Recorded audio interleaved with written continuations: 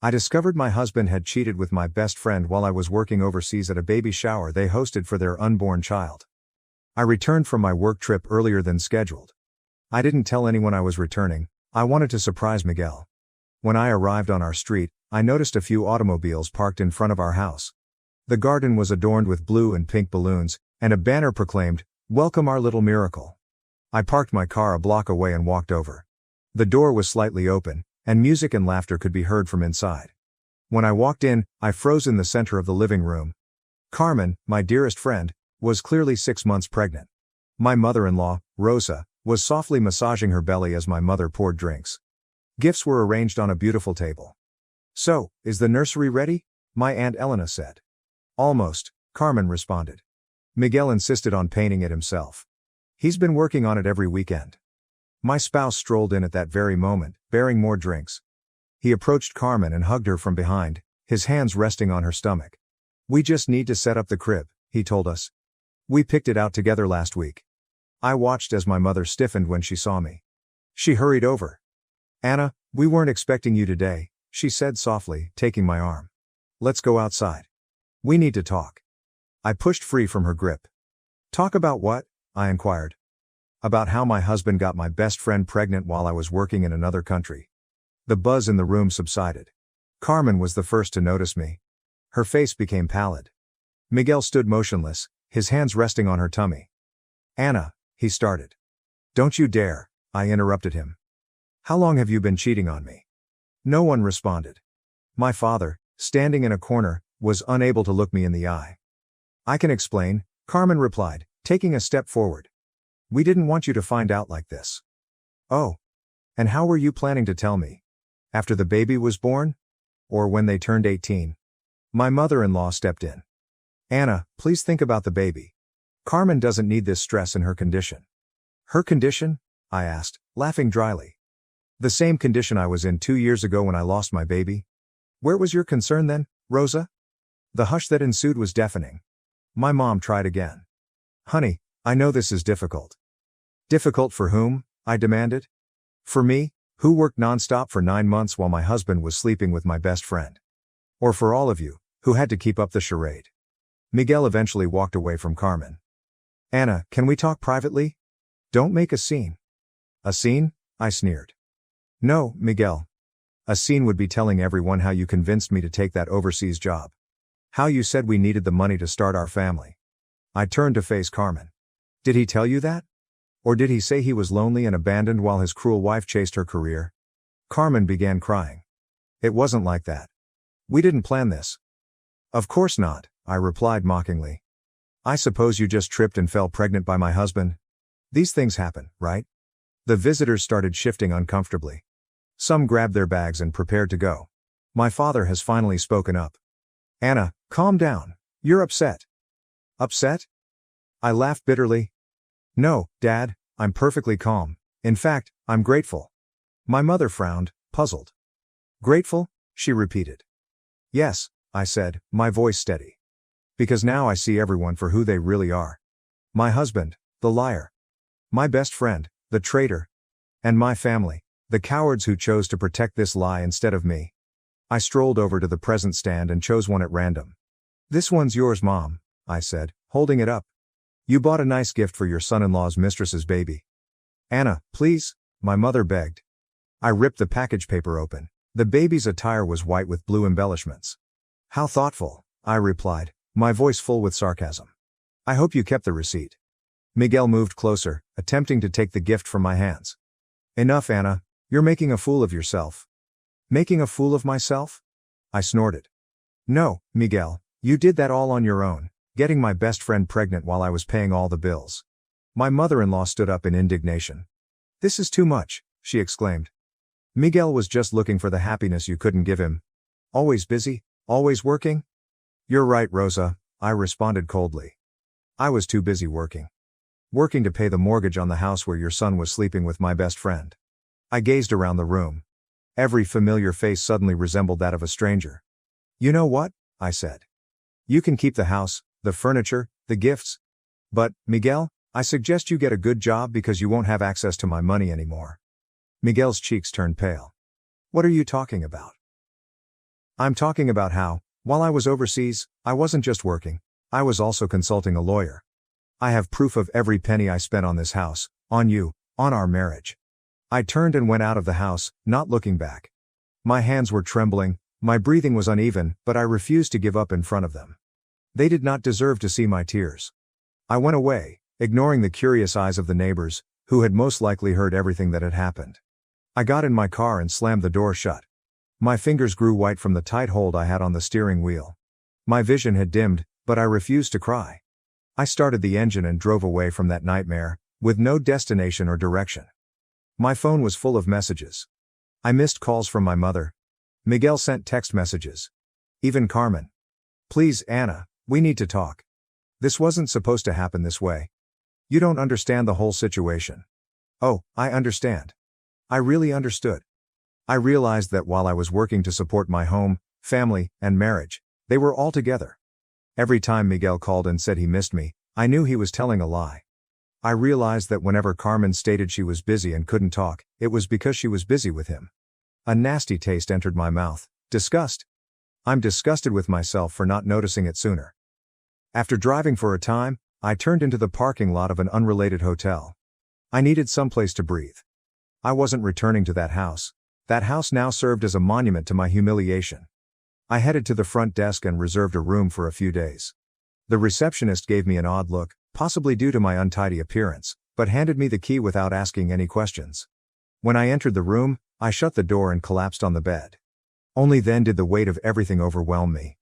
I curled up and hugged myself, letting the tears flow, tears of fury, disdain, and a deep, stifling agony that constricted my chest. But I couldn't do this forever. I needed to do something. The next morning, I went directly to my lawyer's office. He was already aware of my condition and had all of the essential documentation prepared to guarantee that I get out of this problem with as little damage as possible. I want to start the process today, I stated firmly. Divorce, property division, everything. And I want it to be clear that Miguel won't see a single cent of my money. He nodded. You have more than enough evidence to contest any claim he might make. The house is in your name, all the expenses were covered by you, he has no rights to anything. I took a deep breath. Good. Then let him find out the hard way. I walked out of the office with an unusual sensation of relief. For the first time in a long time, I felt in charge of my own life. My phone vibrated. Miguel. I ignored it. Minutes later, a message appeared. We need to talk, please, Anna. I merely said, talk to my lawyer. Days passed, and the calls and messages continued. Until one afternoon, while I was drinking coffee at a cafe near the hotel, someone approached my table. Miguel. He looked terrible, deep eye bags, unkempt hair, but I had no pity. Anna, please. He sat across from me without being asked. I didn't want you to find out like that. I crossed my arms. Oh? But how did you want me to find out? With an invitation to the baby shower? He ran his palm over his face, tired. This isn't how I wanted things to happen. I made a mistake. A mistake? I scoffed. Getting my best friend pregnant was not a mistake, Miguel. It was a choice. You decided to sleep with her. You decided to lie to me. You opted to have everyone cover for you. He lowers his head. I was lonely, Anna. You were never here. You were always traveling, always busy with work. I gave out a sour laugh. And why was I busy, Miguel? Because I was the one paying for our damn house while you sat at home doing nothing. He said nothing. You want to know the most ironic part? I asked. I took that position because I believed we were creating something together, and I made sacrifices thinking it was for the greater good. But while I was straining myself to exhaustion, you were ripping off my dearest friend. He gazed at me with desperation.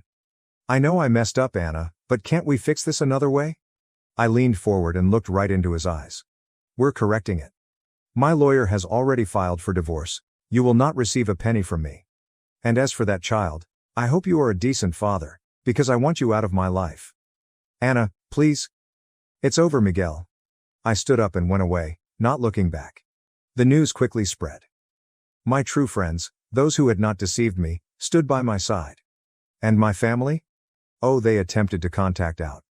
My mother contacted me several times and tried to justify everything.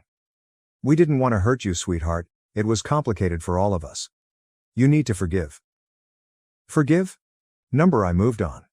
I eventually rebuilt my life. I left the motel and got a new apartment. I concentrated on my profession and future. And Miguel? He quickly learned that life was not as easy without the comfort I had supplied. A few weeks later, I got another note. Can we talk? I miss you.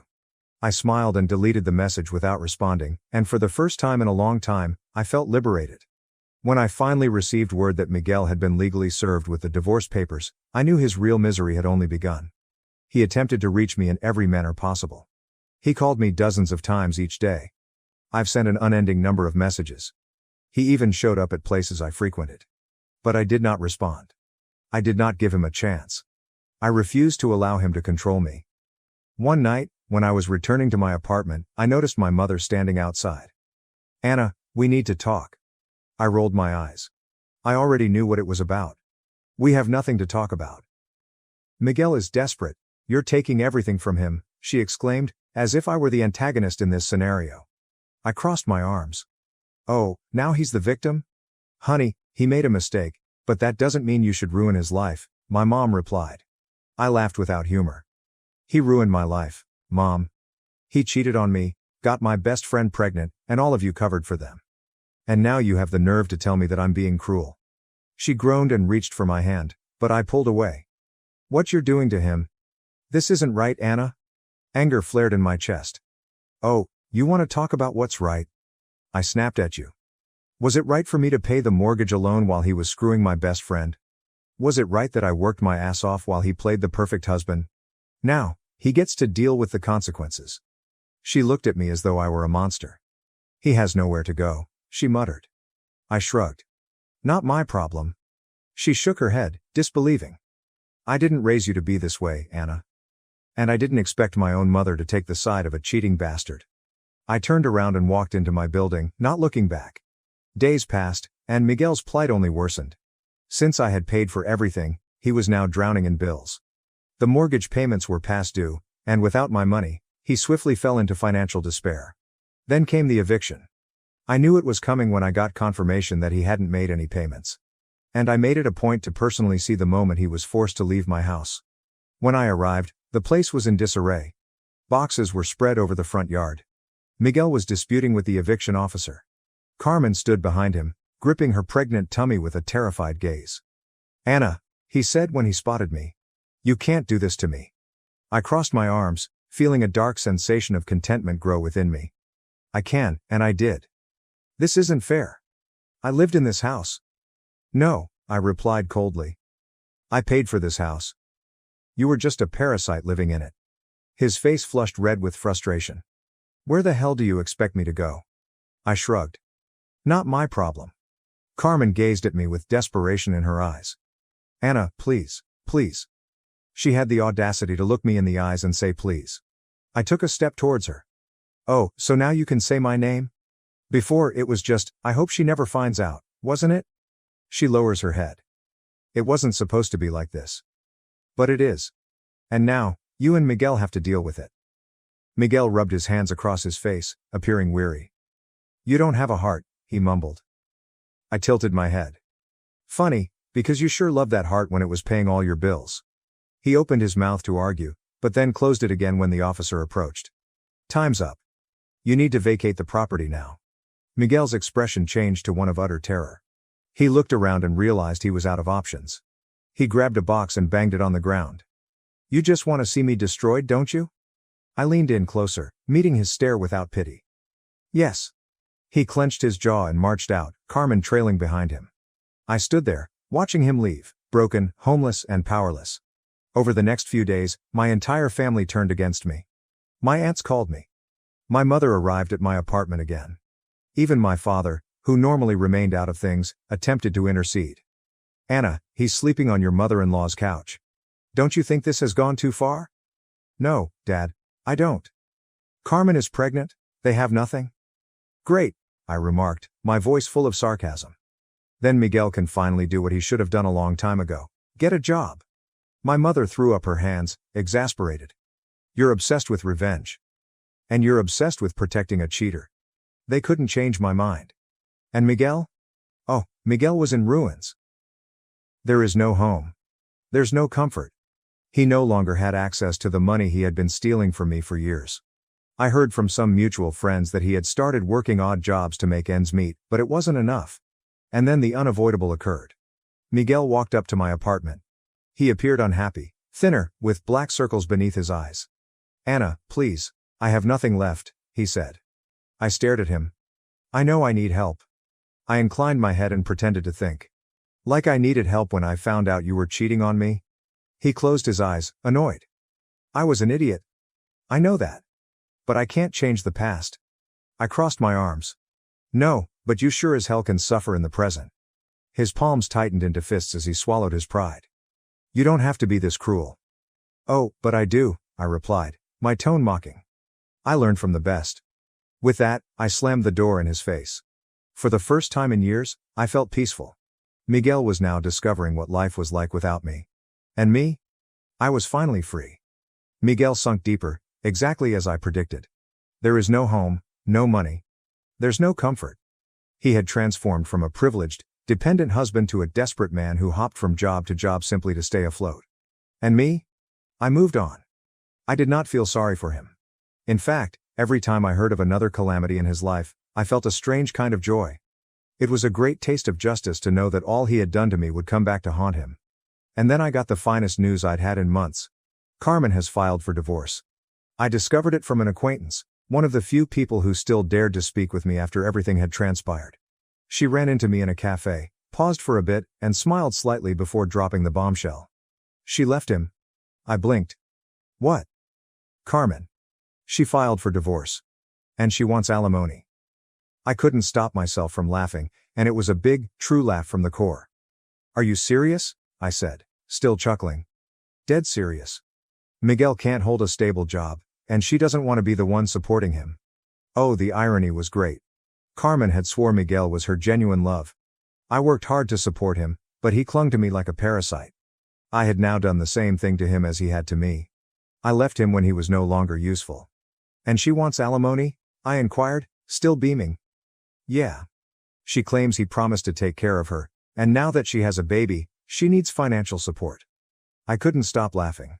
"Please tell me," I responded, chuckling. "Does Miguel even have money to pay her?" My acquaintance smirked. "No. I lost it." Miguel hadn't simply lost everything I'd given him. Now, even the lady he betrayed me for was financially ruining him. Karma had come for him. And this time, he had no one left to leech from.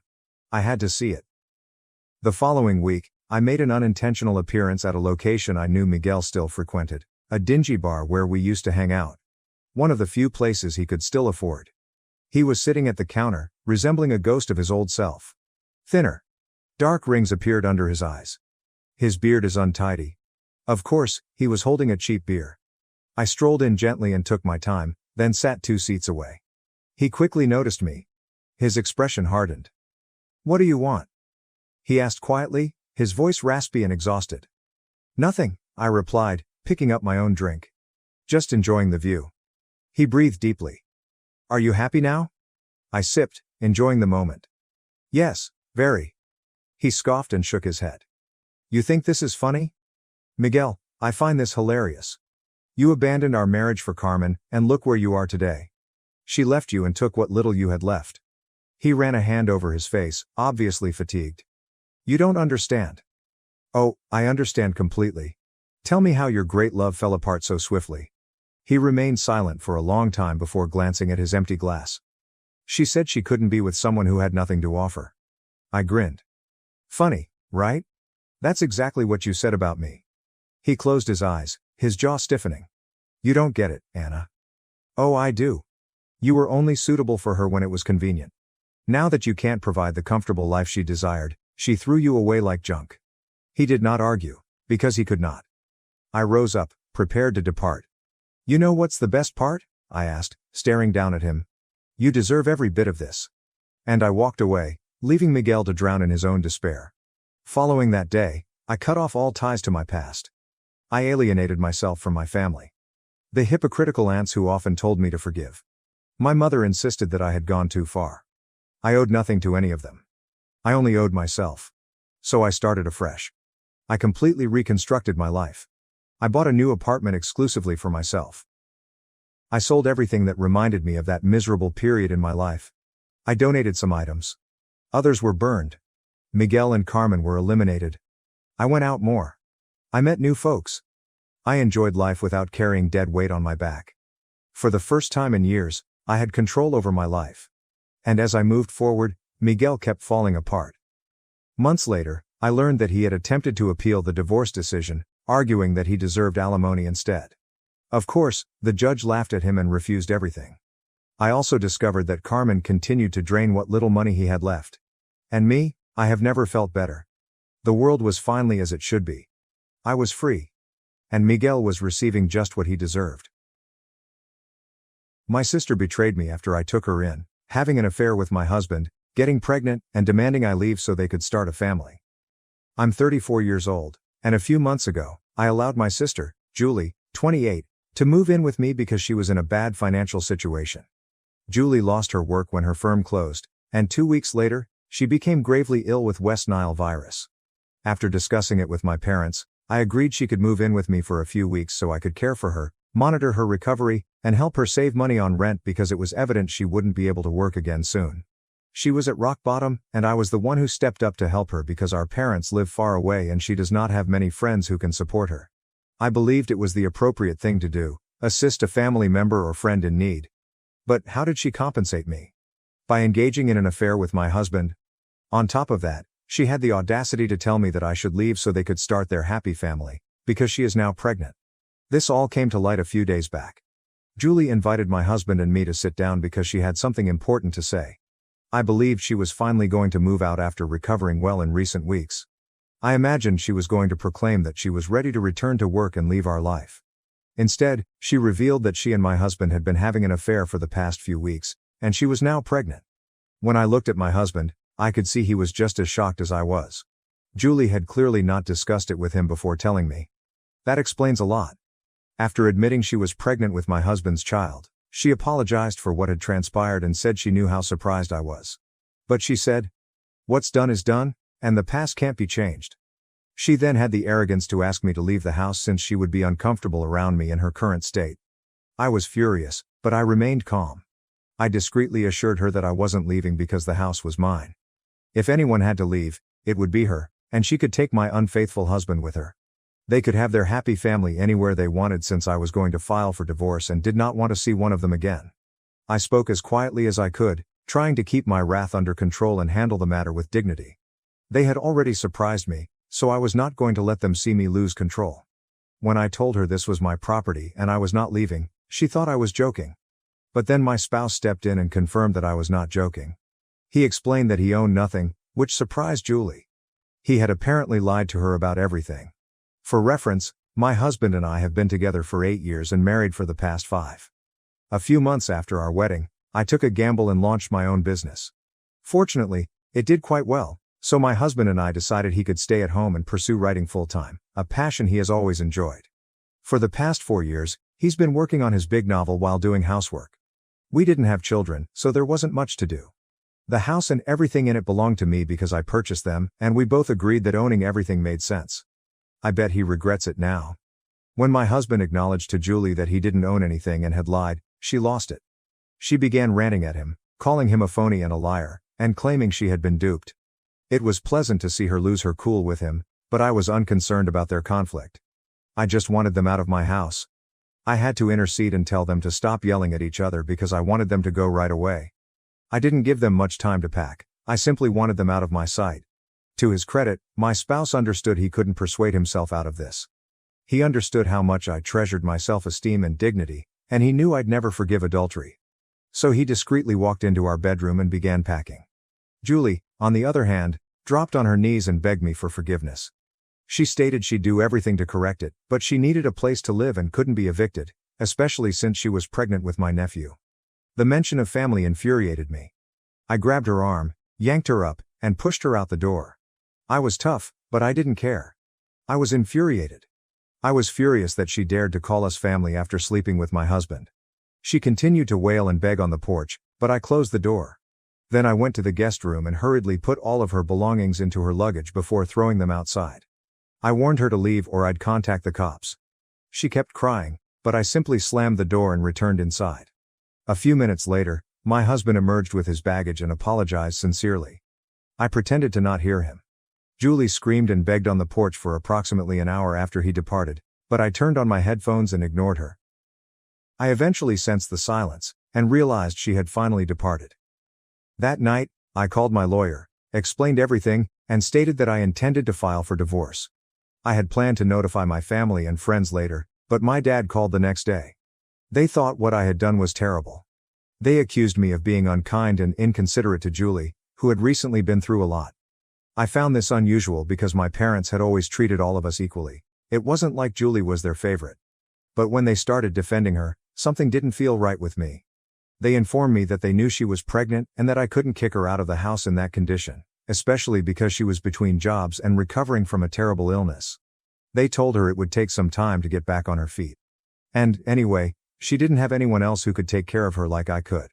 Her friends were coping with their own money problems, jobs, and families, so they couldn't care for her.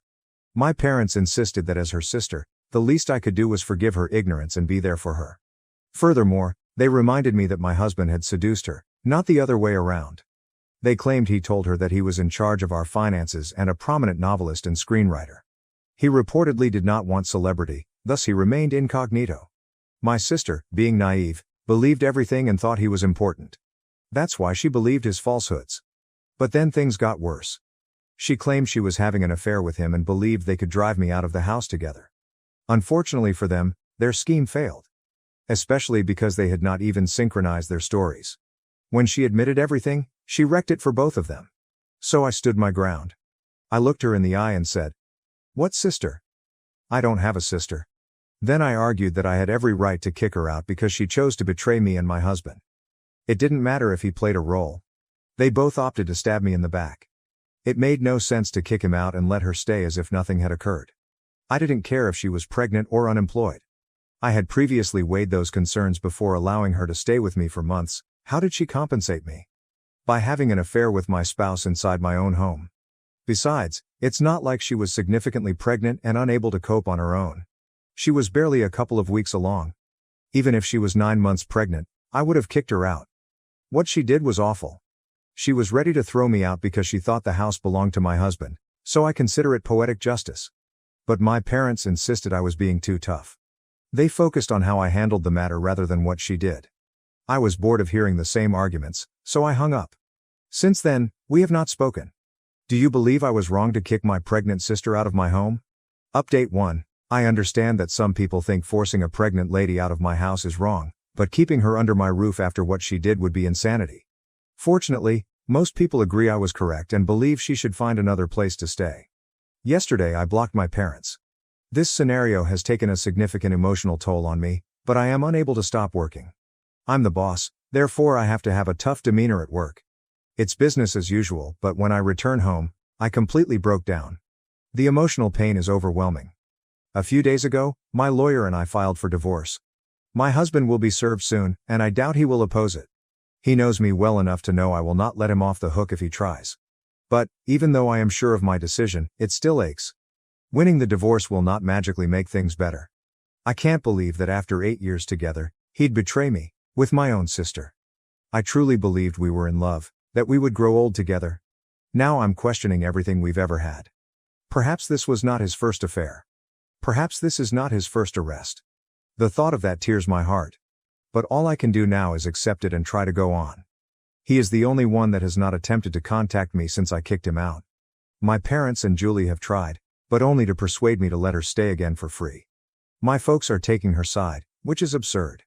In my initial post, I mentioned that my parents always treated Julie and me equally. Now, I'm not too sure.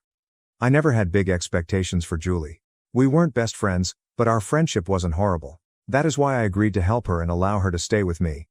We had an extra room, and I thought, why not? My parents also supported it, and I assume that's what families do. But I didn't expect her to betray me like this. It hurts when someone you've been assisting for months stabs you in the back. Acceptance is even more difficult with my parents. They have always been reasonable and fair, so I anticipated them to be furious with Julie. To be fair, they were. Our chats made it plain that they disapproved of her activities, But they insisted that the damage is done, and now we need to move on. I'm not sure what's gotten into them, but I'm quite disappointed. I feel like I've lost all respect for them, and I'm not sure if it will ever be recovered. I'm emotionally drained. Mentally, I'm just focused on work because my personal life has completely collapsed. I haven't even informed my pals what's going on, but I know I'll have to eventually.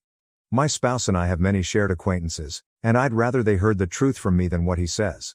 At this point, I'm not sure what to expect from anyone. Currently, I'm focusing two things. Ensure that my work does not suffer. Handling the divorce. I'm fairly positive my hubby won't object. I've been fair with the terms, but there's always the possibility of the unexpected, so I'm gathering the essential papers just in case. Aside from that, I'm attempting to keep my thoughts as clear as possible. The last thing I want is to spin out of control. Sharing my feelings here has been quite beneficial. I really thank everyone who has reached out, commented, and offered support. It means more to me than you realize. Update 2. My spouse, as I had predicted, did not dispute the divorce. He texted me to confirm that the terms were fair. In another message, he stated that he had been thinking about how to apologize to me but couldn't come up with anything that didn't sound weak or dishonest. So, he decided to simply say it. He is sorry. He admitted that he lied to Julie to impress her because he felt inadequate. He felt purposeless because he didn't own anything, was financially dependent on me, and didn't have any children. His novel was not progressing, and he felt as if he had squandered 4 years on something pointless. That irritation led to sadness, but he couldn't accept it. To himself, let alone to me. Then Julie arrived. Without considering how wicked it was, he began lying to her to inflate his ego. He claimed to be in charge of our finances and successful in his work.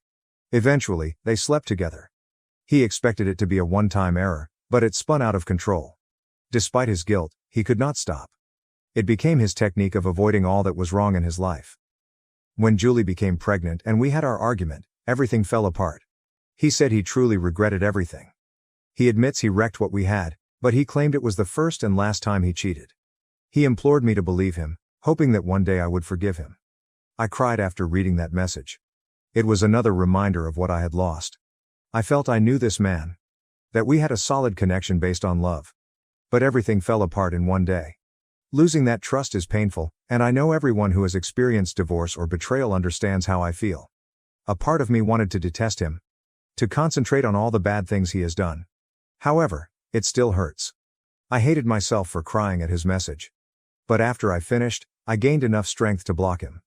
I didn't respond. He did not deserve a response, especially now, when everything was so raw. After a while, I became even upset over what he had said. All he needed to do was talk to me. I never made him feel bad for staying at home and working on his novel. I'm not a really creative person, I've never been interested in writing or anything like that. Except now, I suppose, because I need to get this off my chest. But I admired his artistic side. I saw nothing wrong with him staying at home. Perhaps his weak masculine ego couldn't withstand it.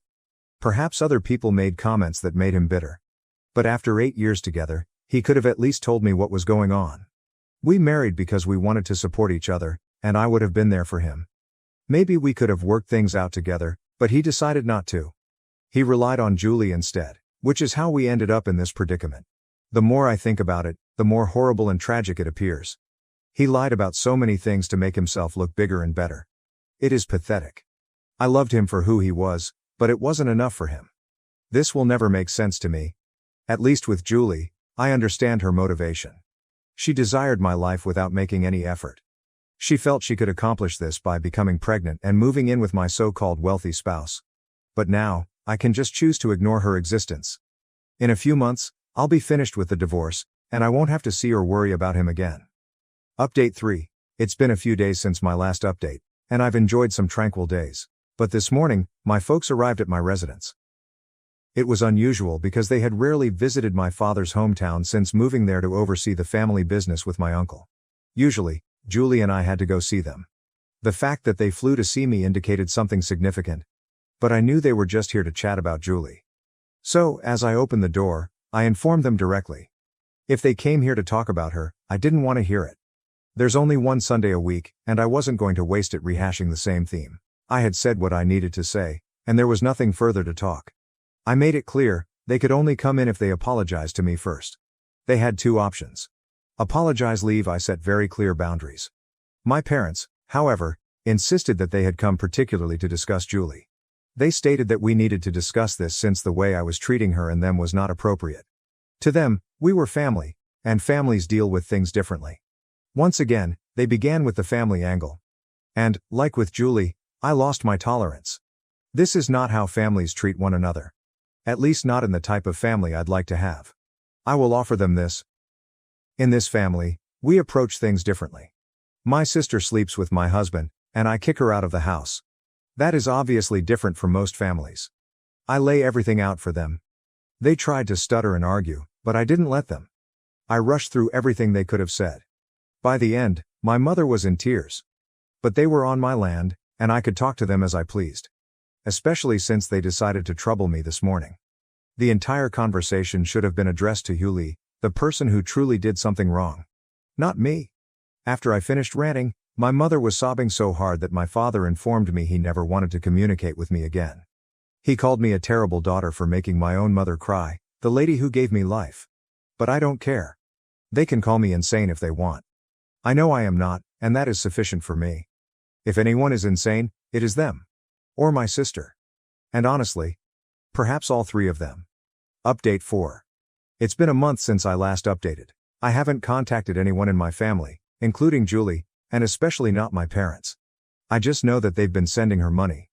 According to several others, my soon-to-be ex-husband is currently living with his parents. He intends to relocate to another state after his divorce is finalized. Before you ask, I have no idea what he intends to do about his child. Most of our friends now have a clear understanding of what happened. The majority have begun to cut him out of their life. A few people are trying to remain impartial and avoid becoming engaged. As for me, my life is slowly but steadily getting back on track. I'll do whatever it takes to keep my peace now. I'm not exactly joyful yet, but I'm peaceful, which is a significant improvement over last month. Little by little, I know I'll be happy again. Following all, bad things seldom last forever.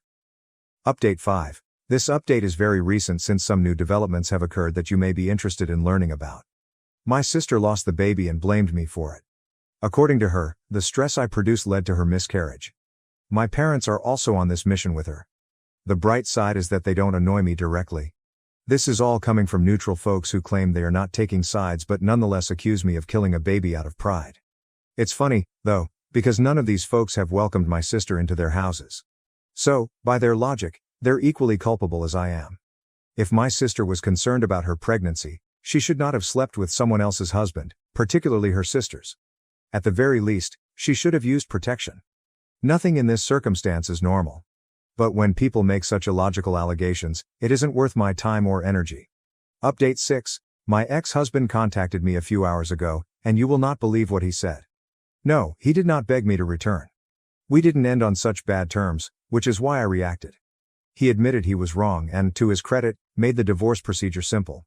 I don't harbor grudges against him, not because he deserves them, but because I don't want to waste my time being angry or thinking about him. No cheater is worth it. What he told me, however, was quite interesting. He confirmed that my sister had never been pregnant. He called to let me know since he had heard everything stated about me and wanted me to know the truth. He told them the same thing. Apparently, he'd been pressing her for proof of her pregnancy and even volunteered to accompany her to a doctor's appointment multiple times. She constantly avoided it. She eventually announced that she had lost the baby. When he asked for evidence, she didn't have any. He spoke with my parents, who also had no proof. There is no record of her becoming pregnant or losing the baby. She simply chose one day to inform everyone that she had miscarried, and that was it. So now, all of the claims against me for causing her to lose the baby are meaningless. My parents have attempted to contact me to reconcile, and they have even ceased financially supporting her now that they know they will not be grandparents. But really? It is too little, too late. I don't care what they do to my sister anymore. When I was betrayed, all I needed was their support, the kind that any moral parent would give a child in my situation. So, no. It's a no for them too. In conclusion, my sister lost a brother, a home, and my assistance because she decided to sleep with my husband and fake a pregnancy. My parents lost a daughter because they chose lies over the truth. I think the three of them should go to Vegas and try their luck. Perhaps gaming will be better for them than family. My husband has suddenly developed an attraction towards me, and I feel disgusted because this arises from double standards and conditional behavior. My name is Sarah, and I am 37 years old. I have been married to Mark, who is also 37, for 15 years. Our relationship started out as a whirlwind romance, filled with passion and excitement. We met in college, both majoring in literature, and our shared love for books and poetry quickly brought us together. Mark was charming, attentive, and made me feel like the most special person in the world. We would spend hours talking about our dreams and aspirations, and it felt like we were invincible together. Our early years of marriage were filled with joy and adventure. We traveled to different countries, exploring new cultures and creating beautiful memories. We were each other's best friends and confidants. Mark was always supportive of my career, and I was proud of his achievements. We complemented each other perfectly, and it felt like we were truly meant to be. When we decided to start a family, it was a mutual decision that we both eagerly embraced. The birth of our first child, Emily, brought a new kind of happiness into our lives. Holding her for the first time was a moment I will never forget. Mark was an incredible father from the start, changing diapers, singing lullabies, and being there for every milestone. 2 years later, our son, Jacob, was born, completing our little family. Life was hectic but fulfilling, and we navigated the challenges of parenthood together as a team. However, as the years went by, things began to change. The sleepless nights, constant demands of raising 2 young children, and the pressures of work started to take a toll on both of us. I noticed that our conversations became more about logistical matters and less about our dreams and feelings. We were still a good team, but the intimacy and romance that once defined our relationship seemed to fade into the background. Around this time, I gained some weight. It was a gradual process, as I focused more on taking care of Emily and Jacob and less on myself. I gained around 20 pounds, but I didn't think much of it. I still felt good about myself. I dressed well, took care of my appearance, and maintained a positive attitude. I believed that my worth wasn't tied to my weight, and I continued to live my life with confidence. Then one evening, everything changed. Mark and I were sitting in the living room after putting the kids to bed. It was supposed to be a relaxing night, but I could sense that something was bothering him. After a few minutes of silence, he turned to me and said, "Sarah, I need to tell you something. I don't find you attractive anymore." His words hit me like a ton of bricks. I felt my heart sink and a lump form in my throat. "What do you mean?" I managed to ask, my voice trembling.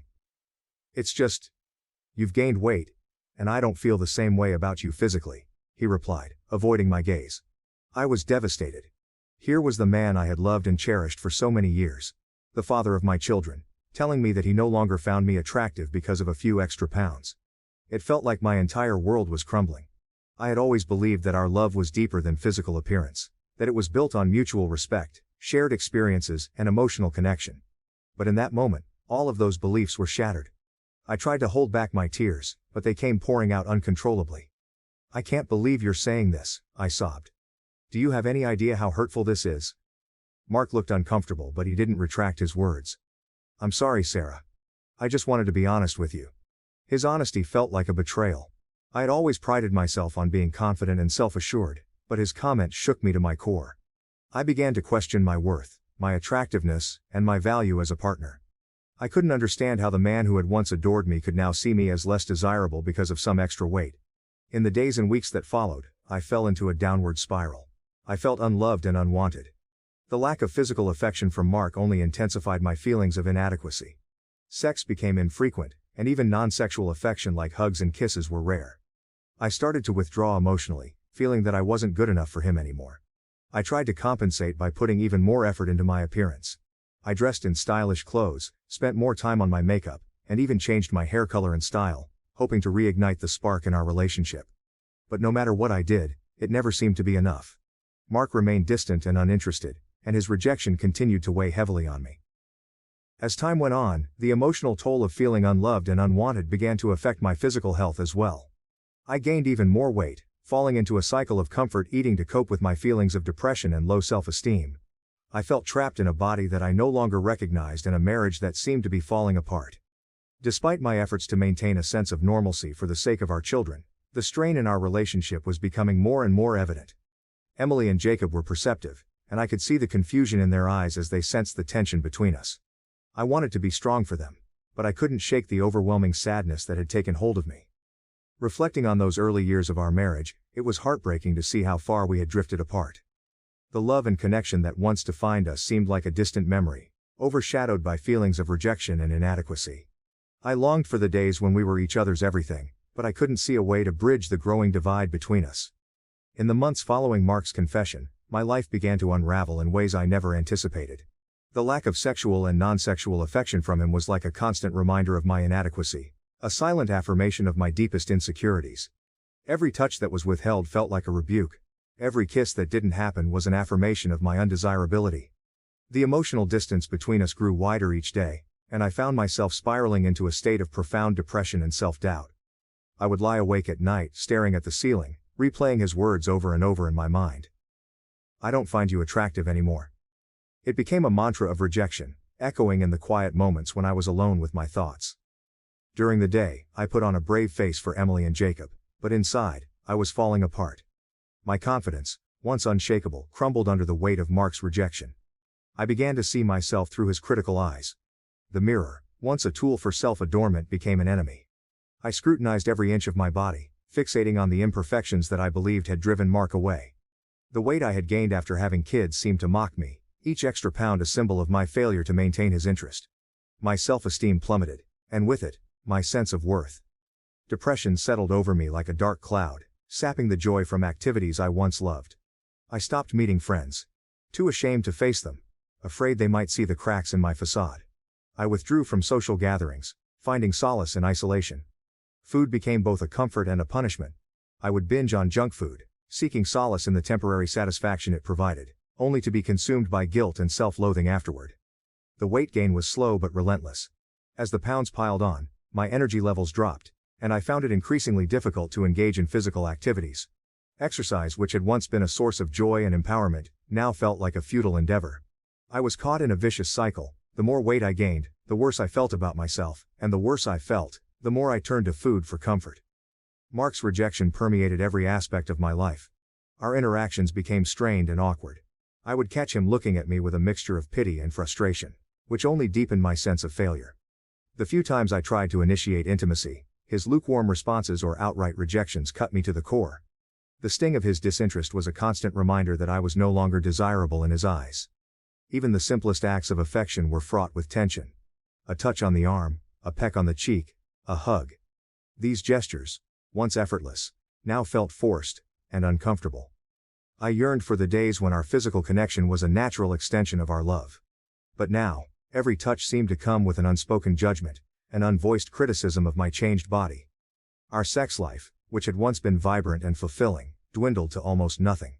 The rare times we did have sex, it felt like a perfunctory act rather than a meaningful connection. I would lie there, going through the motions, my mind consumed with thoughts of inadequacy. I couldn't shake the feeling that Mark was only going through the motions out of obligation, not desire. The passion and spontaneity that had once defined our intimate moments were gone, replaced by a cold, mechanical routine.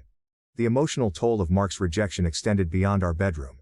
It seeped into every aspect of our daily lives.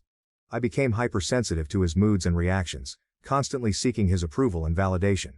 When he was distant or critical, it reinforced my belief that I was failing as a wife and mother.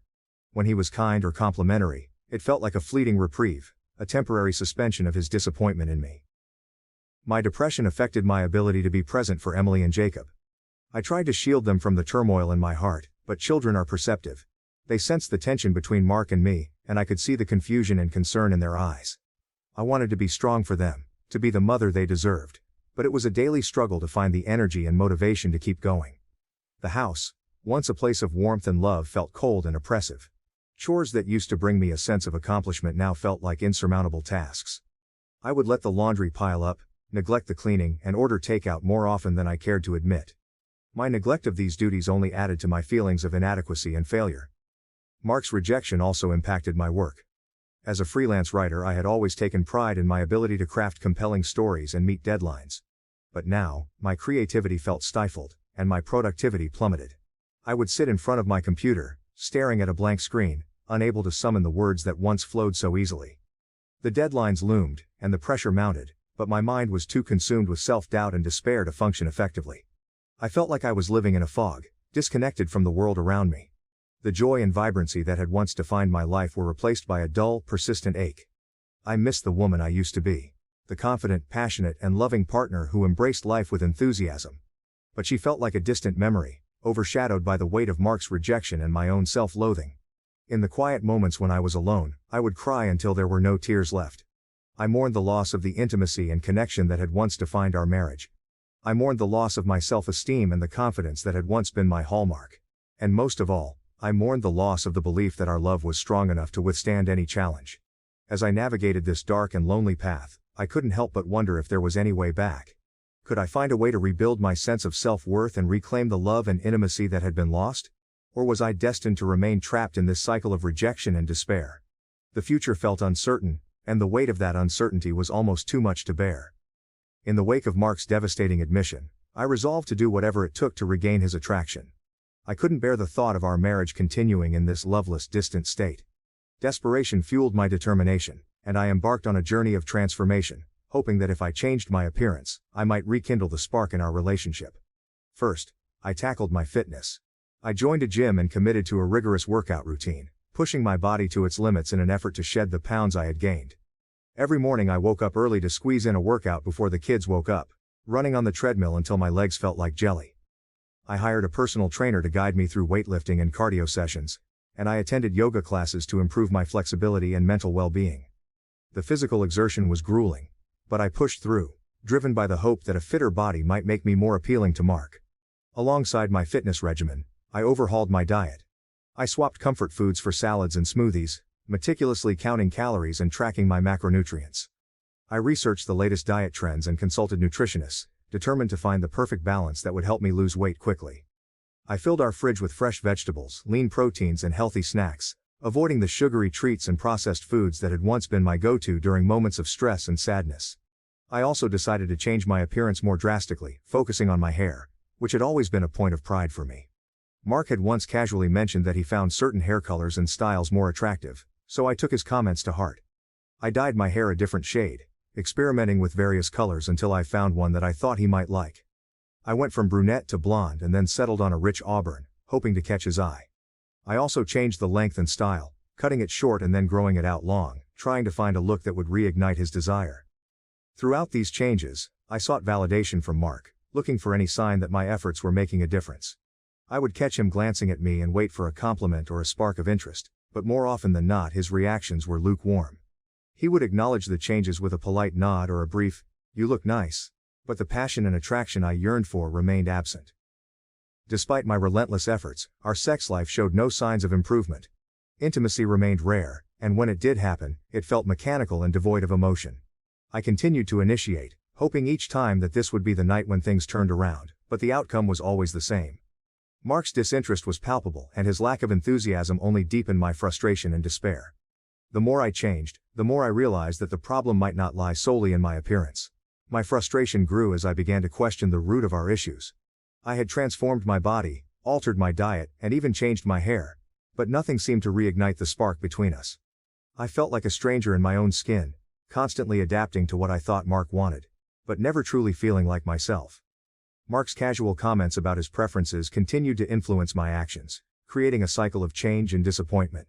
Each time he mentioned a preference, no matter how offhand, I would incorporate it into my routine, hoping that this adjustment would finally make a difference. If he admired a celebrity's hairstyle, I would make an appointment with my stylist. If he complimented a certain type of outfit, I would buy similar clothes. But these efforts felt increasingly futile, as Mark's attraction remained elusive. My growing frustration began to manifest in other areas of my life. I became irritable and short-tempered, snapping at the kids over minor issues and withdrawing from social activities. I felt like I was failing on every front. Unable to please my husband, struggling to maintain my self-esteem, and losing touch with the joyful, confident person I used to be. The emotional toll was immense, and I often found myself crying in private, overwhelmed by the sense of inadequacy and rejection. As months turned into years, the lack of progress weighed heavily on me. Despite my best efforts to change for Mark, the fundamental issues in our relationship remained unresolved. The realization that my transformation might never be enough to restore our intimacy was a painful one, and I was left grappling with the question of whether our marriage could survive without the connection and affection we once shared. As I embarked on my journey of transformation, desperately trying to regain Mark's attraction, I couldn't help but notice the irony of our situation. While I was meticulously tracking every calorie and pushing myself to the brink in the gym, Mark was gaining weight. Over the years he put on about 50 pounds, a stark contrast to the fit and active man he once was. Yet despite his weight gain, my attraction to him never wavered. I still loved Mark deeply. His extra weight didn't diminish the qualities that had drawn me to him in the first place. His intelligence, his sense of humor, and the warmth he could show when he allowed himself to be vulnerable. I found his presence comforting and familiar, and I longed to restore the closeness we once shared. But while I saw beyond his physical changes, Mark couldn't seem to do the same for me. It became increasingly painful to reconcile my continued attraction to Mark with his rejection of me. I tried to initiate intimacy frequently, hoping to bridge the growing emotional and physical distance between us. I would put on lingerie, light candles, and create an atmosphere that invited closeness. But more often than not, my efforts were met with indifference or outright rejection. One night stands out vividly in my memory. I had prepared a special dinner to celebrate our anniversary, dressing in an outfit I knew Mark had liked in the past. After dinner I led him to the bedroom, hoping for a romantic evening. As I leaned in to kiss him, he pulled away and muttered, "I'm really tired, Sarah. Maybe another time." The sting of his words cut deep, and I felt a familiar wave of rejection wash over me. I went to bed that night feeling more alone than ever, my self-esteem plummeting further. These instances of rejection became a pattern. I would initiate intimacy, only to be met with excuses and disinterest. Each rejection chipped away at my already fragile self-worth, reinforcing the belief that I was no longer desirable. I began to dread the moments when I would try to connect with Mark, knowing that I was likely setting myself up for more heartache. Mark's weight gain and our contrasting experiences of attraction highlighted a painful double standard in our relationship. I had transformed my body and appearance in an attempt to meet his standards, yet he seemed oblivious to the effort and sacrifice that entailed. While I accepted and loved him despite his physical changes, he couldn't extend the same grace to me. It felt deeply unfair and hypocritical, and it added to the growing resentment I felt. The constant rejections took a severe toll on my mental health. I fell deeper into depression, feeling unloved and unwanted. The emotional turmoil affected every aspect of my life. I became more withdrawn, isolating myself from friends and family.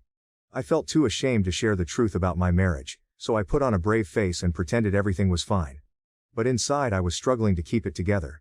The impact on our relationship dynamics was profound. Our once strong partnership had eroded into a strained coexistence. We spoke less and less about anything meaningful, our conversations reduced to logistical matters and superficial pleasantries. The emotional intimacy that had once been the cornerstone of our marriage was replaced by a cold, uncomfortable distance. I began to question my own worth and value. If the man who had vowed to love me through thick and thin could no longer find me attractive, what did that say about me? The self-doubt was crippling and I found myself constantly seeking reassurance and validation. But Mark was no longer the source of comfort he once had been. Instead, he had become a reminder of my perceived failures.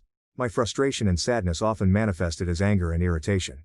I would snap at Mark over trivial matters, unable to articulate the deep hurt and betrayal I felt. He in turn would withdraw further, creating a vicious cycle of distance and resentment. The home that was once filled with love and laughter had become a battleground of unspoken grievances and unmet needs. In moments of clarity, I wondered if there was a way to break free from this cycle. I longed to communicate my feelings to Mark, to make him understand the depth of my pain. But every time I tried to broach the subject, the words caught in my throat. I was afraid of his reaction, afraid of being dismissed or misunderstood. So I kept my silence, carrying the burden of our fractured relationship alone. As I navigated this painful journey, I couldn't help but feel a profound sense of loss. The man I had once loved so deeply seemed like a stranger, and the life we had built together felt like a fragile illusion. The double standards and constant rejections were tearing me apart, and I didn't know how much longer I could endure the emotional toll. I was at a crossroads, facing the harsh reality that something had to change, but unsure of how to find my way back to the love and connection we once shared. Fast forward 5 years to the present, and my life has undergone another transformation. After years of battling with my weight and self-esteem, I managed to lose the extra pounds and return to my original weight. The journey was arduous, filled with countless hours at the gym, meticulous meal planning, and unwavering dedication. But this time my motivation was different. I noticed a renewed sense of energy and enthusiasm in my daily activities. I started reconnecting with friends, participating in social events, and finding joy in the little things again. My reflection in the mirror no longer filled me with dread, but with a sense of pride in the progress I had made. I was rediscovering the woman I used to be, the confident, vibrant, and self-assured Sarah. Then, seemingly out of nowhere, Mark's behavior began to change. He started making comments about my body, admiring my new look in ways he hadn't in years. "You look amazing," he would say, his eyes lingering on me with a newfound appreciation. "I love the way you've done your hair," he'd add, running his fingers through the strands. His sudden renewed attraction to me was palpable, and it caught me off guard. At first I was flattered. After years of feeling invisible, Mark's attention was like a balm to my wounded self-esteem. But as the days went by, my initial delight turned into something more complex and unsettling. His compliments, though positive on the surface, began to feel hollow and objectifying. It was as if my worth in his eyes was tied solely to my physical appearance, and the irony of the situation wasn't lost on me. I found myself at the same weight I had been when Mark first told me he wasn't attracted to me, yet now that same weight was enough to excite him. The realization was both infuriating and disheartening. It made me question the foundation of our relationship and the values we held. Was my value to him really just about my appearance? Had all my efforts to improve myself meant nothing more than fitting into his idealized image of beauty? Mark's renewed attraction felt like a double-edged sword. On one hand, it reignited a part of our relationship that had long been dormant. On the other hand, it made me feel like an object, valued only for my looks rather than the person I was. His comments about my body, while meant to be flattering, left me feeling disgusted and objectified. I began to resent the fact that his interest was conditional, dependent on my physical transformation. The inner conflict this sparked within me was profound. I longed for a fulfilling sex life, for the intimacy and connection that had once been the cornerstone of our marriage. But I couldn't shake the feeling that Mark's attraction was superficial, that he was drawn to my appearance rather than the person I had fought so hard to become. The irony of being desired at the same weight that had once repelled him was almost too much to bear. I struggled to reconcile these conflicting emotions. Part of me wanted to embrace Mark's newfound attention, to enjoy the benefits of a rekindled sex life and the affection that came with it. But another part of me felt betrayed, as if I were being reduced to a mere body, stripped of the individuality and worth that went beyond physical appearance. This internal struggle led me to a journey of self-discovery and self-worth. I began to delve deeper into my own needs and desires, trying to understand what I truly wanted from our relationship. I realized that I needed more than just physical attraction. I needed emotional connection, respect, and mutual appreciation. I started setting boundaries, making it clear to Mark that while I appreciated his compliments, I needed him to value me for more than just my looks. I also sought support from friends and a therapist, discussing my feelings and gaining perspective on the situation. These conversations helped me articulate my needs and find the strength to demand more from my relationship. I wasn't willing to settle for a marriage based solely on physical attraction. I wanted a partnership built on love, respect, and genuine connection. Reflecting on my journey, I recognized the importance of self-worth and the dangers of tying it to someone else's perception. I had spent years trying to mold myself into what I thought Mark wanted, only to realize that true happiness came from embracing who I was, independent of his approval. This newfound understanding empowered me to prioritize my own well-being and self-respect. As I navigated these turbulent emotions, I found myself at a crossroads. I had to decide whether I could overcome the feelings of objectification and rebuild a relationship with Mark that honored my true self. It wasn't an easy decision, and it required honest conversations, vulnerability, and a willingness to confront the deeper issues in our marriage. Moving forward, I knew that the path to healing and rebuilding our relationship would be challenging.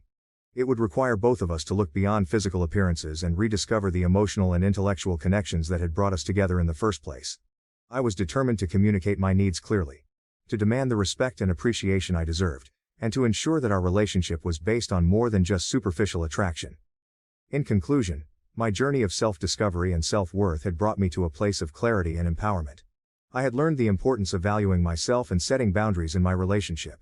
While Mark's renewed attraction had stirred a complex mix of emotions, it also provided an opportunity for growth and transformation. Whether we could overcome these challenges and rebuild our relationship remained uncertain, but I was committed to prioritizing my own well-being and ensuring that my worth was defined by more than just my appearance. My jealousy towards my sister was compounded when my boyfriend admitted he finds her prettier than me. Growing up in our family was like living in two different worlds under the same roof. Our house, a modest two-story home on the outskirts of a bustling city, was filled with the sounds of laughter, chatter, and the occasional sibling squabble. My parents, hard-working and loving, always did their best to provide for us. My father, an engineer, spent long hours at the office, while my mother, a nurse, often worked night shifts at the local hospital. Despite their busy schedules, they made time for family dinners, weekend outings, and holidays filled with warmth and joy. My name is Lily, and I am 24 years old. My sister Emma is 2 years older than me. From a young age, it was clear that Emma and I were different in many ways. Emma was the kind of child who turned heads wherever she went. With her tall, slender frame, cascading golden hair and striking blue eyes, she could easily have been a child model.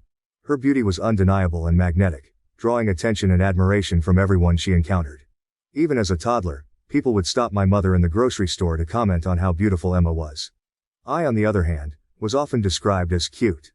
I had a petite build, with curly brown hair that refused to be tamed and wide, hazel eyes.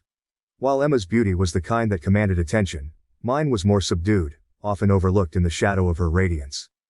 I didn't mind at first. I loved Emma dearly and took pride in her beauty and charm. Emma was outgoing, confident, and charismatic. She made friends easily and was always the center of attention at school and social gatherings. Her laughter was infectious and her energy seemed boundless. Emma had a natural talent for making people feel special, and she thrived in social situations. I was more introverted and reserved. I enjoyed spending time with a close-knit group of friends and preferred quiet activities like reading, drawing, and exploring the outdoors. While Emma dazzled others with her charm, I found joy in the small, simple moments of life.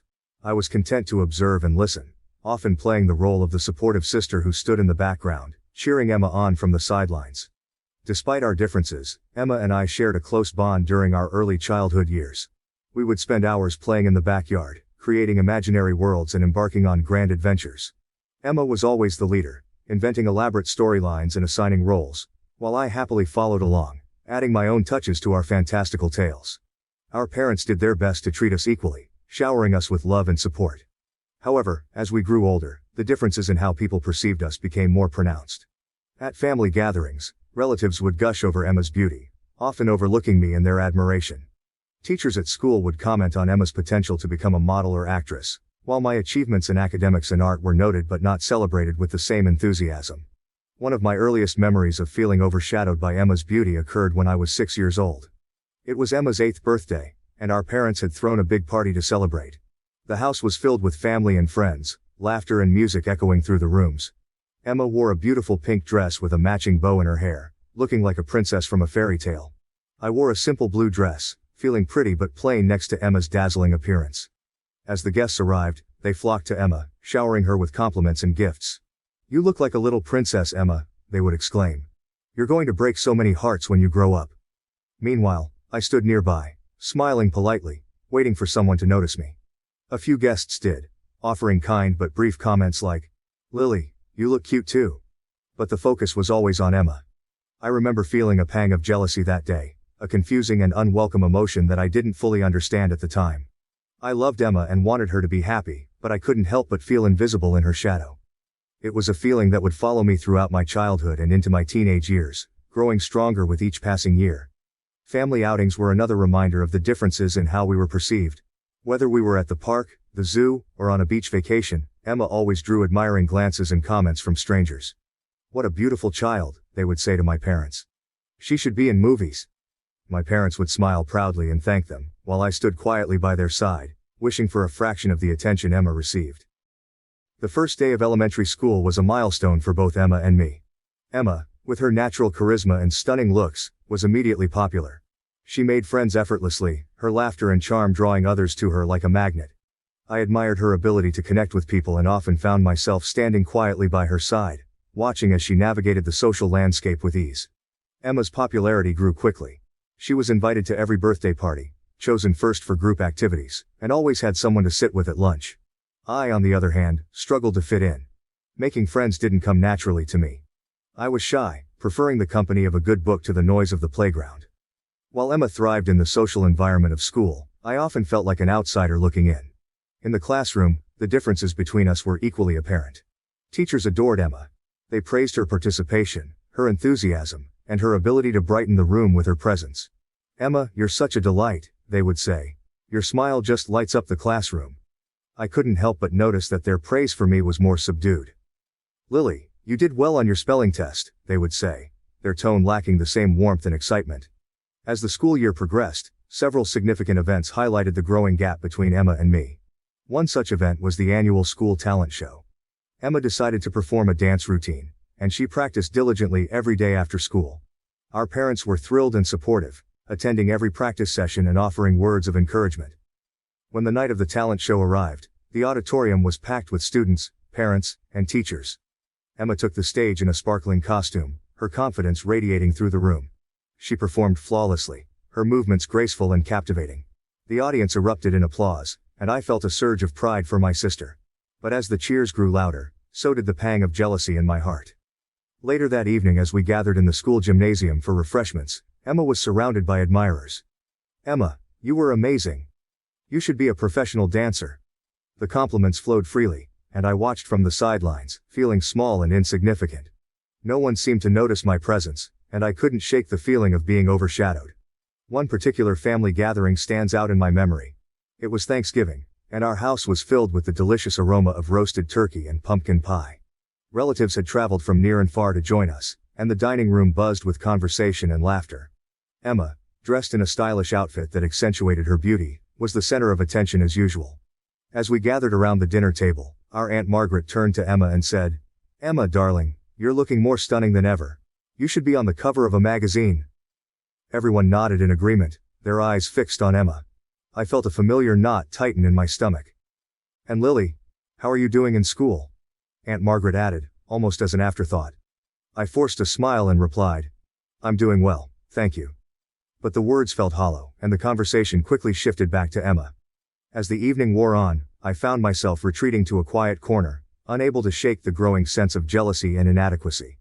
The school year was filled with events where Emma shone brightly, further highlighting the differences between us. One such event was the school's Spring Fling, a day of fun activities, games, and performances.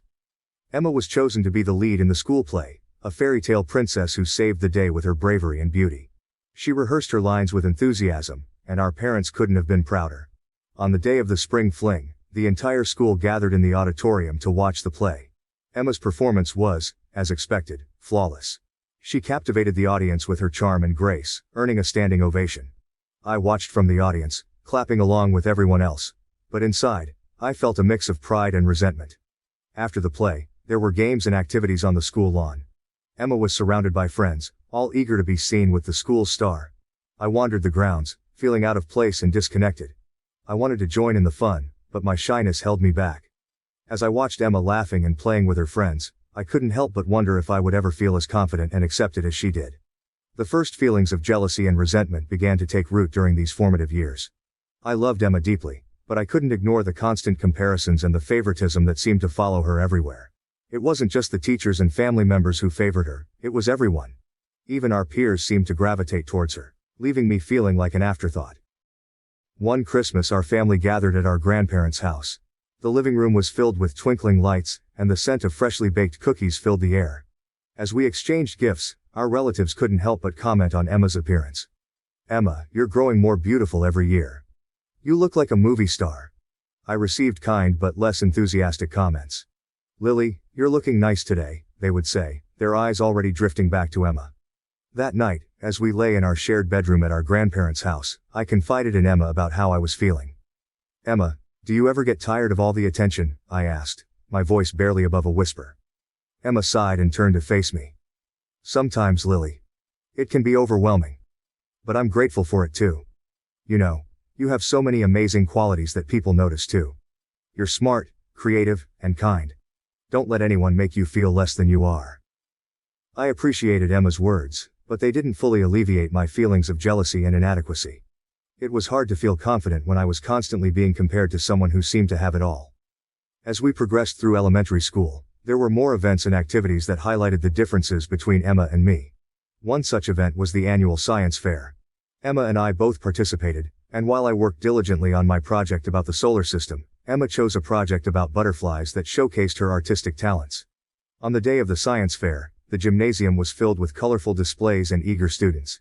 Emma's project was beautifully presented, with intricate drawings of butterflies and a detailed explanation of their life cycle. My project, though well-researched, paled in comparison to the visual appeal of Emma's display. When the judges announced the winners, Emma received first place in the artistic category. I received an honorable mention for my research, but it felt like a consolation prize. Our parents were proud of both of us, but the excitement around Emma's win was palpable. "Emma, you did such an amazing job, we're so proud of you," they exclaimed, while my achievement was acknowledged with a simple, "Good job, Lily." I tried to hide my disappointment, but it was difficult. The constant comparisons and the feeling of being overshadowed were taking a toll on my self-esteem. I loved Emma and wanted to be happy for her, but I couldn't ignore the growing sense of resentment and inadequacy. One summer, our family went on a vacation to a lakeside cabin. It was a beautiful, serene place, surrounded by trees and with a clear blue lake perfect for swimming and boating. Emma and I spent our days exploring the woods, swimming in the lake, and roasting marshmallows by the campfire. One afternoon, as we were swimming, a group of kids from a neighboring cabin joined us. Emma, with her outgoing personality, quickly made friends with them. They were captivated by her beauty and charm, and soon they were playing games and splashing around together. I tried to join in, but I felt like an outsider.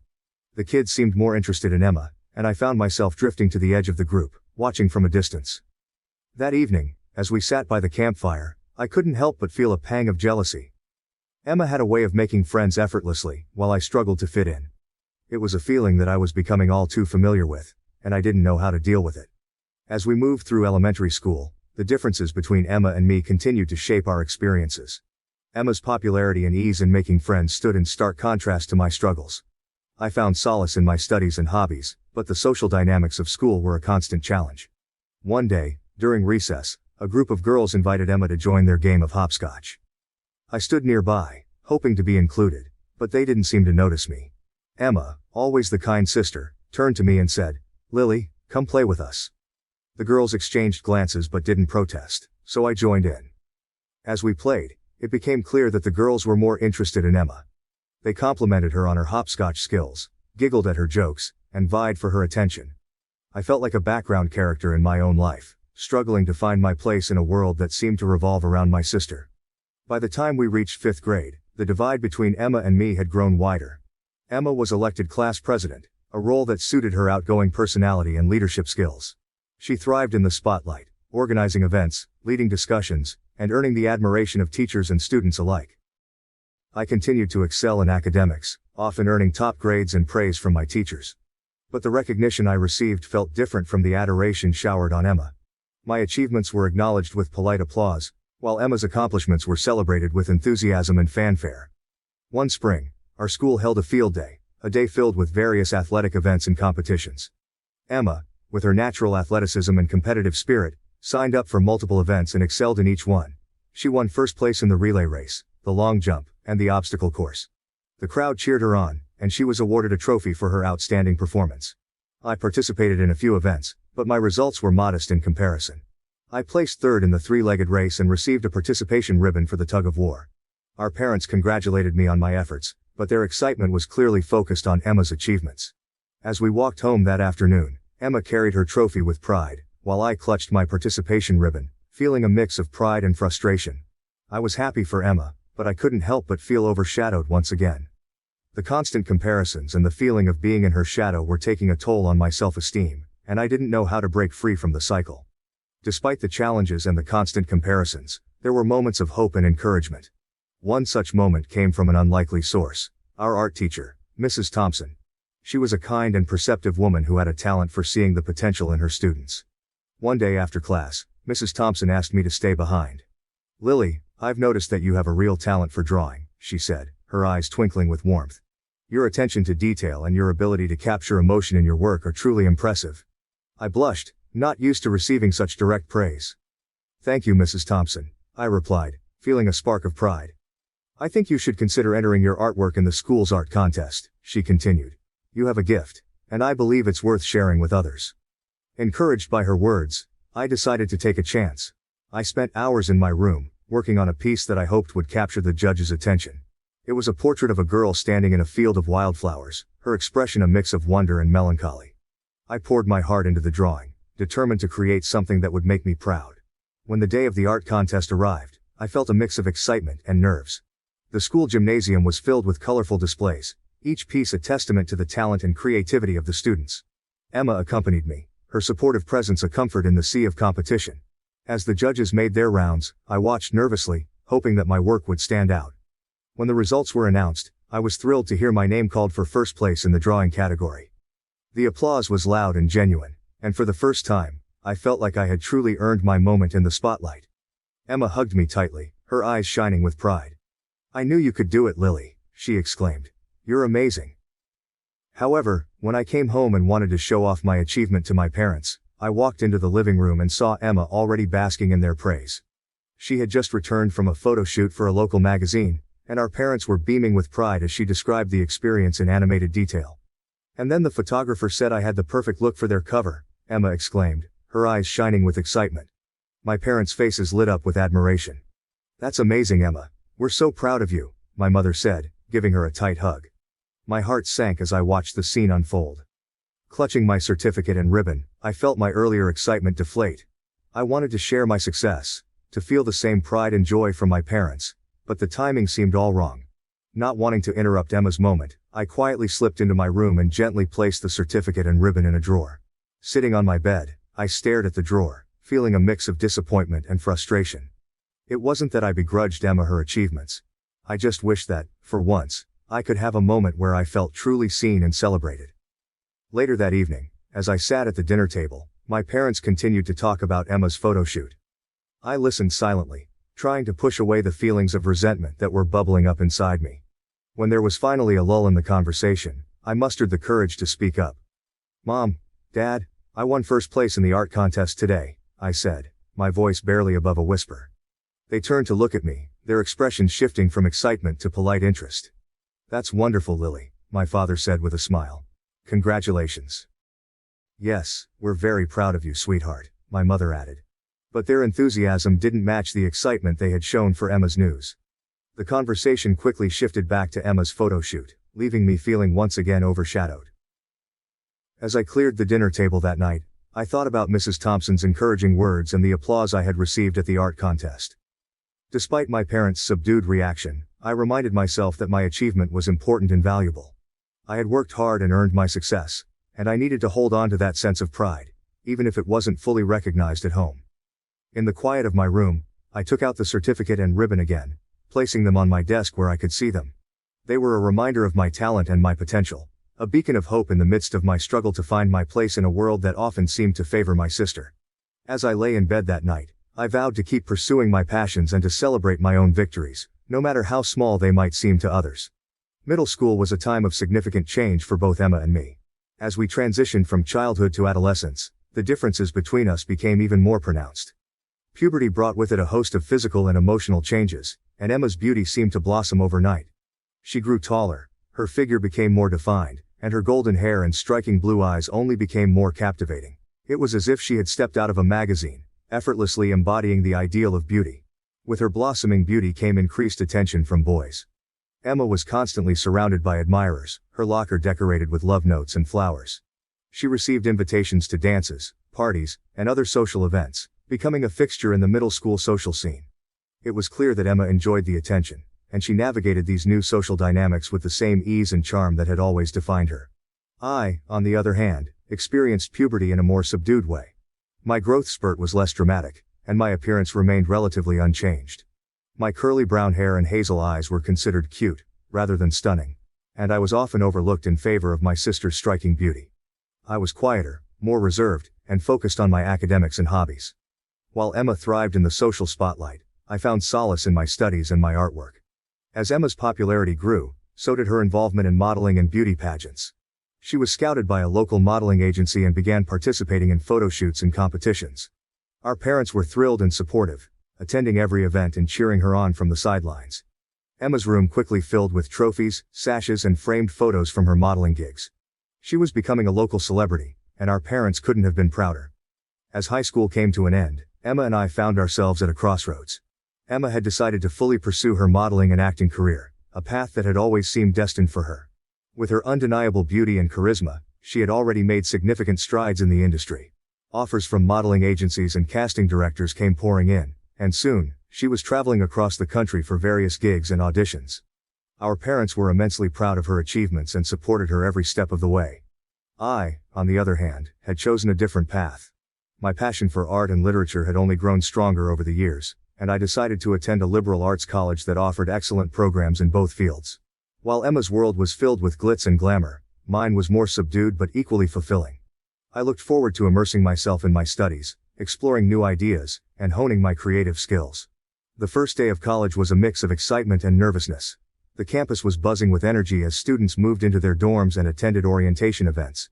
I felt a sense of independence and freedom that I hadn't experienced before. My dorm room was small but cozy, decorated with posters of famous paintings and stacks of books. It was my own little sanctuary where I could escape into my world of creativity. College life was a transformative experience for me. I quickly immersed myself in my classes, eager to learn and grow. The professors were passionate and knowledgeable, and I found myself inspired by their teachings.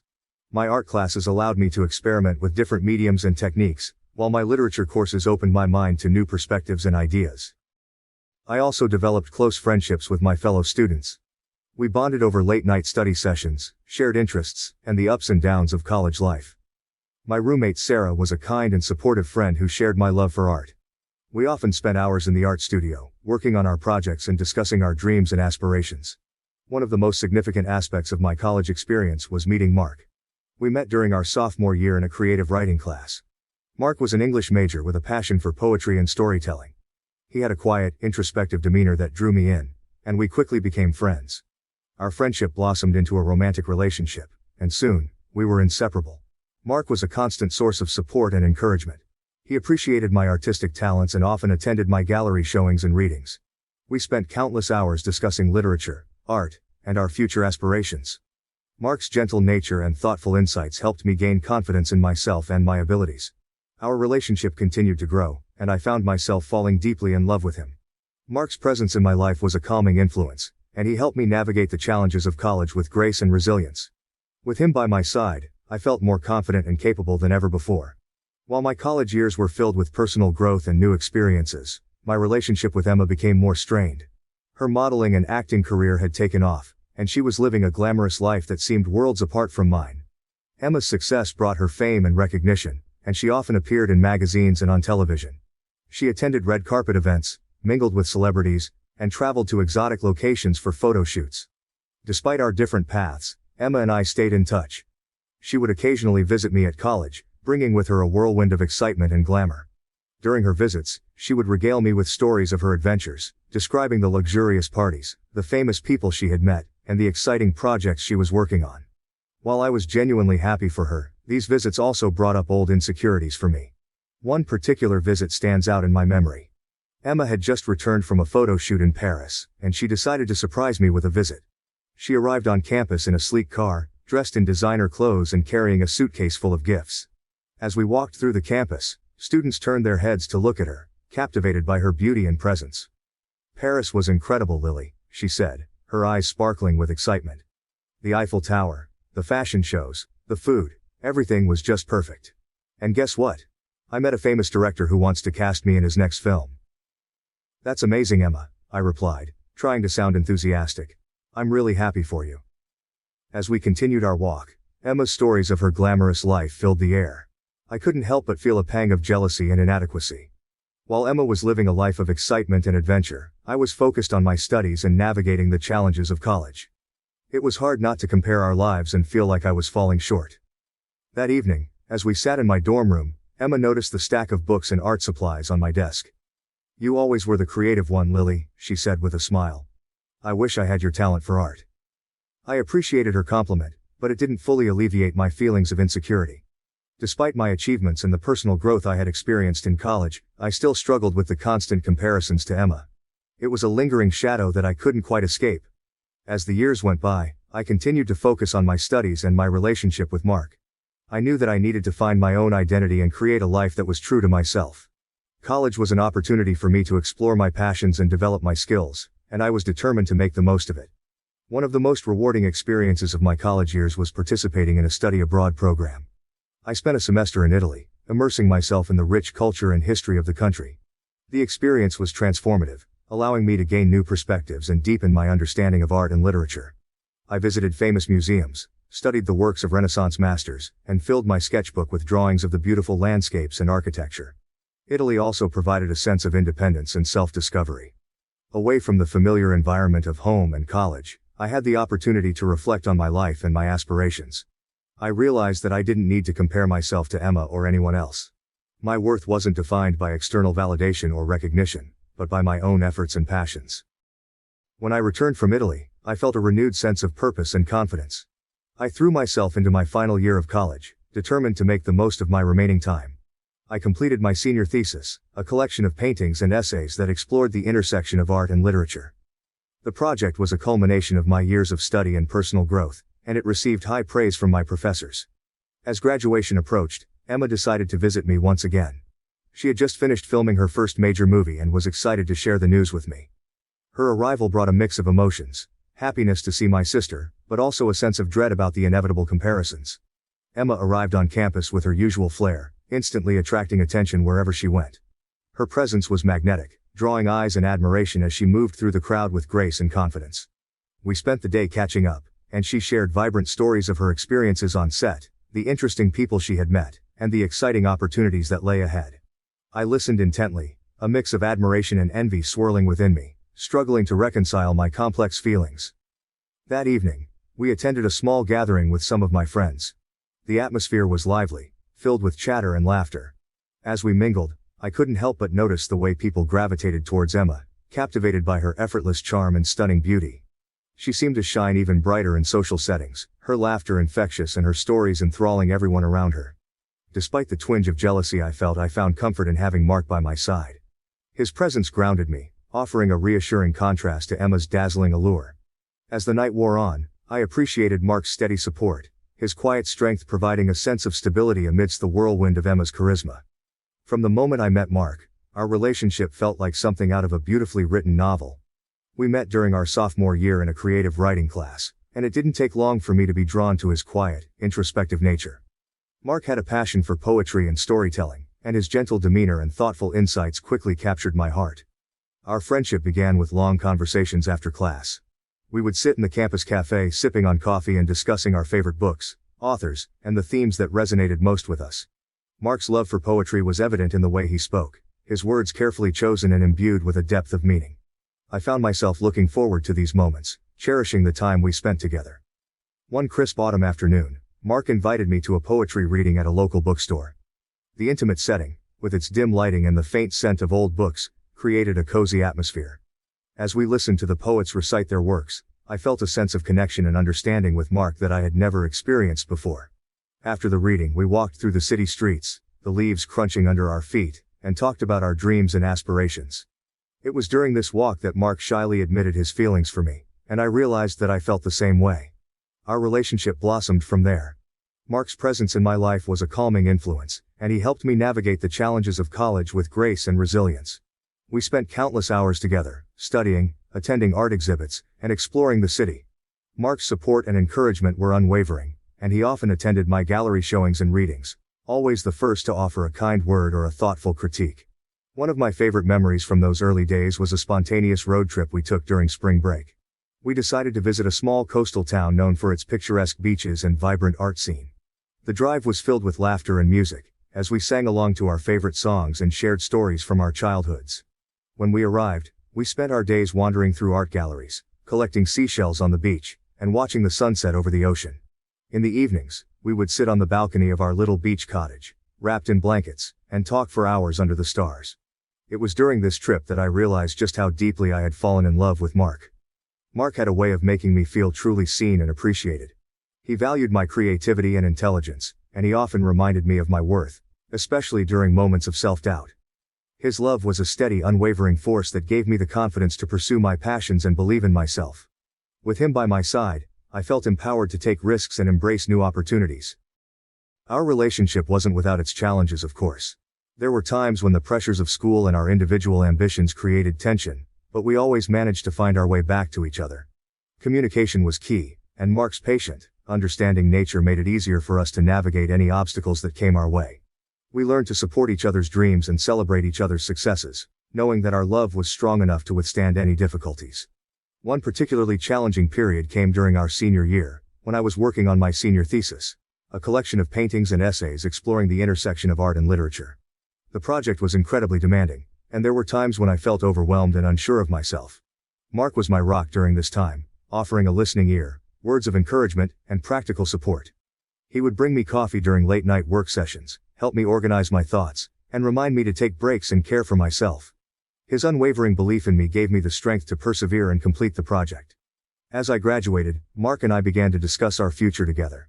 We knew that the transition from college to the real world would bring new challenges, but we were committed to facing them together.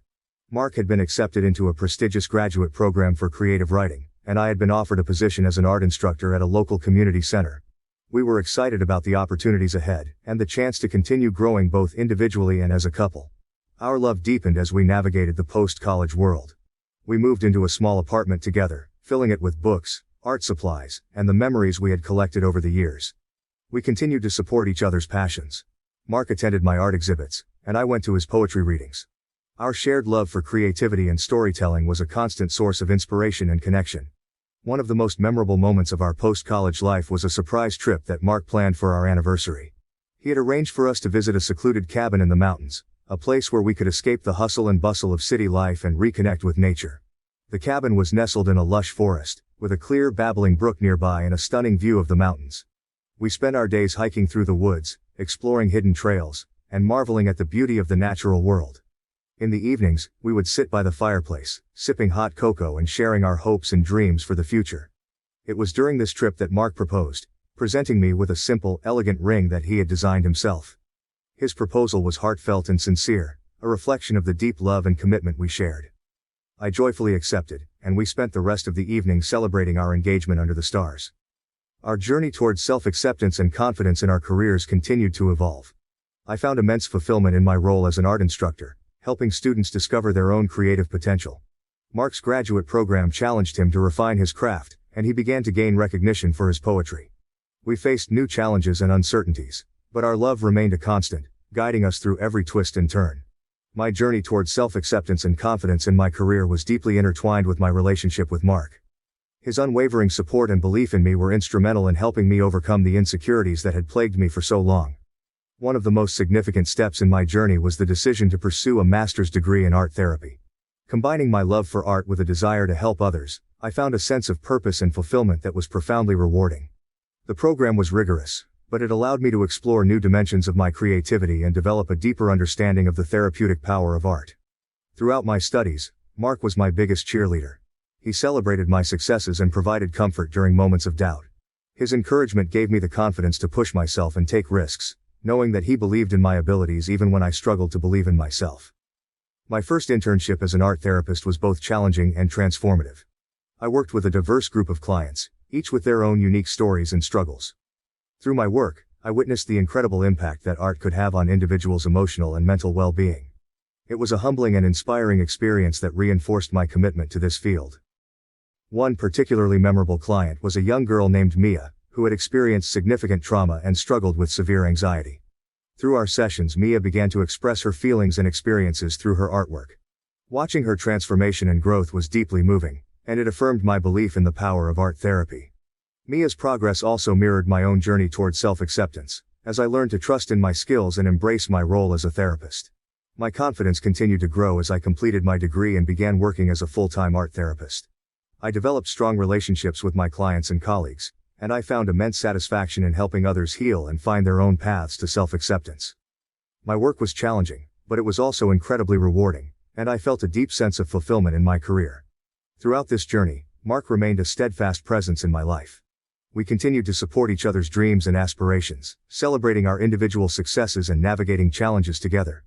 Our relationship was built on a foundation of love, trust, and mutual respect, and it only grew stronger with time. As I reflected on my journey, I realized that my path to self-acceptance and confidence was not just about achieving external success. It was about embracing my unique talents and passions, believing in my worth, and finding joy in the process. With Mark's love and support, I had learned to see myself through a lens of compassion and self-respect, and it was a lesson that would stay with me for the rest of my life. The days of love between Mark and me were a beautiful tapestry of shared experiences, challenges, and triumphs. Our relationship was a source of strength and inspiration, guiding us through the complexities of life and helping us grow both individually and as a couple. As I looked towards the future, I felt a deep sense of gratitude for the love we shared and the journey we had embarked on together.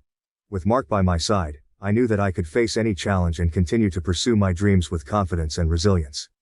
The day of the outing with Mark and his friends had arrived, and I was filled with a mix of excitement and nervousness. This was a significant moment for us, as we planned to reveal the exciting news of our upcoming marriage to his close-knit group. Mark had organized a small gathering at a charming lakeside cabin, a picturesque location perfect for such an announcement.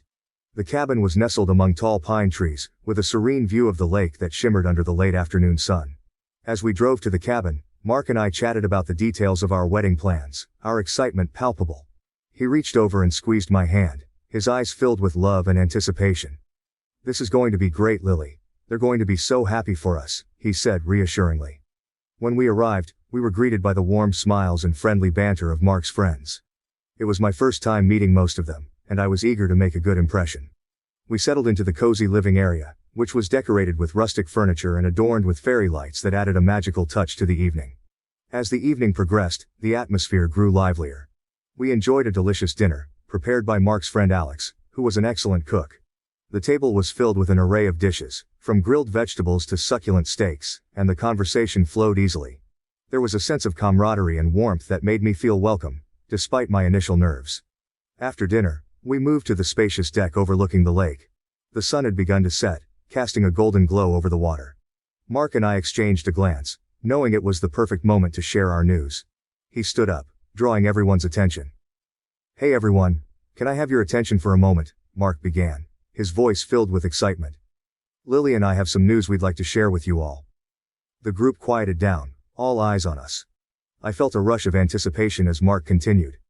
"We're getting married," he announced, his face lighting up with joy. There was a moment of stunned silence, followed by a chorus of cheers and applause. His friends rushed to congratulate us, and I felt a warm sense of acceptance and happiness. We toasted to our future, clinking glasses of champagne and exchanging hugs. As the celebration continued, everyone settled back into their seats, drinks in hand. The conversation turned to lighter topics, and we began to share stories and laugh. At some point, the topic of siblings came up, and one of Mark's friends, Jenna, asked me about my family. "So Lily, do you have any siblings?" she inquired, her tone genuinely curious. "Yes, I have an older sister Emma," I replied smiling. "She's a model and actress." The mention of Emma seemed to pique everyone's interest. "Wow, a model and actress. That's impressive," Jenna remarked. It was at this moment that Mark, who had been enjoying a few drinks, chimed in loudly. "If you guys think Lily is pretty, you should see her sister," he exclaimed, a broad grin on his face. He then pulled out his phone and began scrolling through Emma's Instagram, showing photos to everyone at the table. The reaction was immediate and predictable. They were all in awe, commenting on how stunning she looked. "She's gorgeous. Wow, she could be a supermodel. No wonder she's in the industry." I felt a knot tighten in my stomach, my heart sinking. The evening, which had started so beautifully, now felt tainted. Mark's comment and the subsequent admiration for Emma's photos made me feel small and insignificant. I forced a smile, trying to hide my discomfort, but inside, I was reeling. As the night continued, I couldn't shake the feeling of humiliation that washed over me. Mark's words echoed in my mind, a harsh reminder of the insecurities I had battled for so long.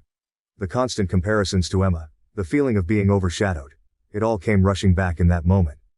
I tried to engage in the conversation, but my mind was elsewhere. I felt a growing sense of resentment and hurt. It wasn't just about the comment itself, but the realization that even my own boyfriend seemed to find Emma more attractive than me. It was a painful confirmation of my deepest fears. Mark, seemingly oblivious to my distress, continued to laugh and chat with his friends. I watched him, feeling a mixture of anger and sadness. How could he not see how much his comment had hurt me? How could he not understand the weight of his words? Eventually, I excused myself and went inside, needing a moment to collect my thoughts. I stood in the kitchen, staring out the window at the darkening lake, feeling tears prick at the corners of my eyes. The evening, which was supposed to be a joyous celebration, had turned into a painful reminder of my insecurities and the constant comparisons I couldn't escape. When the gathering finally wound down and Mark and I headed to bed, the silence between us was heavy. As we lay in the darkness, I couldn't hold back any longer. "Mark," I began, my voice trembling. "Why did you say that about Emma tonight?" He turned to face me, confusion written across his face. "What do you mean?" "You said if everyone thinks I'm pretty they should see my sister," I explained, my voice breaking. "Then you showed them her photos. Do you have any idea how that made me feel?" Realization dawned on his face, and he reached out to take my hand. "Lily, I'm so sorry. I didn't mean it like that." "But that's how it felt," I said, pulling my hand away. "It felt like you were saying she's more beautiful than me, like I'm not enough. And in front of all your friends. It was humiliating." Mark's expression softened, and he looked genuinely remorseful. "I didn't think about it that way. I was just trying to show them how amazing your family is. I'm really sorry, Lily. You know I love you and think you're beautiful." His words, though sincere, did little to ease the pain. The damage had been done, and I couldn't simply brush it off. "It's not just about tonight," I said quietly. "It's about always being compared to Emma. I thought you understood how hard that is for me. I do understand, Mark insisted. I was just being stupid and careless. Please forgive me. I didn't mean to hurt you. I wanted to believe him, to let go of the hurt and move on, but the comment had struck a deep nerve. It wasn't something I could easily forget. I need some time, I said finally. I need to process this. Mark nodded, his eyes filled with regret. Take all the time you need, Lily. I'll be here when you're ready to talk. The days following the outing were difficult. The comment replayed in my mind, a constant reminder of my insecurities. I found myself avoiding social media, not wanting to see Emma's photos and the flood of admiration they always garnered. I distanced myself from Mark, needing space to sort through my feelings. Mark tried to make amends in various ways, leaving me sweet notes, planning thoughtful gestures, and repeatedly apologizing. While I appreciated his efforts, the wound was still fresh, and I struggled to move past it. I confided in my close friends, seeking their perspective and support. They were understanding and empathetic, reassuring me of my worth and beauty. Lily, you're an incredible person, Sarah, my best friend, said one afternoon over coffee. Mark loves you for who you are. He made a mistake, but that doesn't change how amazing you are. Their words were comforting, but the internal struggle remained. I can't escape the constant comparisons to her, and I don't think I ever will. It's exhausting. How do I overcome these insecurities? Additionally, as I reflected on my journey and the experiences that had shaped my relationship with Mark, I found myself drawn to the comments and perspectives shared by others who had heard my story. These insights, coming from an external point of view, provided a fresh lens through which I could see my situation more clearly. It was as if they were holding up a mirror, allowing me to confront the realities I had been avoiding. Here are some of those reflections. One commenter noted, 36 is too old for that kind of foot-and-mouth syndrome with a partner, even if alcohol is involved. Not only is he too old to not know better, but it's not even a foot-and-mouth situation. He didn't just casually acknowledge that OP's sister was beautiful, he basically insulted his girlfriend and proceeded to show off her sister to his friends for their approval. If this is the way he acts in front of his girlfriend, one can only imagine what he acts like behind her back. This comment hit me hard. It underscored the gravity of Mark's actions and made me realize that his behavior was not just a careless mistake. It was a deeper issue of respect and understanding. At his age, Mark should have known better than to make such a hurtful comment, especially in a public setting. Another commenter wrote, now you know that even if he didn't mean it like that, he certainly meant it enough to publicly show off your sister to impress his friends. Imagine what the future will be like with this guy. Hey everybody, come check out this gorgeous woman I know. No, not my wife, her sister. He actually pulled out his phone to show off another woman at a meeting where he was introducing his girlfriend. This one isn't the one, OP. I can assure you the right one around the corner will be mortified when you tell him this story. This perspective made me envision a future filled with similar humiliations. The idea that Mark would prioritize impressing his friends over respecting my feelings was a sobering thought. It made me question whether I wanted to spend my life with someone who might continue to undermine my self-esteem. A third commenter shared their personal experience. Leave him. I have a beautiful sister also. She is stunning, and I am not. I am cute also.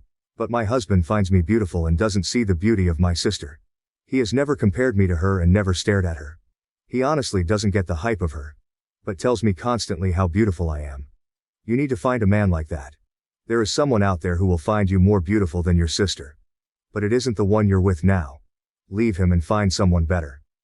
This heartfelt advice resonated deeply with me. It gave me hope that there was someone out there who would truly appreciate me for who I am, without making hurtful comparisons. The idea of being with someone who saw my unique beauty and valued me above all others was incredibly comforting. These comments and reflections were eye-opening. They forced me to confront some difficult truths about my relationship with Mark.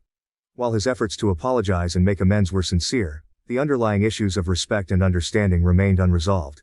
It became clear that I needed to reevaluate what I wanted and deserved in a relationship.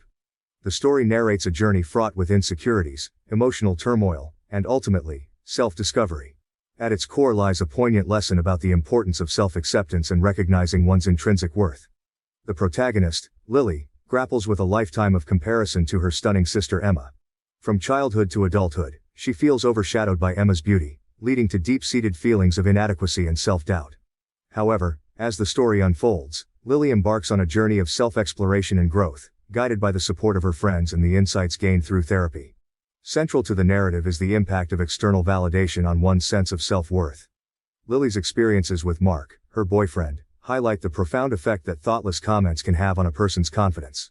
Mark's ill-considered remark about Emma during a social outing triggers a cascade of emotions in Lily, underscoring the fragility of her self-esteem. The incident serves as a catalyst for reflection, prompting Lily to confront her insecurities and re-evaluate her relationship with Mark. Through Lily's journey, the story underscores the importance of mutual respect and empathy in relationships.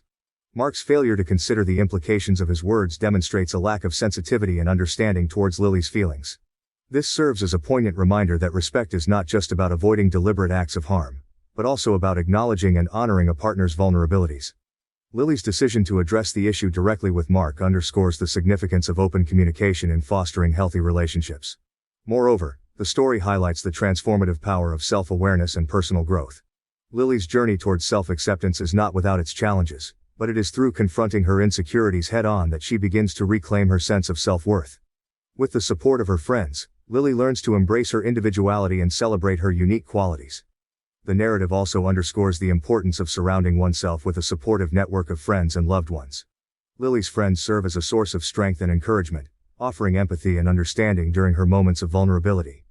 Their unwavering support empowers Lily to confront her insecurities and make decisions that prioritize her emotional well-being. This emphasizes the transformative power of human connection in overcoming personal challenges and fostering resilience. Ultimately, the story culminates in a powerful realization about the necessity of setting boundaries and prioritizing self-care. Lily's decision to end her relationship with Mark symbolizes a turning point in her journey towards self-empowerment. In conclusion, the story encapsulates a profound lesson about the importance of self-acceptance, respect in relationships, open communication, the support of loved ones, and the necessity of setting boundaries. Through Lily's journey, we are reminded of the transformative power of introspection, empathy, and human connection in navigating life's challenges and embracing our true selves. It is through confronting our insecurities with courage and compassion that we can ultimately find the strength to live authentically and pursue happiness on our own terms. My husband accuses me of discriminating against him because of his autism. Am I actually doing that? My name is Emily, a 25-year-old woman married to Danny, who is 36. Our relationship has always been a complex blend of love, challenges, and constant learning, primarily because Danny has autism. While Danny's condition isn't severe, he falls somewhere in the middle of the spectrum. This means he can function relatively independently, but he has his quirks and challenges that demand understanding and patience. Growing up, I had a unique insight into the world of autism. My older brother Jake was high on the spectrum. His needs were intense, and my family had to adapt to accommodate him. From a young age, I learned how to navigate meltdowns, create structured environments, and communicate in ways that made sense to him. These experiences shaped me, making me patient and empathetic. When I met Danny, I believed I was well prepared for any challenges his autism might present. Danny and I met at a mutual friends gathering. He was charming, intelligent, and we clicked almost instantly. His autism was never a secret. He was open about it from the beginning. I admired his honesty and resilience. Over time, our relationship deepened, and we got married. I felt confident that my background with Jake had equipped me to handle life with Danny. However, Danny's autism manifested differently from Jake's. One of the most challenging aspects of living with Danny is his extreme pickiness, especially when it comes to food. Danny has a very particular way of eating, and any deviation from his routine can trigger a significant reaction. For instance, if even a tiny piece of cheese or sauce touches the wrong part of his plate, he refuses to eat. It's not just about preference. It's an overwhelming sensory issue that he cannot control. His food aversions are so severe that he uses special plates designed for toddlers. These silicone plates have dividers that separate the different parts of his meal. Because they are small, he uses 2 plates to have an adult-sized portion. At first, this seemed like a simple solution, but it has become a daily test of my patience and adaptability. When things don't go as expected with his food, Danny's reactions can be intense and alarming. He can get aggressive quickly, a response that I understand is more about his struggle with sudden changes and less about anger. He has thrown and kicked things in frustration more times than I can count. After these episodes, he is always remorseful, often breaking down in tears and apologizing profusely. He hates losing control, and it breaks my heart to see him in such distress. Despite these challenges, I love Danny deeply. I have always believed that with enough understanding and patience, we could navigate any issue that arises. But living with Danny's autism has tested me in ways I never anticipated. I constantly walk a tightrope, trying to balance empathy with self-preservation.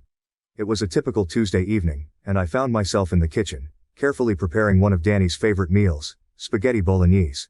Cooking for Danny always required a meticulous approach, given his extreme pickiness and sensitivity to how food was presented. I had become adept at navigating these challenges, ensuring that each meal was prepared to his exact specifications to avoid any potential meltdowns. Our kitchen, though modest in size, was my sanctuary. I found a strange sense of peace in the rhythmic chopping of vegetables, the bubbling of the sauce on the stove, and the scent of garlic and herbs filling the air. That night, I was particularly focused, knowing how much Danny loved this dish. I had everything ready. The spaghetti was boiling to the perfect al dente texture. The rich bolognese sauce simmered gently, and the garlic bread toasted to a golden brown in the oven. Danny had these special silicone plates with dividers, reminiscent of those used for toddlers, to keep his food components separate. It was one of the many adaptations we had implemented to accommodate his needs. While these plates were somewhat cumbersome for an adult portion, they were essential for maintaining Danny's comfort during meals. I set out 2 plates, filling each section with care, a generous portion of spaghetti in one, a heap of bolognese sauce in another, and a slice of garlic bread in the third. As I completed the preparations, I felt a sense of accomplishment. Cooking for Danny was not just about feeding him, it was an act of love, a way of showing that I understood and accepted his needs. I placed the plates on the counter and called out to Danny, who was in the living room. He responded with a cheerful, "Thanks, babe," and came into the kitchen. But his mood shifted almost instantly. "Wait. I can't eat this. You know I can't." "Why?" His voice had a sharp edge to it that made me freeze. I turned to see what had gone wrong and noticed a small chunk of tomato from the bolognese had landed on the garlic bread. It was such a tiny mistake, but I knew the implications. My heart sank as I realized the meal I had so carefully prepared was now unacceptable to him. "Oh, sorry, why don't you eat the second plate and I'll split my food with you?" I began, trying to find a quick solution. But before I could finish, Danny's face twisted in frustration. He grabbed the first plate and, with a sudden burst of anger, slammed it onto the floor. The sound of the plate hitting the ground, followed by the splat and squelch of the food, was jarring. My heart raced, and I felt a mix of fear and frustration building inside me. Danny wasn't done. He picked up the second plate and threw it down as well, the spaghetti and sauce splattering across the kitchen tiles. He stood there, breathing heavily, a grin that seemed almost sinister spreading across his face. "Make it again. You know it pisses me off. Do I need to remind you I'm autistic?" His words stung, and I felt my blood boiling. The anger and hurt I had been suppressing for so long erupted. I had always tried to be patient, to understand his needs and accommodate them as best as I could. But in that moment, I felt like a dam had burst, releasing all the pent-up frustration and exhaustion. "Why are you fucking smiling?" I shouted, my voice shaking with emotion. "Your autism is more like assholeism. I'm not your maid, you can at least help." The words were out before I could stop them. I never swore, especially not at him. My work with children had ingrained a sense of calm and control in me, but now, I was completely unhinged. Danny's expression shifted from anger to shock, and for a moment, there was a tense silence between us. Then, his face hardened again. He flipped me off and spat out, "Ableist little bitch," before storming out of the kitchen and locking himself in our bedroom. The slam of the door echoed through the house, leaving me standing amidst the chaos, the remains of dinner scattered around me. I was trembling, my mind racing with conflicting emotions. Part of me was furious at his outburst, his disrespect, and his unwillingness to help or even try to understand my perspective. But another part of me was racked with guilt and self-doubt. Had I crossed a line? Was I truly being ableist, as he claimed? As I slowly began to clean up the mess, tears streamed down my face. The kitchen, my once peaceful sanctuary, now felt like a battlefield. I picked up the broken pieces of the silicone plates, wiped up the sauce, and salvaged what I could of the meal. My appetite was gone, replaced by a hollow feeling of despair.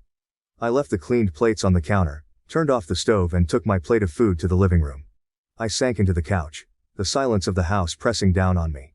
I ate mechanically, the flavors of the bolognese that I usually savored now tasting bland and unappetizing.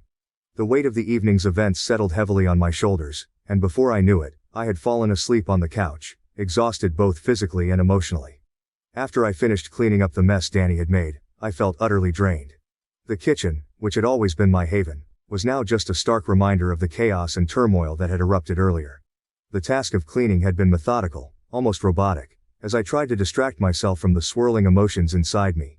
Anger, frustration, and a deep sense of hurt mingled with an overwhelming fatigue. As I wiped the last traces of spaghetti sauce from the floor, I felt a hollow emptiness settle in my chest. Sitting on the couch with my plate of now cold spaghetti bolognese, I picked at my food, not really tasting it. The events of the evening replayed in my mind on an endless loop. Danny's angry outburst, the crash of the plates, his hateful words. It all felt surreal. I had never seen him like that before, and the intensity of his reaction had shaken me to my core. My own words, spoken in a moment of uncharacteristic anger, echoed back at me, filling me with a profound sense of guilt. As I lay down on the couch, exhaustion overtook me. The emotional toll of the evening had left me depleted, and I quickly drifted off to sleep, hoping that a new day would bring some clarity. When I awoke, the first thing I noticed was the stillness of the house. It was eerily quiet, and the absence of Danny's presence was palpable. I sat up, my body stiff from sleeping on the couch, and glanced at my phone. There was a message from Danny. "You need to be more open-minded to my disability and realize the world doesn't revolve around you. I hope this can be fixed when I'm home later." Reading his words, I felt a fresh wave of guilt and confusion. Was I truly being ableist? Had I failed to understand and accommodate his needs? The accusation stung, and I couldn't shake the feeling that I had somehow let him down. My mind raced as I tried to make sense of everything that had happened. The guilt gnawed at me, interwoven with anger and resentment.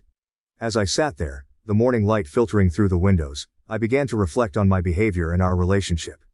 Danny's autism was a significant part of our lives, and I had always prided myself on being patient and understanding. But had I crossed a line last night? My outburst was so unlike me, and it frightened me to think that I had lost control in such a manner. I thought about the countless times I had carefully prepared his meals, ensuring everything was just right to avoid triggering his sensory issues. I remembered the moments of tenderness, the times he had apologized after a meltdown, and the deep love I felt for him despite the challenges. But there were also moments of frustration, times when I felt overwhelmed by the demands of accommodating his needs. Last night's incident had brought all those buried emotions to the surface, and I couldn't ignore them any longer. Had I been too harsh? Was I being unfair in expecting him to manage his reactions better? These questions plagued me as I replayed the events in my mind. I had always believed that my background with my brother Jake had prepared me to handle Danny's autism, but maybe I had underestimated the emotional toll it was taking on me. I knew I couldn't go to work feeling this way. My job required me to be focused and attentive, and in my current state, I was anything but. I decided to call in sick, knowing I needed time to sort through my thoughts and emotions. I needed to reassess my relationship with Danny and figure out a way forward. Taking a deep breath, I made the call to my supervisor, explaining that I wasn't feeling well and needed the day off. After hanging up, I felt a slight sense of relief. The day stretched out before me, and I resolved to use the time to think and reflect. I spent the morning cleaning the house, trying to bring some order to my surroundings in the hope that it would help clear my mind. As I tidied up, I thought about the patterns in our relationship. Danny's outbursts had become more frequent, and my patience was wearing thin. I loved him deeply, but I couldn't ignore the toll it was taking on my own mental health. After cleaning, I sat down with a book, hoping to distract myself. But my mind kept drifting back to the previous night.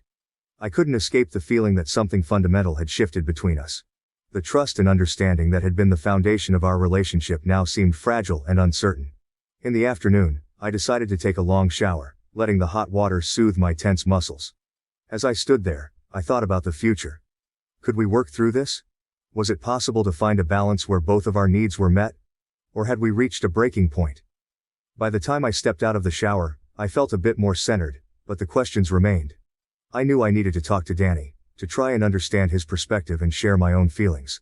But I also needed to be honest with myself about what I could and couldn't handle. Feeling overwhelmed and unsure of what to do next, I decided to reach out to my eldest brother, Eli. He had always been my rock, a constant source of support and wisdom. I hesitated for a moment, my finger hovering over his contact on my phone, but then I took a deep breath and dialed his number. "Eli, it's me," I said, my voice trembling slightly as I tried to hold back the tears. "I need to talk to you about something. Can we meet?" Without missing a beat, Eli replied, "Of course, Emily. Come over to my place, I'll be here." As I made my way to Eli's house, my mind raced with thoughts and emotions. The drive felt like an eternity, but finally I pulled up to his house and knocked on the door. Eli opened it almost immediately, his face filled with concern. "Come in, Emily," he said, ushering me inside and leading me to the living room. We sat down on the couch, and he looked at me expectantly. "What's going on?" I took a deep breath, trying to gather my thoughts. "It's Danny," I began. "We had a huge fight last night. He called me an ableist and I don't know what to do, Eli. I feel like everything is falling apart." Eli listened intently as I recounted the events of the previous night, From the spaghetti bolognese incident to Danny's angry outburst and his accusatory text message. He didn't interrupt, letting me pour out all my frustrations, fears and doubts. When I finished, Eli sighed and shook his head. Emily, you've always been so patient and understanding.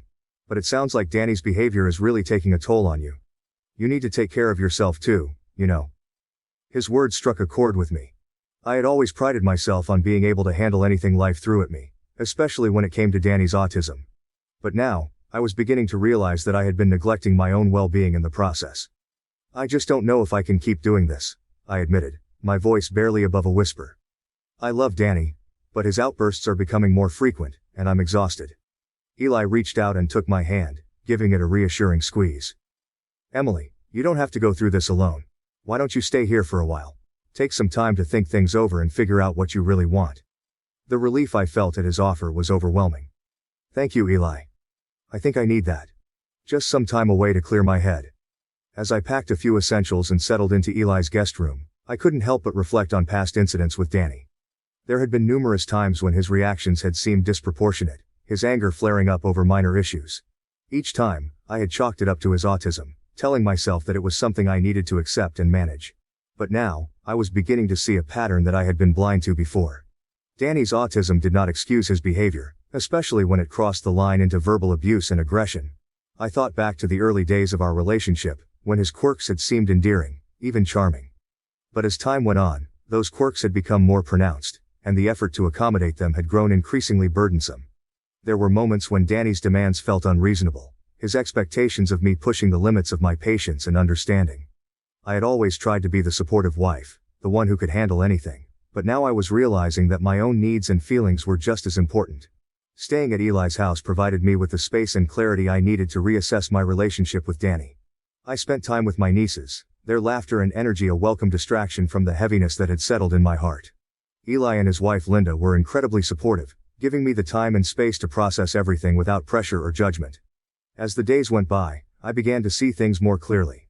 My love for Danny had not diminished, but I recognized that I needed to set boundaries and prioritize my own well-being.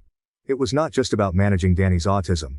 It was about ensuring that our relationship was healthy and sustainable for both of us. After spending a few days at Eli's house and reflecting on my relationship with Danny, I realized that I needed to take decisive action for my own well-being. The constant stress and emotional turmoil were unsustainable, and I could no longer ignore the toll it was taking on me. With a heavy heart, I made the difficult decision to end my marriage with Danny. Eli was incredibly supportive, offering to help me pack up Danny's belongings and start the process of filing for divorce. We both knew that this was a necessary step, even though it was painful. I had tried my best to make things work, but the reality was that Danny's behavior was abusive, and I couldn't continue living in such an environment. One morning, Eli and I drove to my house to begin packing Danny's things. The house felt different, almost foreign, as if it no longer belonged to me.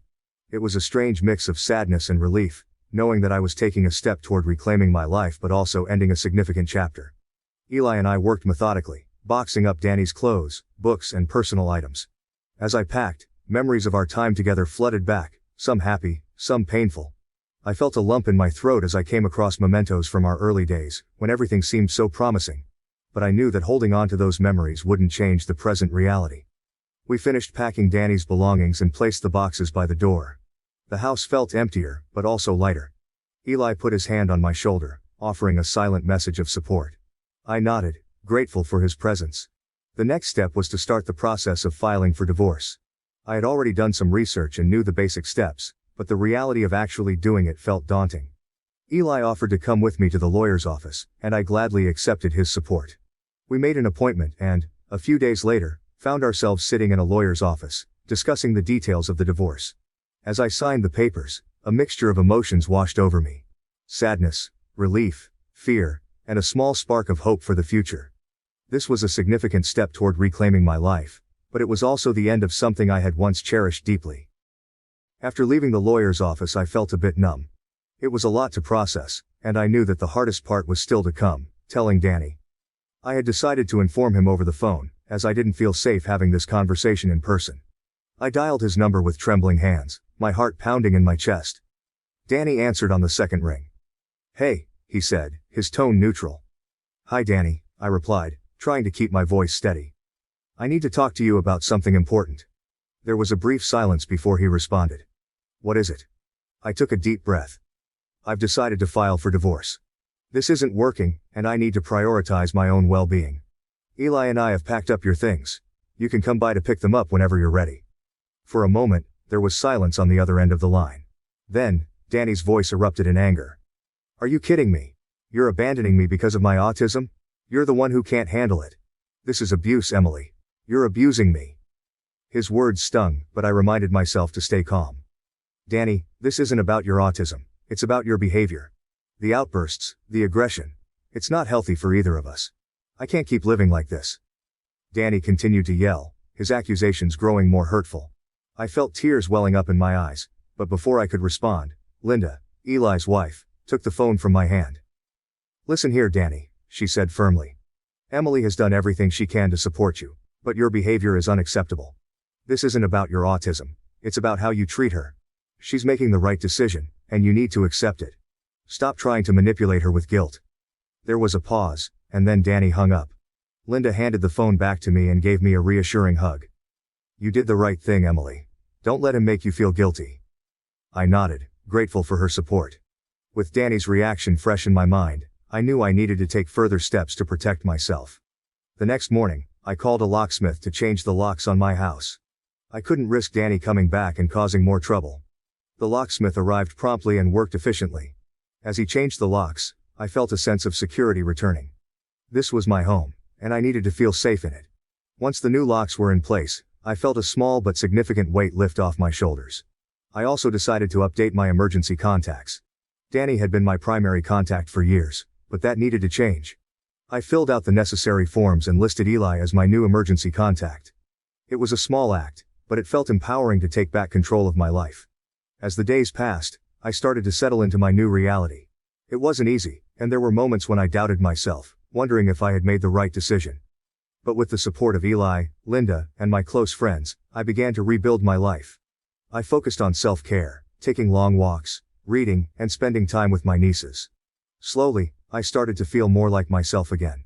The house, once filled with tension and fear, became a place of peace and healing. I knew that the journey ahead would be challenging, but I also knew that I had made the right choice. I had to prioritize my own well-being and create a life that was healthy and fulfilling. The process of filing for divorce and taking action to protect myself was the first step toward that goal. Through it all, I remained hopeful. I believed that one day, I would look back on this time and see it as a turning point, a moment when I chose to stand up for myself and create a better future. And with the support of my loved ones, I was confident that I could face whatever came next. Emily's story is a profound illustration of the complexities and emotional intricacies involved in relationships where one partner has autism. It's also a testament to the strength required to prioritize one's own well-being amidst overwhelming challenges. There are several key lessons that emerge from Emily's experience, each of which underscores the importance of understanding, patience, and ultimately, the necessity of setting boundaries to ensure mutual respect and health in a relationship. From the beginning, Emily's relationship with Danny was grounded in empathy and a deep understanding of his autism. Her background with her older brother, who was also on the autism spectrum, provided her with the patience and knowledge needed to support Danny's unique needs. This empathy was critical in helping her navigate Danny's pickiness with food and his sensory issues, ensuring that his environment was as comfortable and accommodating as possible. However, Emily's story teaches us that while empathy is essential, it has its limits. Supporting a partner with autism involves a significant emotional investment, and it's crucial to recognize when the balance tips towards self-neglect. Emily's constant efforts to cater to Danny's needs eventually led to emotional exhaustion. This exhaustion was compounded by Danny's aggressive outbursts, which were not only challenging but also damaging to her mental health. A pivotal moment in Emily's story is her realization that Danny's behavior, despite being linked to his autism, had crossed into abusive territory.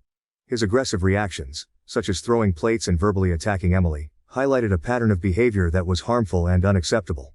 This recognition was painful but necessary for Emily to understand the broader dynamics at play in their relationship. It's important to differentiate between behaviors that stem from a disability and those that constitute abuse. While Danny's autism explained some of his reactions, it did not excuse them, especially when they caused significant emotional harm to Emily. This distinction is vital for anyone in a similar situation, as it underscores the need to protect oneself from harmful behavior, regardless of its origin.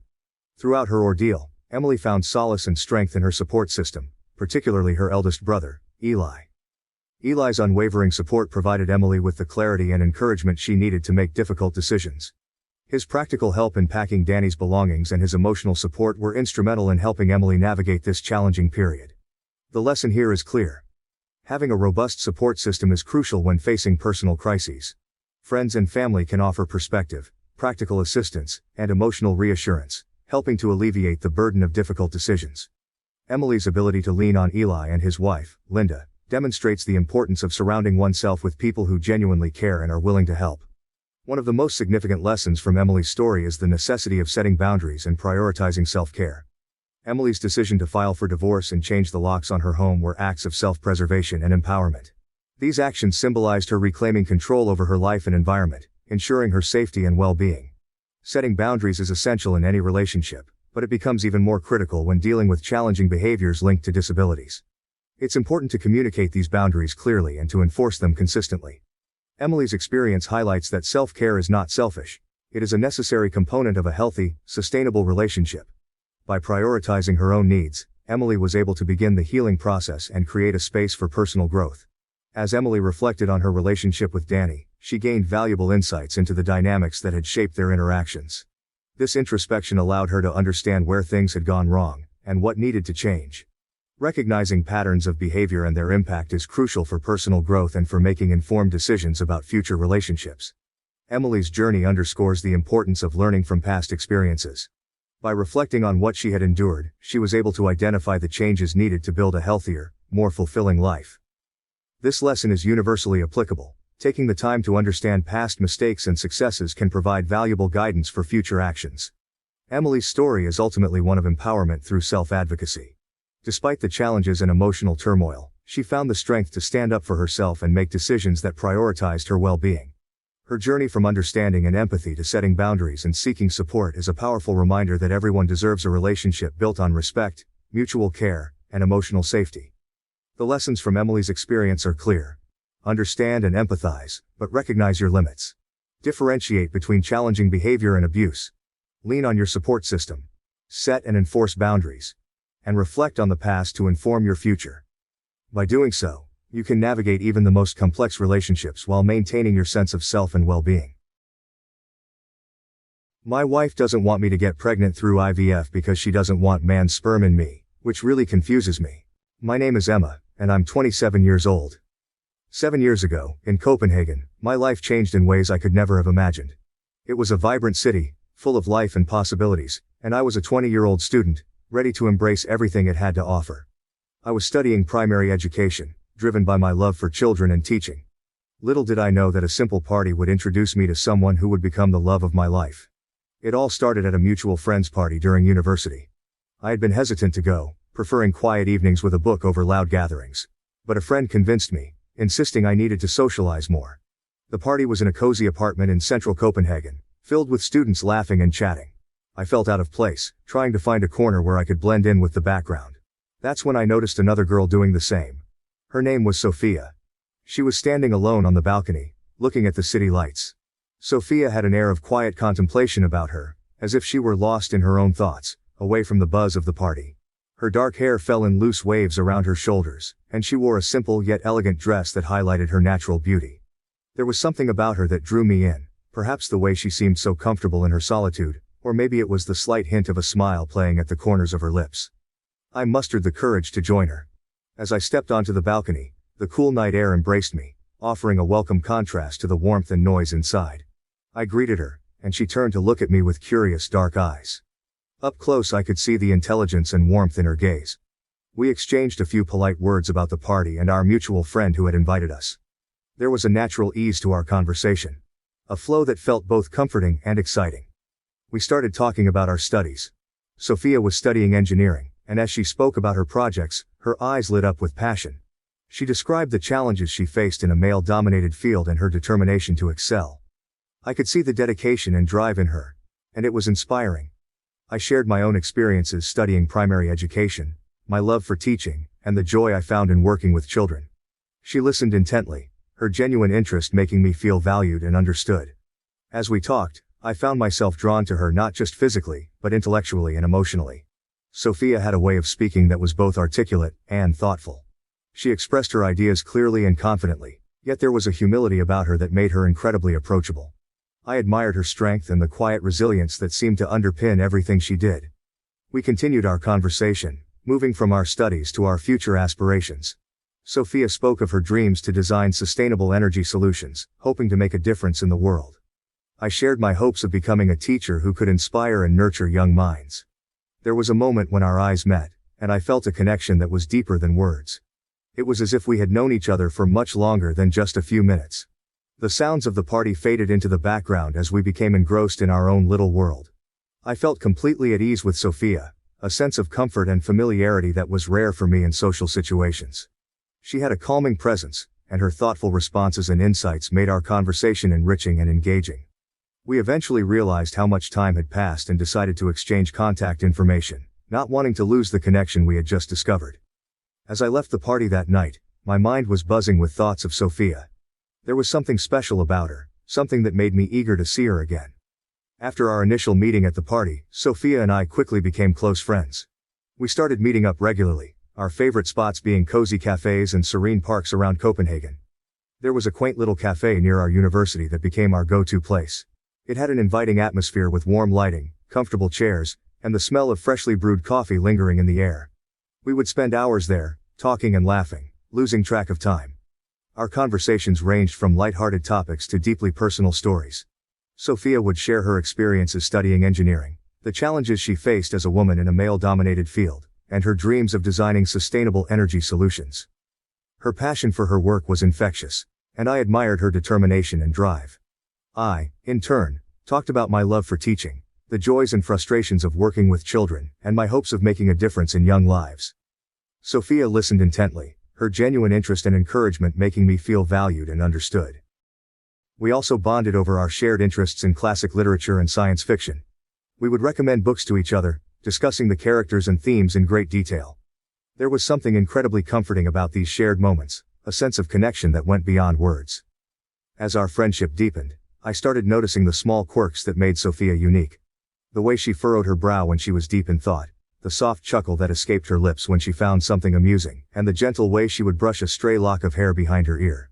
Each of these quirks made her more endearing to me. At the same time, Sophia seemed to appreciate my passion for teaching. She often told me how much she admired my dedication and the way I connected with my students.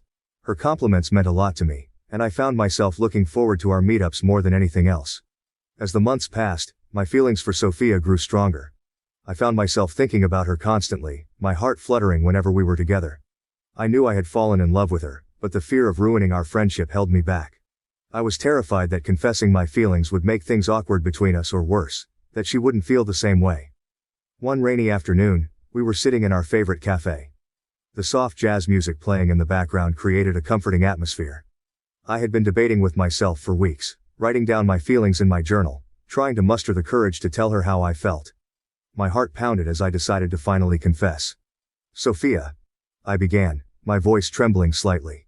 "There's something I need to tell you." She looked up from her coffee, her dark eyes filled with curiosity and concern. "I've been feeling this way for a while now, and I can't keep it to myself any longer. I love you. More than just a friend." As the words left my lips, a wave of anxiety washed over me. I expected the worst, but to my surprise, Sophia's eyes filled with tears. Not of sadness, but of joy. She reached out and took my hand, her touch sending a shiver down my spine. "I've been feeling the same way," she confessed, her voice soft but steady. "I've been so scared of ruining what we have and of how people might react.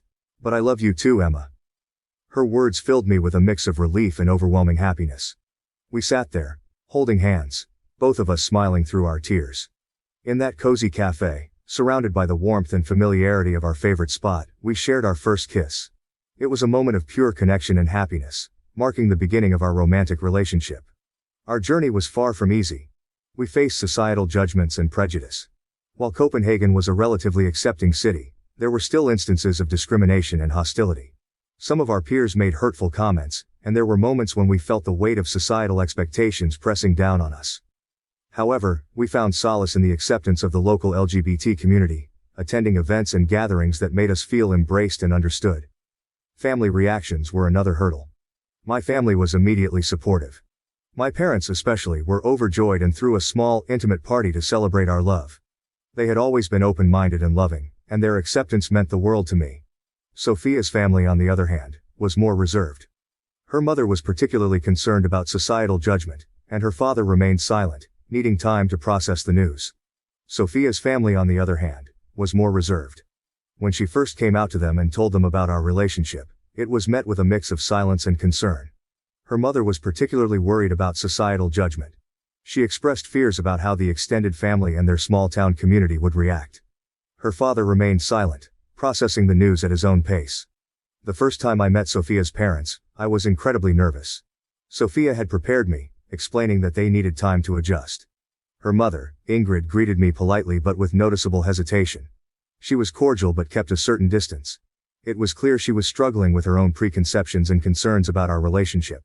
Her father, Lars, was quiet, offering a firm handshake but saying very little. Over the following months we made several visits to her parents' home. Each time, I felt like we were slowly chipping away at a wall of discomfort and unfamiliarity. Ingrid would ask me questions about my family and my career plans. There were moments of awkward silence, but I tried to remain open and honest, hoping to show them how much I loved their daughter. The turning point came during one of these visits. We were having dinner, and the conversation turned to future plans. Sophia and I mentioned our hopes of getting married someday. Ingrid looked visibly uneasy, and Lars finally spoke up. He admitted that he had been struggling to understand and accept our relationship, not because he didn't want Sophia to be happy, but because it was so different from what he had envisioned for her. His honesty opened a door for genuine conversation. I shared with them how much Sophia meant to me and how committed I was to our future together. I expressed my respect for their family and my hope that they could come to accept and support us. It was a heartfelt and emotional discussion, and by the end of the evening, there was a noticeable shift in their attitude. They still had reservations, but they were beginning to see our relationship through a different lens. Ingrid started inviting me to more family gatherings, and her demeanor gradually softened. She began to ask more personal questions, showing genuine interest in my life and background. Lars, though still reserved, started to engage more during our visits. He shared stories from his own life, slowly building a connection with me. There were still moments of tension, especially when extended family members were involved.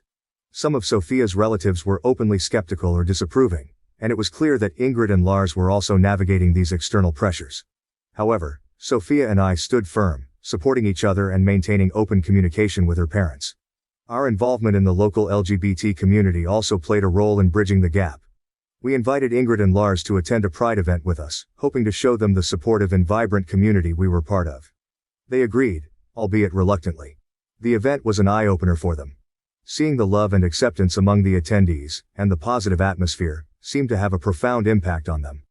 Ingrid later told us that the experience made her realize how much support we had and how important it was for us to be true to ourselves. She began to make an effort to understand our world better.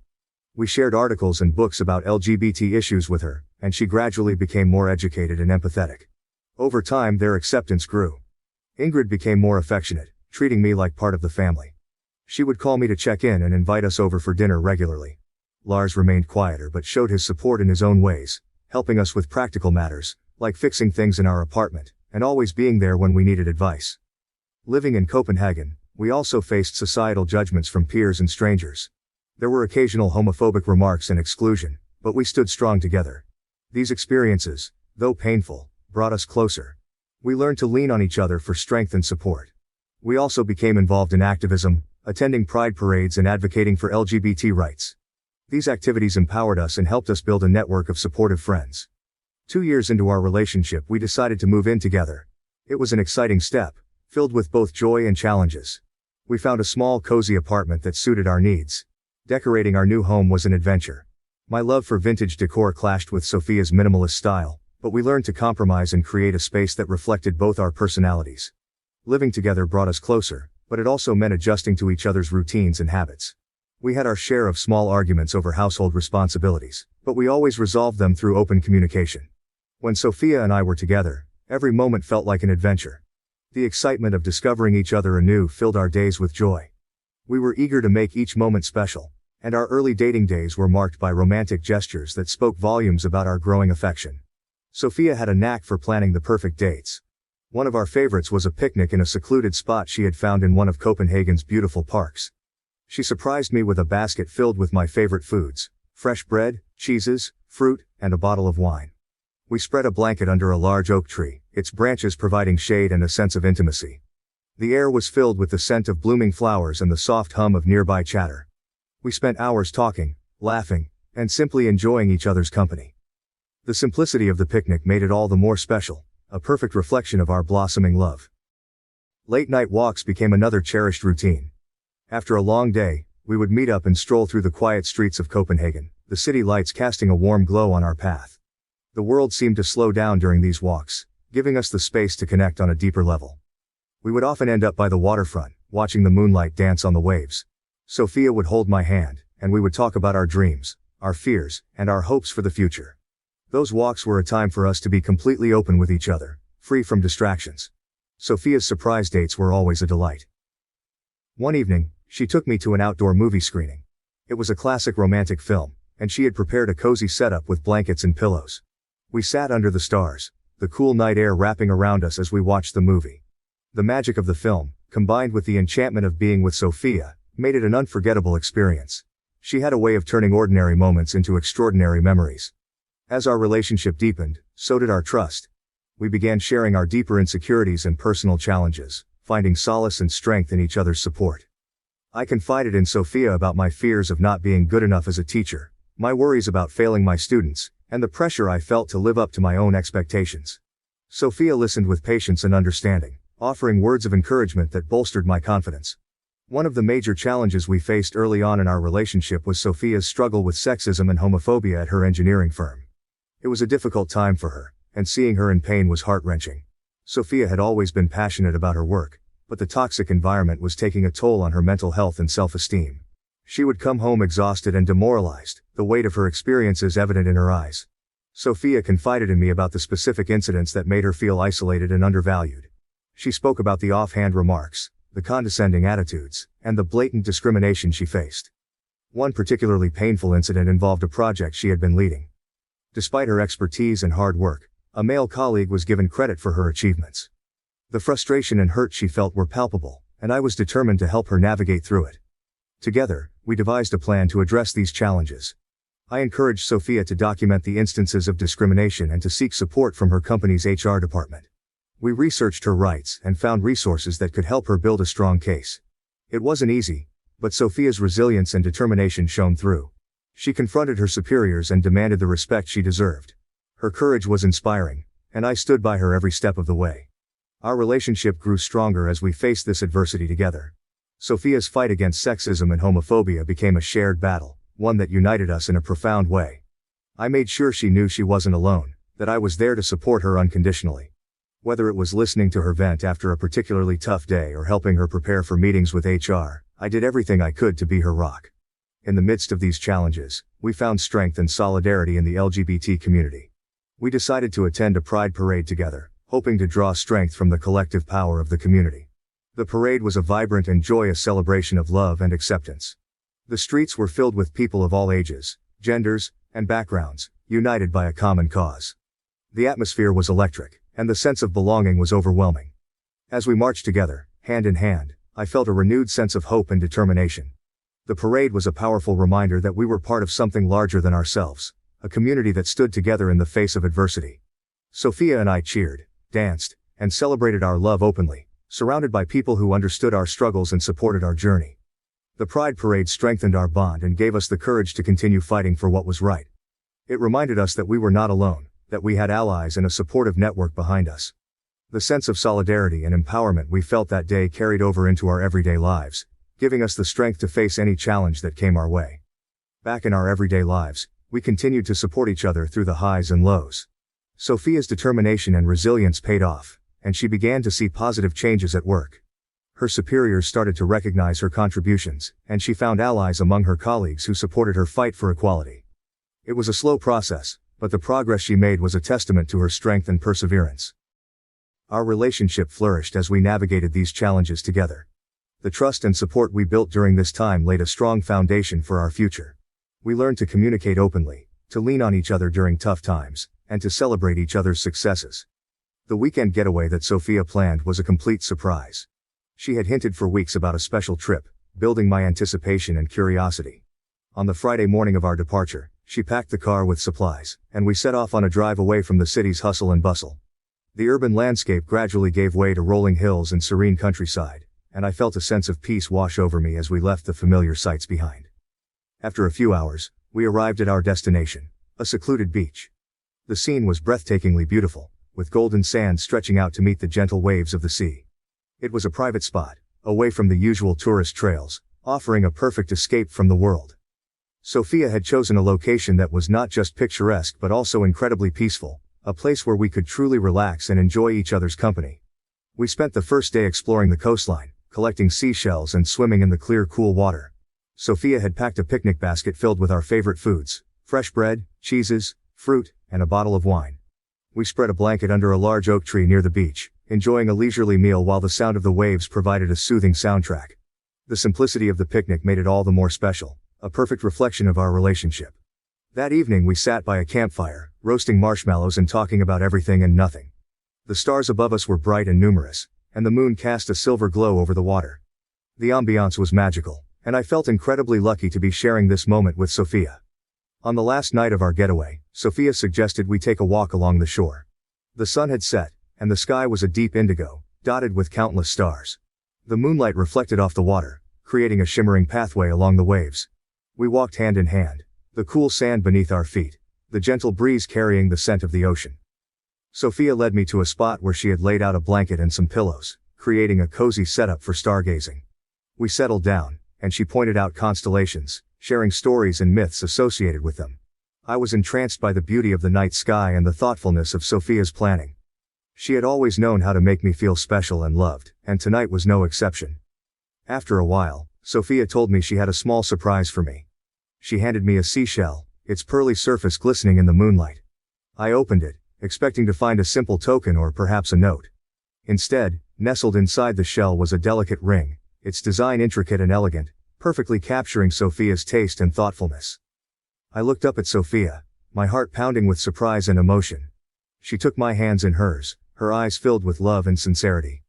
Her voice was steady despite the emotion evident in her eyes as she spoke. "Emma, you mean everything to me. I can't imagine my life without you. You've been my rock, my confidant, and my greatest love. Will you marry me?" Tears of joy streamed down my face as I realized the magnitude of the moment. I felt an overwhelming rush of happiness and love.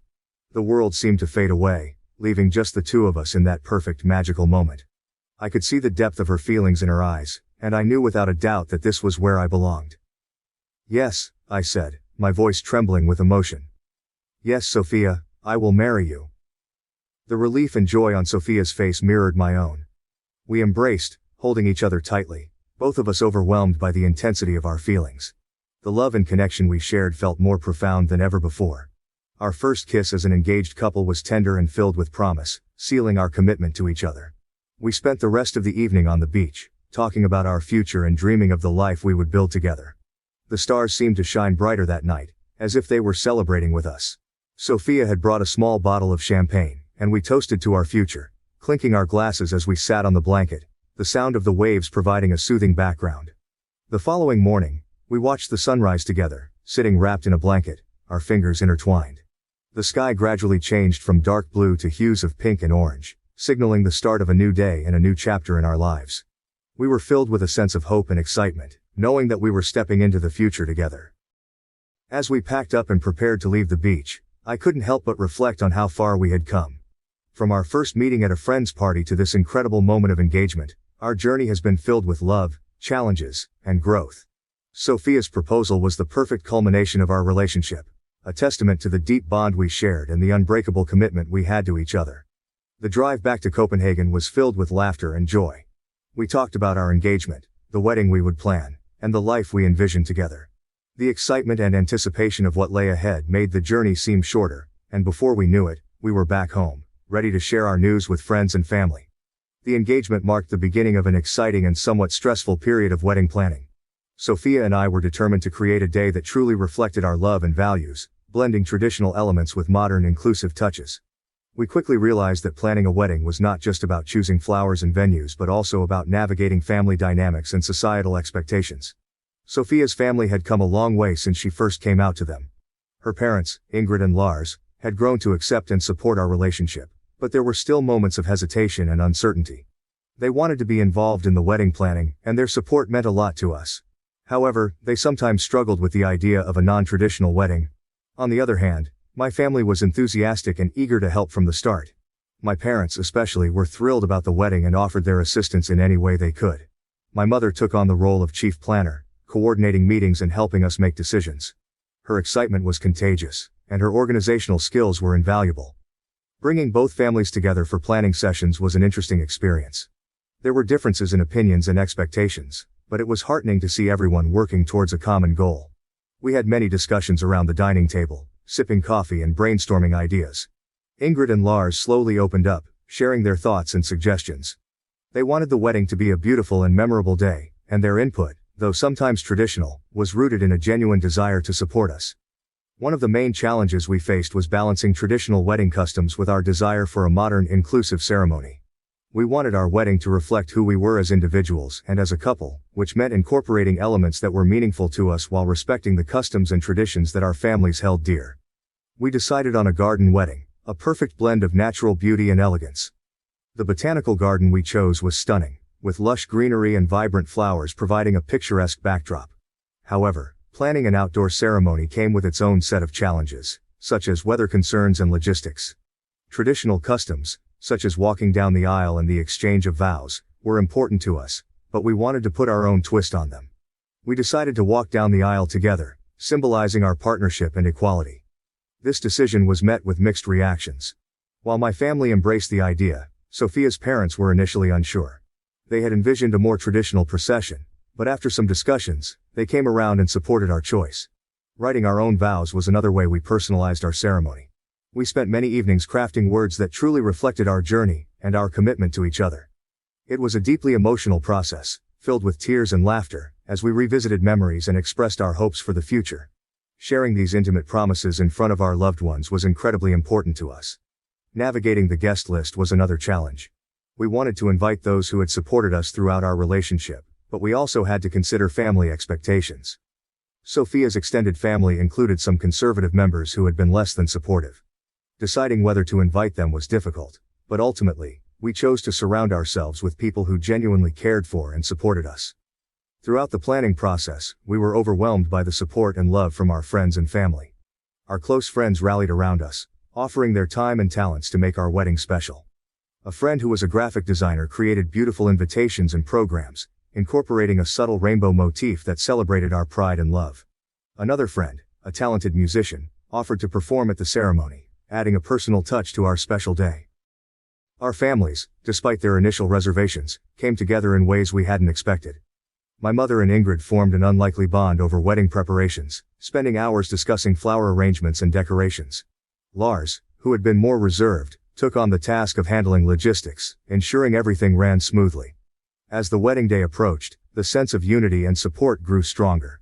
Our friends organized a pre-wedding celebration, a mix of traditional and modern elements, that brought everyone together in a joyous and relaxed atmosphere. It was a beautiful reminder of the love and community that surrounded us. The day of the wedding dawned clear and bright, with a gentle breeze rustling the leaves in the botanical garden. Sophia and I woke up feeling a mix of excitement and nervousness. We had planned and prepared for this day for months, and now it was finally here. The garden was transformed into a magical setting, with flowers and decorations that reflected our personalities and love. The ceremony took place in a secluded part of the garden, under a large oak tree. White chairs were arranged in rows, adorned with delicate floral arrangements. A beautiful arch made of intertwined branches and flowers stood at the front, framing the spot where we would exchange our vows. We decided to walk down the aisle together, hand in hand. As we made our way through the garden path, the string quartet played our favorite song, creating an enchanting atmosphere. The sight of our friends and family, smiling and teary-eyed, filled us with a deep sense of love and gratitude. Our officiant, a close friend who had been with us from the beginning, welcomed everyone and spoke about the journey that had brought us to this moment. She highlighted the importance of love, commitment, and the courage it took to be true to ourselves. Her words were heartfelt and touching, setting the perfect tone for the ceremony. When it was time for our vows, Sophia and I faced each other, our hands clasped tightly. We took turns reading the promises we had written, our voices trembling with emotion. Sophia spoke about the strength and resilience she saw in me, the joy I brought into her life, and her commitment to stand by my side through everything. I shared my gratitude for her unwavering support, her kindness, and the deep connection we shared. As we spoke, there wasn't a dry eye among our guests. The emotional weight of our promises, coupled with the beauty of the setting, made the moment incredibly powerful. One of the highlights of the ceremony was a surprise musical performance by a friend who had known us since college. She sang a song that held special meaning for us, her voice carrying through the garden and adding a magical touch to the proceedings. It was a moment of pure beauty, and the love and effort she put into her performance touched our hearts deeply. Following the ceremony, we moved to a tented area for the reception. The tent was decorated with fairy lights and colorful flowers, creating a warm and inviting atmosphere. Each table had a small booklet that shared our love story, from our first meeting to the proposal, allowing guests to reminisce and celebrate our journey with us. The meal was a blend of our favorite foods, with a focus on local and sustainable ingredients. We wanted the reception to feel like a big, joyous family dinner, and the warm communal atmosphere made everyone feel included and cherished. As a special touch, we included a dessert bar featuring treats from both our cultures, a sweet nod to our backgrounds. The speeches were another memorable part of the reception. Our friends and family shared stories and well wishes, their words filled with humor and love. A close friend, who had been there since the beginning of our relationship, gave a particularly moving speech that had everyone laughing and crying in equal measure. Their words were a beautiful reminder of the journey we had taken and the support we had along the way. Dancing under the stars was a magical experience. We had hired a DJ who played a mix of our favorite songs, and the dance floor was never empty. We shared our first dance as a married couple to a song that held special meaning for us, and as we moved together, it felt like the world melted away, leaving just the two of us in that perfect moment. One of the most profound aspects of our wedding was the act of publicly declaring our love despite societal prejudices. There were moments of fear and uncertainty leading up to the wedding, worries about how some guests might react or whether we would face judgment. But standing there, surrounded by the people who mattered most, those fears faded away. The overwhelming support and love from our friends and family reaffirmed our belief in the power of love and community. Our wedding wasn't just a celebration of our relationship, it was a testament to the progress we had made and the acceptance we had found. It was a beautiful and empowering experience, one that reminded us of the importance of being true to ourselves and standing up for what we believed in. As the evening came to a close, we took a moment to step away from the festivities and reflect on the day. We stood together, looking out at the twinkling lights and the joyful faces of our guests. It had been a day filled with love, laughter, and memorable moments, a perfect start to the rest of our lives together. Our wedding was everything we had hoped for and more. It was a day filled with love, support, and joy, a celebration not just of our relationship but of the community and the journey that had brought us together. As we looked around at our friends and family, dancing and laughing under the twinkling lights, we felt an overwhelming sense of gratitude and happiness. It was the perfect start to the rest of our lives together. After the excitement and whirlwind of our wedding, Sophia and I settled into our life as a married couple. The transition from engaged to married life was a beautiful journey of establishing new routines and planning for our future together. Each day brought a new sense of comfort and familiarity, deepening our bond and strengthening our commitment. One of the first things we did was to create a space that truly felt like home. We had been living together for a few years, but now, as a married couple, there was a renewed sense of purpose in making our apartment a reflection of us. We spent weekends rearranging furniture, adding personal touches, and filling our home with items that brought us joy. Sophia's minimalist style and my love for vintage decor blended seamlessly, creating a cozy and inviting space that we both loved. Establishing routines was a natural next step. We both had busy schedules, but we made it a priority to carve out time for each other. Mornings became our sacred time, a peaceful start to the day before the rush of work. We would sit together over breakfast, sipping coffee and discussing our plans for the day. These quiet moments of connection set a positive tone and made the hectic days more manageable. Evenings were dedicated to unwinding and reconnecting. Sophia often came home tired from her demanding job in engineering, and I would try to make her transition home as relaxing as possible. We developed a routine of cooking dinner together, experimenting with new recipes and enjoying the simple pleasure of a home-cooked meal. Cooking became a shared activity that allowed us to bond and de-stress. We would chat about our day, sharing both the highlights and the challenges. Weekends were our time to explore and have fun. We loved discovering new parts of Copenhagen, visiting museums, parks, and cafes. We also made it a point to continue with our late-night walks, a tradition that had started early in our relationship. These walks were a way for us to stay connected, to talk about our dreams and plans, and to simply enjoy each other's company. As we settled into our married life, our careers also began to flourish. Sophia's dedication and hard work at her engineering firm did not go unnoticed. Despite the challenges she faced early on, she persevered and made significant strides in her field. Her resilience and expertise earned her the respect of her colleagues and superiors. One of the most significant milestones was when Sophia was promoted to a senior engineering position.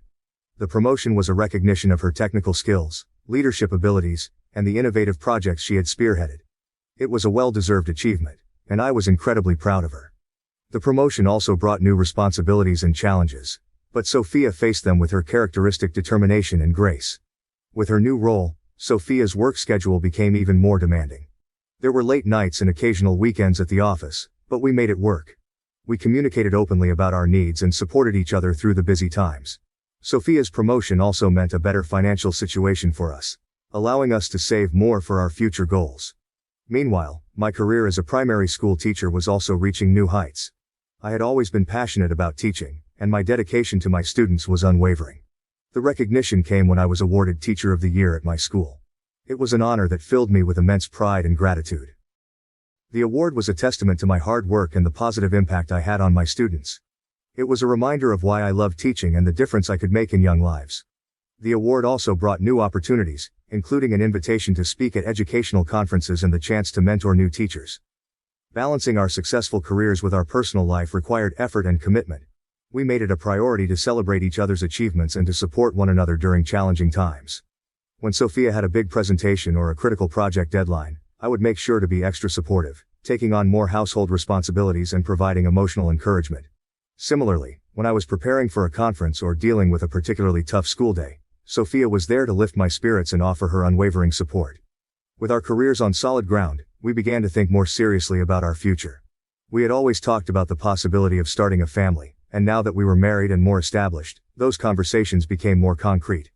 We explored different options, including adoption and surrogacy, and had many heartfelt discussions about what would be best for us. We also set financial goals, creating a plan to save for a house. While we loved our apartment, we dreamed of having a home with more space and a garden where we could enjoy outdoor activities. We started a savings fund and carefully managed our finances to make this dream a reality. Travel was another shared passion, and we made a list of places we wanted to visit together. From exploring the historic cities of Europe to relaxing on tropical beaches, our travel plans were a way to create lasting memories and experience new adventures. We scheduled annual vacations, making sure to take time off from our busy schedules to recharge and reconnect. Our involvement in the LGBT community also remained an important part of our lives. We continued to participate in pride events, advocate for LGBT rights, and support local organizations. Our commitment to the community was a source of strength and pride, and we were determined to give back and make a positive impact. Of course, life wasn't without its challenges. There were moments of stress and tension, times when the demands of work and personal life felt overwhelming. We faced misunderstandings and disagreements, but our strong foundation of communication and trust helped us navigate these rough patches. One particular challenge was managing the expectations of our extended families. While our parents were supportive, there were still moments of tension, especially during holidays and family gatherings. Balancing time between both families and managing differing opinions required patience and understanding. We made it a point to communicate openly with our families, setting boundaries when necessary and ensuring that our relationship remained a priority. Another challenge was dealing with societal prejudices. Despite the progress that had been made, there were still instances of discrimination and bias. Whether it was insensitive comments or more overt acts of homophobia, these experiences were painful. However, we faced them together, finding strength in each other and in our community. Through it all, our love and commitment to each other only grew stronger. We learned to navigate life's ups and downs as a team, supporting each other and celebrating our successes together. Our shared experiences, both good and challenging, deepened our connection and reinforced the foundation of our relationship. One of the most profound lessons we learned was the importance of making time for each other. Despite our busy schedules, we prioritize our relationship, making sure to have regular date nights and moments of connection. Whether it was a weekend getaway, a simple dinner at home, or a spontaneous adventure, these moments were essential in keeping our relationship strong and vibrant. We also continued to nurture our individual passions and interests. Sophia pursued further studies in sustainable engineering, attending workshops and conferences to stay at the forefront of her field. I took on new projects at school, developing innovative teaching methods and collaborating with colleagues to enhance the educational experience for our students. Our journey as a married couple was filled with love, growth, and endless possibilities. We faced challenges with resilience and embraced opportunities with enthusiasm. The routines we established, The milestones we achieved, and the dreams we pursued were all part of the beautiful tapestry of our life together. After a few years of settling into married life, Sophia and I began to seriously discuss the idea of starting a family. It was a topic we had touched upon many times before, but now it felt like the right time to delve deeper. We spent countless nights lying in bed, imagining our home filled with the laughter and chaos of children. The idea of becoming parents excited and terrified us in equal measure. Our conversations were filled with dreams and hopes. We talked about the kind of parents we wanted to be, the values we hoped to instill in our children, and the adventures we would have as a family. Sophia imagined teaching our children about science and engineering, fostering their curiosity and creativity. I envisioned reading bedtime stories and planning educational outings, nurturing their love for learning. As we delved deeper into our discussions, we realized that there were many practical considerations to address. We needed to explore the various options available to us as a same-sex couple. Adoption, surrogacy, and IVF were all possibilities, each with its own set of challenges and rewards. We began our research by attending seminars and informational sessions. There were numerous organizations and support groups dedicated to helping LGBT couples navigate the process of starting a family. We met with doctors, legal experts, and other couples who had gone through similar journeys. These meetings were incredibly informative and provided us with a wealth of knowledge and resources. Adoption was one of the first options we considered.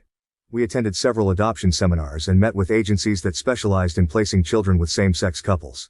The idea of providing a loving home for a child in need was deeply appealing to both of us. However, the process was long and complex, involving extensive paperwork, background checks, and a waiting period that could stretch for years. We also learned that there were legal hurdles to navigate, especially when adopting internationally. Surrogacy was another option we explored. We met with several surrogacy agencies and spoke with surrogates who had helped other couples fulfill their dreams of parenthood. The idea of having a biological connection to our child was important to us, and surrogacy seemed like a viable path. However, it was also an expensive and emotionally taxing process. We would need to find a surrogate who was a good match, navigate the legal aspects, and be prepared for the financial investment. IVF was another option on the table, and we attended several consultations with fertility specialists. The medical professionals explained the process in detail, including the use of donor sperm. The idea of IVF intrigued us, but it also brought up a host of emotions and concerns. As we delved deeper into the IVF discussions, I began to notice a growing discomfort in Sophia. At first, she didn't say much, but I could sense her unease. During one of our consultations, she finally voiced her concerns. Sophia expressed discomfort with the idea of using donor sperm, saying she didn't want a man's cum in me. Her words took me by surprise, and I almost laughed at the absurdity of it, but I quickly realized she was serious. I tried to understand her perspective, but I felt hurt and confused. To me, IVF seemed like a simple and logical solution to our desire to have a child. The science was clear, the success rates were promising, and many same-sex couples had successfully used IVF to start their families. I couldn't comprehend why Sophia was so opposed to it, especially since we both understood the medical aspects very well. I would lie awake at night, replaying our conversations in my mind, trying to piece together why she felt this way. I felt a growing sense of frustration and helplessness. It seemed like every time we made progress, we were met with another roadblock. I wanted to support Sophia, but I also felt that she was being unreasonable and overly cautious about something that should be straightforward. Our arguments often ended in frustration and tears. The same points would be raised again and again, with neither of us feeling heard or understood. I would try to present the logical aspects, the statistics, the safety, and the success stories of other couples. Sophia, however, would respond with her emotional and psychological concerns. Sophia tried to explain that it wasn't just about the physical aspect of IVF. She spoke about her deeper feelings of discomfort and unease. She worried about the implications of using donor sperm and the potential emotional impact on our family. She was concerned about how the child might feel about their origins and the possible identity issues they might face. I struggled to understand these concerns. To me, it felt like Sophia was overcomplicating something that should be straightforward. I would counter her arguments with practical solutions, suggesting we could be open and honest with our child about their conception, provide them with all the love and support they needed, and ensure they felt secure in their identity. The emotional toll of these discussions was significant.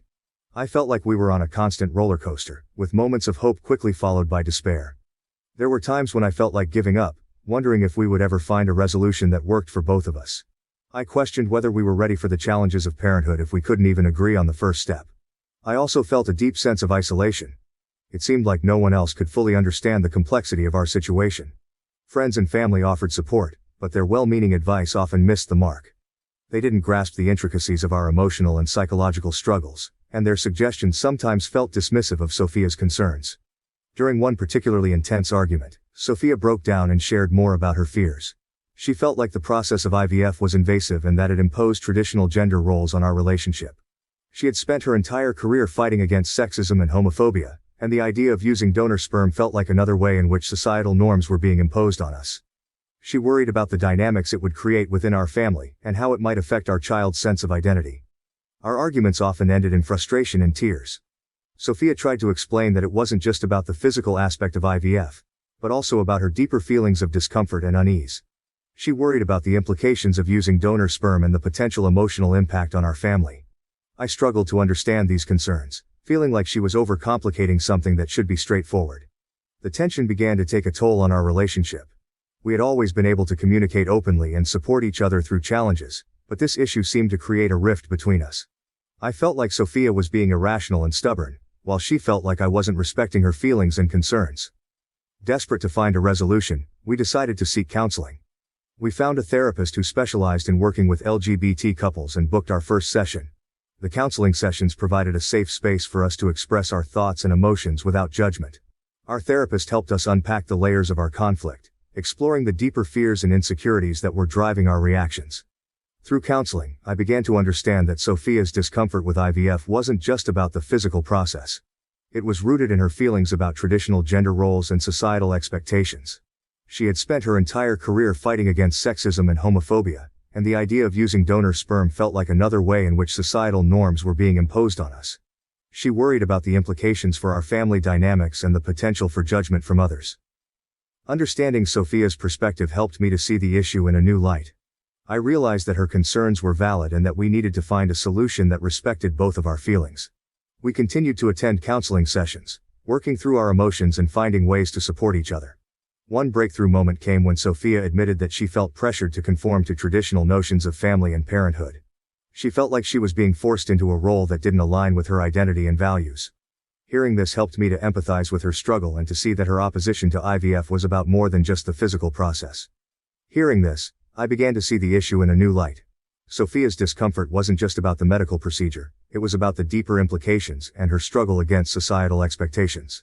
She felt pressured to conform to traditional notions of family and parenthood, and that pressure was causing her significant distress. Realizing the depth of Sophia's feelings, I suggested we seek counseling. We found a therapist who specialized in working with LGBT couples and began attending sessions. The counseling sessions provided a safe space for us to express our thoughts and emotions without judgment. Our therapist helped us unpack the layers of our conflict, exploring the deeper fears and insecurities that were driving our reactions. Through counseling, I began to understand that Sophia's discomfort with IVF was not something to be dismissed. It was a legitimate concern rooted in her experiences and values. The process of working through our conflict in therapy was enlightening and healing. We learned to communicate more openly and to respect each other's feelings. After many months of discussions, counseling sessions, and emotional highs and lows, we finally found a path that felt right for both of us. We decided to pursue surrogacy using both of our eggs and a known sperm donor. This approach allowed us to have a biological connection to our child while respecting Sophia's discomfort with traditional IVF. The decision brought a sense of relief and renewed hope. We felt that we had found a solution that honored our individual needs and our shared vision for our family. We began the process by reaching out to a close friend who had previously expressed a willingness to be a sperm donor. His name was Mark, a longtime friend from our university days. Mark had always been supportive of our relationship and understood the unique challenges we faced. We invited him over for dinner, intending to discuss our hopes and concerns openly. The dinner was filled with nervous anticipation. As we settled into the cozy ambiance of our living room, we explained our decision to pursue surrogacy and why we felt Mark would be the ideal donor. We emphasized that his role would be more than just a donor. He would be part of our extended family, playing a significant role in our child's life. We discussed our hopes for the future and the kind of relationship we envisioned him having with our child. Mark listened intently, nodding thoughtfully as we spoke. He then shared his thoughts, expressing his admiration for our courage and commitment.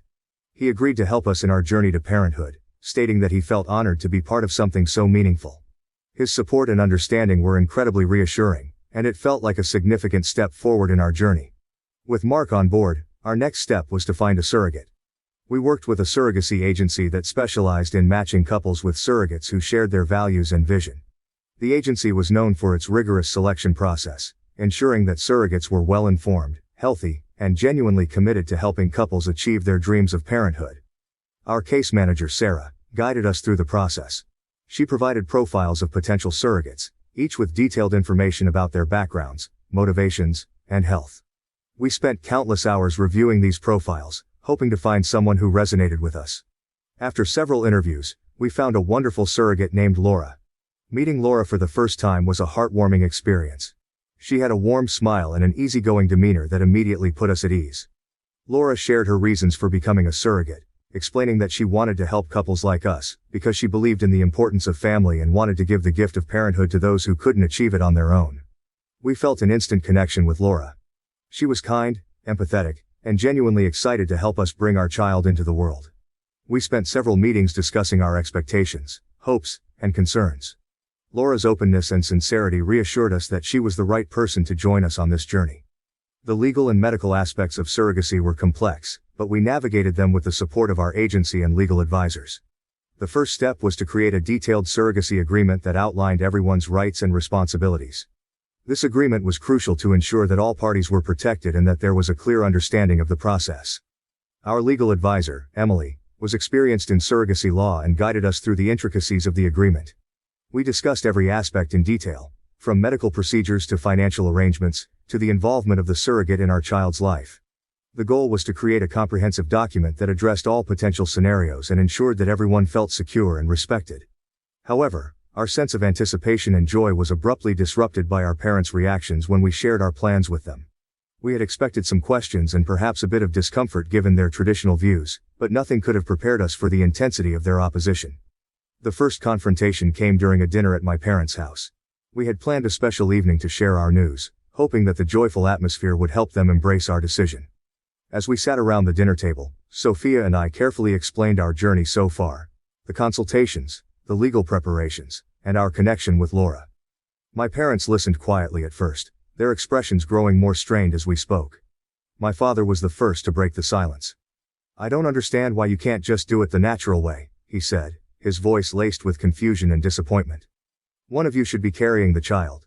It seems so impersonal, having someone else do it." His words stung. I had anticipated some resistance, but his outright rejection felt like a blow. I tried to explain our reasoning again, emphasizing Sophia's discomfort with IVF and our desire to find a solution that felt right for both of us. But my father was unmoved. My mother, who had been silent until then, chimed in. "We thought we'd see you with a baby bump, Emma. We thought it would be a part of you. Surrogacy feels so detached, so clinical." A similar confrontation occurred when we spoke to Sophia's parents via a video call. We had hoped that explaining everything in detail would help them understand, but Ingrid's voice trembled with emotion as she expressed her disapproval. "This isn't how we imagined becoming grandparents. We thought one of you would carry the baby. It feels so detached, having a surrogate." Lars, usually more reserved, was visibly upset. "Why go through all this when you can just carry the child yourselves? It doesn't make sense to us." The discussions quickly escalated into heated arguments. Both sets of parents were adamant that surrogacy was not the right choice for us. They brought up concerns about the emotional bond between us and our future child, societal perceptions, and their own expectations of what family should look like. They couldn't understand why we would choose a path that seemed so unconventional and complicated to them. Our parents' arguments were emotionally charged and often harsh. They accused us of taking the easy way out, of not considering the emotional implications for the child, and of disregarding their feelings and expectations. It was heartbreaking to hear such accusations from people we loved and respected. Sophia tried to explain our reasons and the emotional journey that had led us to choose surrogacy. She spoke about her discomfort with IVF and how surrogacy felt like the best solution for us. But our parents were unmoved. They viewed our decision as an abandonment of traditional family values. The arguments became more intense, with accusations and harsh words flying back and forth. I felt caught in the middle, trying to mediate between Sophia and our parents, but it was clear that we were facing a deep and painful divide. The hurt and frustration on both sides were evident, and it felt like we were stuck in an impasse. The emotional toll of these conflicts was significant. Sophia and I found ourselves questioning our decision and feeling torn between our own desires and our parents' expectations. The stress and strain of these confrontations affected our daily lives, leading to sleepless nights and tense conversations. I felt a profound sense of betrayal and disappointment. I had always imagined that our parents would support us unconditionally, but their harsh words and rigid stances made me question everything. I struggled with feelings of guilt and anger, torn between wanting to make them happy and staying true to what felt right for us. Sophia, who had already battled significant emotional turmoil over IVF, was deeply hurt by the lack of support from our families. She felt misunderstood and isolated, her fears and concerns dismissed as irrational. The pressure from our parents to conform to traditional notions of family and pregnancy only added to her distress. After the intense argument at home, Sophia and I decided to temporarily stop our surrogacy plans. The conflicts with our parents and the emotional strain it placed on us were too overwhelming to continue without a pause. The decision to take a break felt like a relief but also left a void. Our dreams of starting a family were put on hold, and the uncertainty weighed heavily on us. We tried to focus on our work to distract ourselves from the emotional turmoil. Sophia threw herself into her projects at the engineering firm, taking on more responsibilities and working late into the evenings. Her promotion had brought new challenges, and she channeled her energy into excelling in her role. I immersed myself in my teaching career, preparing lessons, and spending extra time with my students. While work provided a temporary escape, the unresolved issue of starting a family lingered in the background. The conflict over starting a family became an increasingly pressing issue between Sophia and me. Despite all our love and the depth of our relationship, this one topic seemed insurmountable. I had tried to bring it up multiple times, hoping for a breakthrough, but every discussion ended the same way. Sophia repeated her discomfort with IVF and the idea of using donor sperm, but her explanations never seemed to go beyond that. It felt so irrational to me. I was trying to be understanding and patient, but I was reaching my limit. Sophia's stance felt like a barrier I couldn't penetrate. She would say she didn't want a man's cum in me, and that would be the end of it. I tried to delve deeper, to understand her underlying fears and concerns, but she would shut down or deflect. It was incredibly frustrating. I couldn't understand why she was being so resistant to something that seemed like a logical and effective solution to our desire for a family. What made it even more confusing was how loving and kind Sophia was in every other aspect of our life. She was attentive, affectionate, and went out of her way to make me happy. She cooked my favorite meals, planned surprise dates, and was there for me emotionally in every way. It was like she was compensating for the tension around our family planning discussions by being extra attentive in other areas. This only added to my confusion and frustration.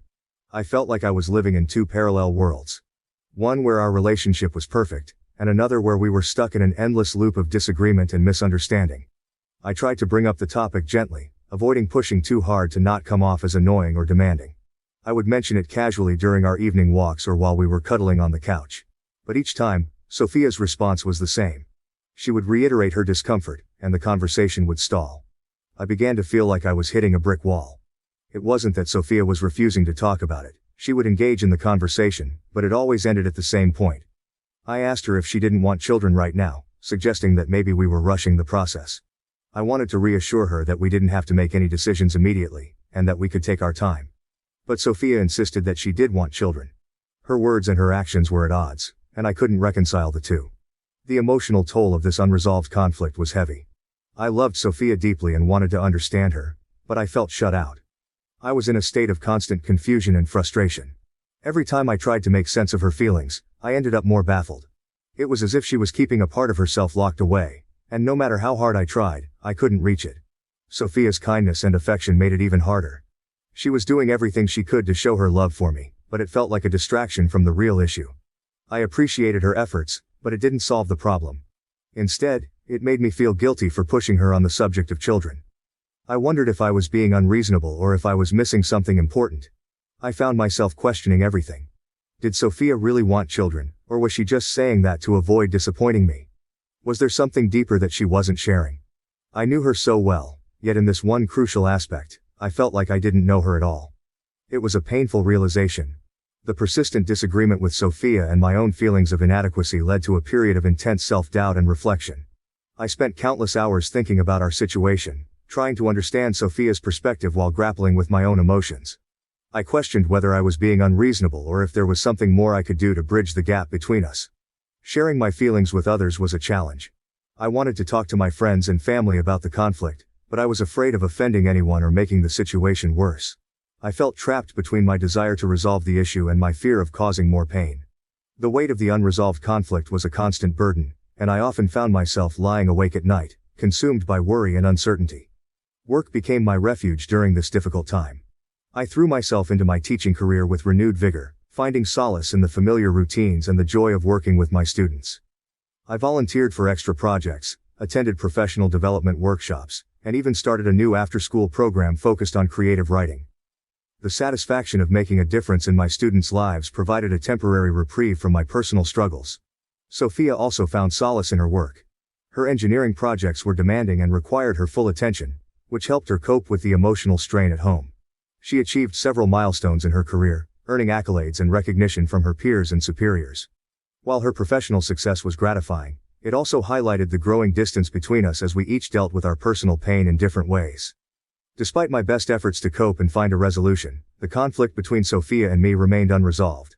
The surrogacy plans that had once filled us with hope and excitement now seemed like a distant dream. Our relationship, once so strong and resilient, was strained to its breaking point. Sophia's persistence in maintaining her opinion on IVF was both admirable and frustrating. I admired her for standing by her beliefs and values, but I also felt deeply hurt that she couldn't compromise. My feelings of helplessness and inadequacy grew stronger, and I began to question whether our relationship could survive this level of conflict. As I continued to grapple with these emotions, I realized that part of my struggle was rooted in my own expectations and desires. I had always envisioned a future where we could have a child and create a loving family together. The reality of our situation, with all its complexities and challenges, was far from that ideal. Sitting at my desk late at night, the room illuminated only by the soft glow of my desk lamp, my thoughts are as dim and uncertain as our future seems to be. My mind is a whirlpool of questions, swirling endlessly without finding any solid answers. How did we get to this point? When did our mutual dreams start to feel like battlegrounds? The issue of having a child, once a shared dream filled with hope and excitement, has become a source of division and discord. It feels like we're both holding pieces of a puzzle that no longer fit together. I love Sophia deeply, more than I ever thought possible. Our relationship has always been built on a foundation of mutual respect, understanding, and unwavering support. Yet now, I find myself questioning everything. I wonder how I should navigate this delicate issue of starting a family without disappointing my parents, who have their own expectations and dreams for us, and without further fraying the bond between Sophia and me. I find myself trapped in a cycle of guilt and frustration. I feel guilty for wanting something that causes Sophia so much pain, and frustrated that we can't find a way to move forward together. My parents' expectations add another layer of complexity to the situation. They have their own dreams for us, dreams that include a grandchild. I don't want to disappoint them, but I also don't want to force Sophia into a situation that makes her uncomfortable. The house is silent, save for the occasional creak of the floorboards. Sophia is asleep in the next room, and I envy her ability to find some semblance of peace, even if only in sleep. I wish I could quiet my mind long enough to find some clarity, to see a way through this darkness. I love Sophia more than words can express. She is my partner, my confidant, my best friend. I want to build a future with her. A future that includes the laughter and chaos of children.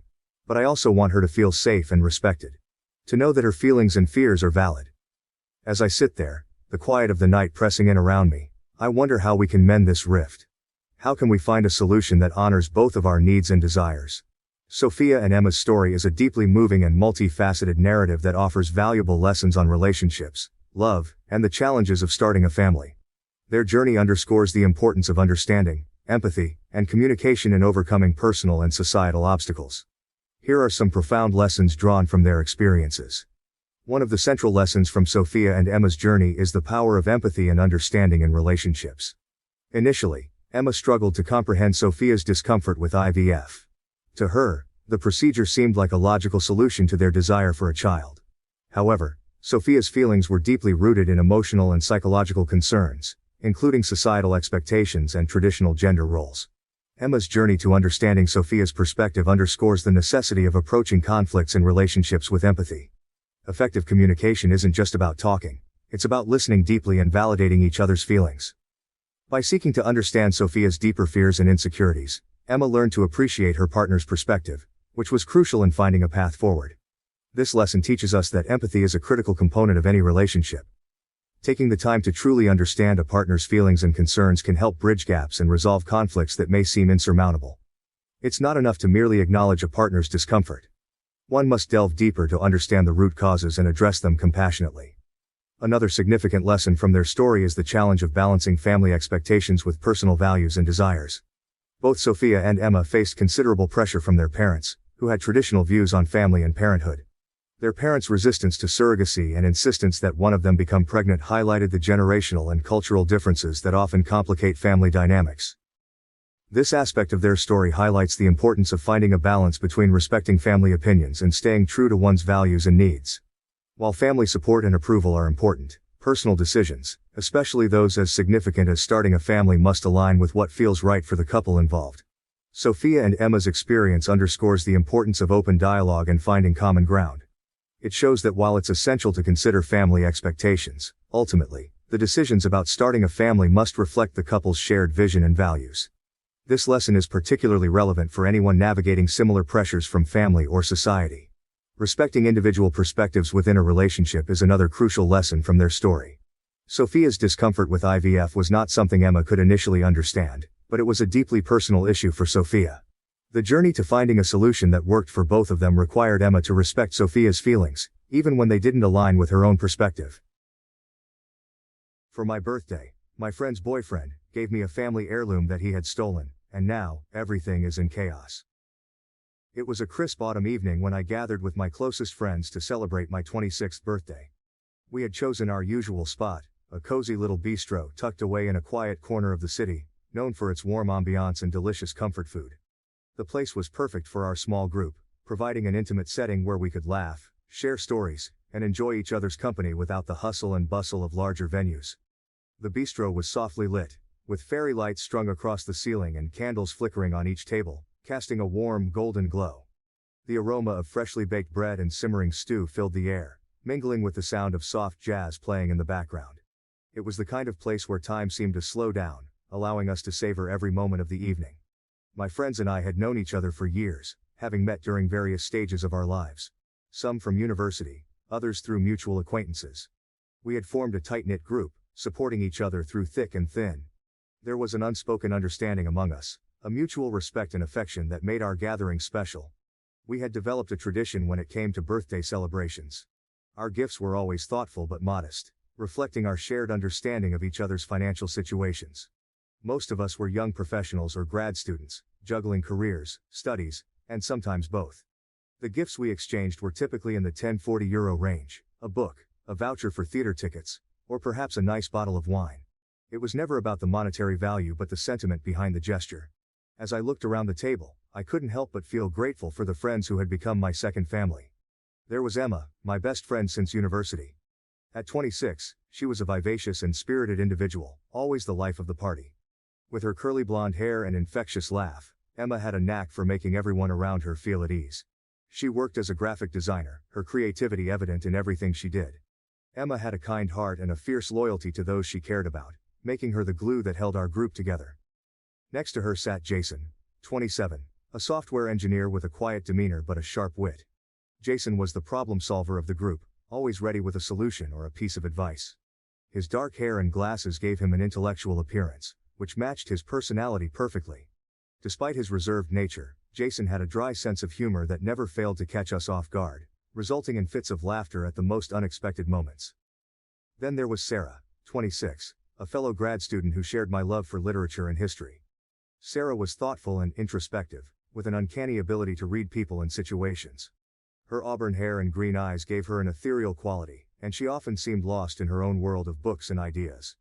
Despite this, Sarah was incredibly empathetic, always ready to lend an ear or offer a comforting word. And finally, there was Alex, my good friend who had brought along her boyfriend, Mark, for the first time.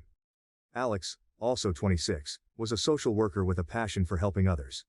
She had a bubbly personality and an infectious energy that brightened any room she entered. Her long brown hair and warm smile were as welcoming as her nature. Alex had been dating Mark for about a year, and while we hadn't spent much time with him yet, she often spoke highly of him. Mark, 28, was an enigma to most of us. He was a freelance photographer, often struggling to find steady work, which led to some financial instability.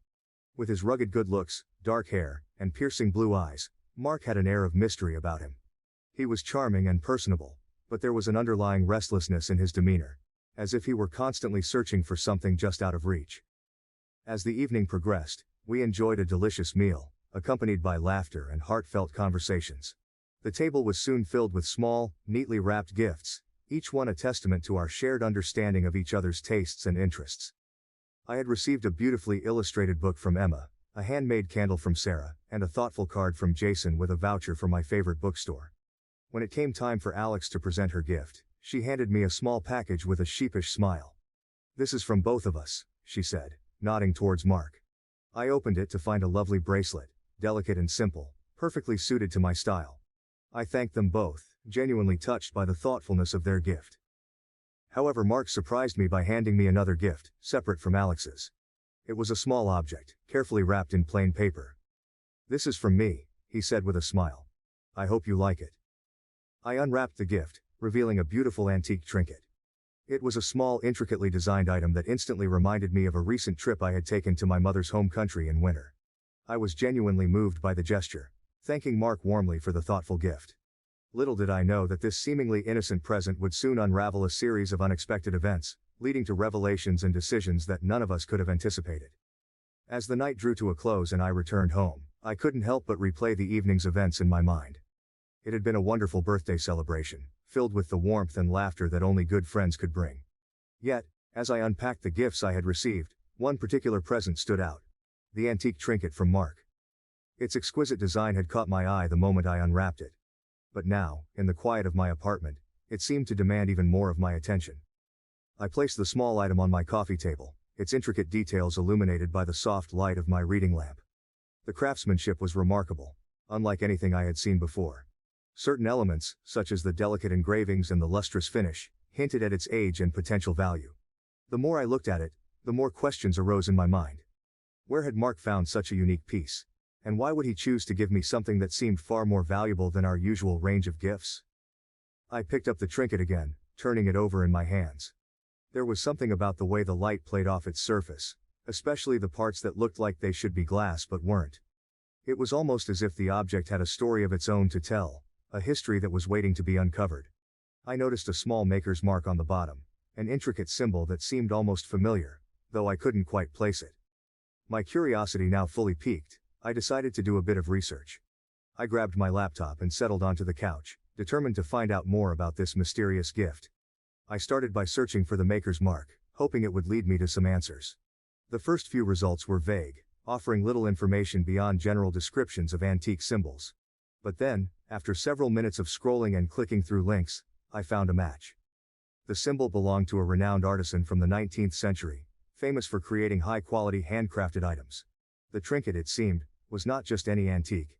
It was a piece of historical significance, likely worth a considerable amount of money. My heart skipped a beat as I read on, absorbing the details of the artisan's legacy and the value of his works. The more I learned, the more astonished I became. I found an online auction site that listed similar items by the same artisan, with prices ranging from several hundred to several thousand euros. My mind raced as I tried to process the information. Could it be that the trinket Mark had given me was worth that much? It seemed unbelievable, and yet the evidence was right in front of me. To be sure, I searched for the exact item, using keywords that described its specific features. After what felt like an eternity, I found a match. My breath caught in my throat as I stared at the screen. There it was, the exact same trinket, listed for 750 euros. I blinked, hoping I had made a mistake, but the details were unmistakable. A wave of mixed emotions washed over me: disbelief, confusion, and a growing sense of unease. Why would Mark give me something so expensive? It was wildly inappropriate, especially considering our group's unspoken agreement about modest gifts. Moreover, knowing that Mark was often financially strained made the situation even more perplexing. Had he really spent this much money on a gift for me? And if so, why? I couldn't shake the feeling that something was off. The more I thought about it, the more it didn't make sense. I considered the possibility that Mark might not have known the true value of the item, but that seemed unlikely.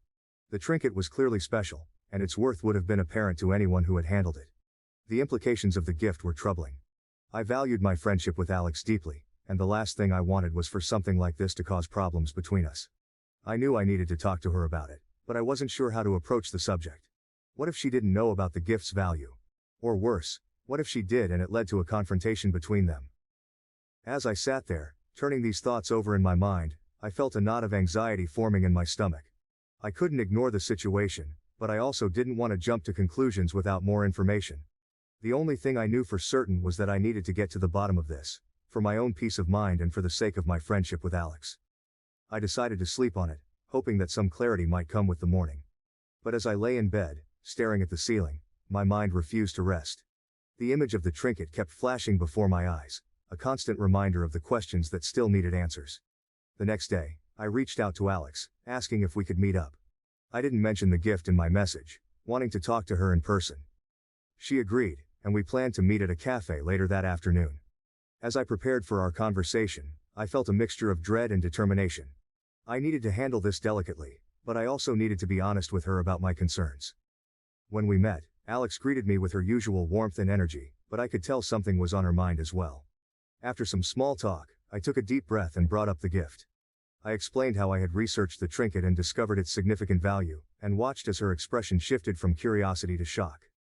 €750? She repeated, her eyes wide with disbelief. Are you sure? I nodded, showing her the listing I had found online. Alex stared at the screen, then back at me, clearly processing the information. I had no idea, she said finally. I don't even know what to say.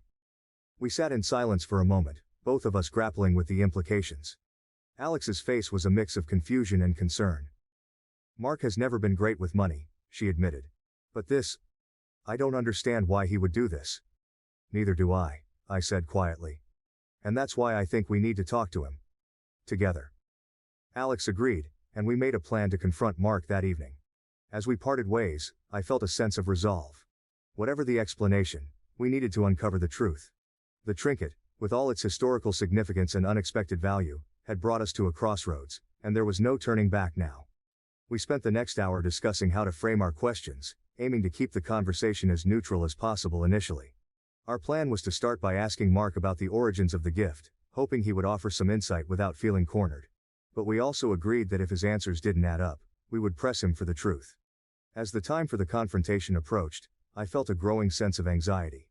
Confrontations were never easy, and this one had the potential to fracture our friendship and cause serious issues in Alex's relationship.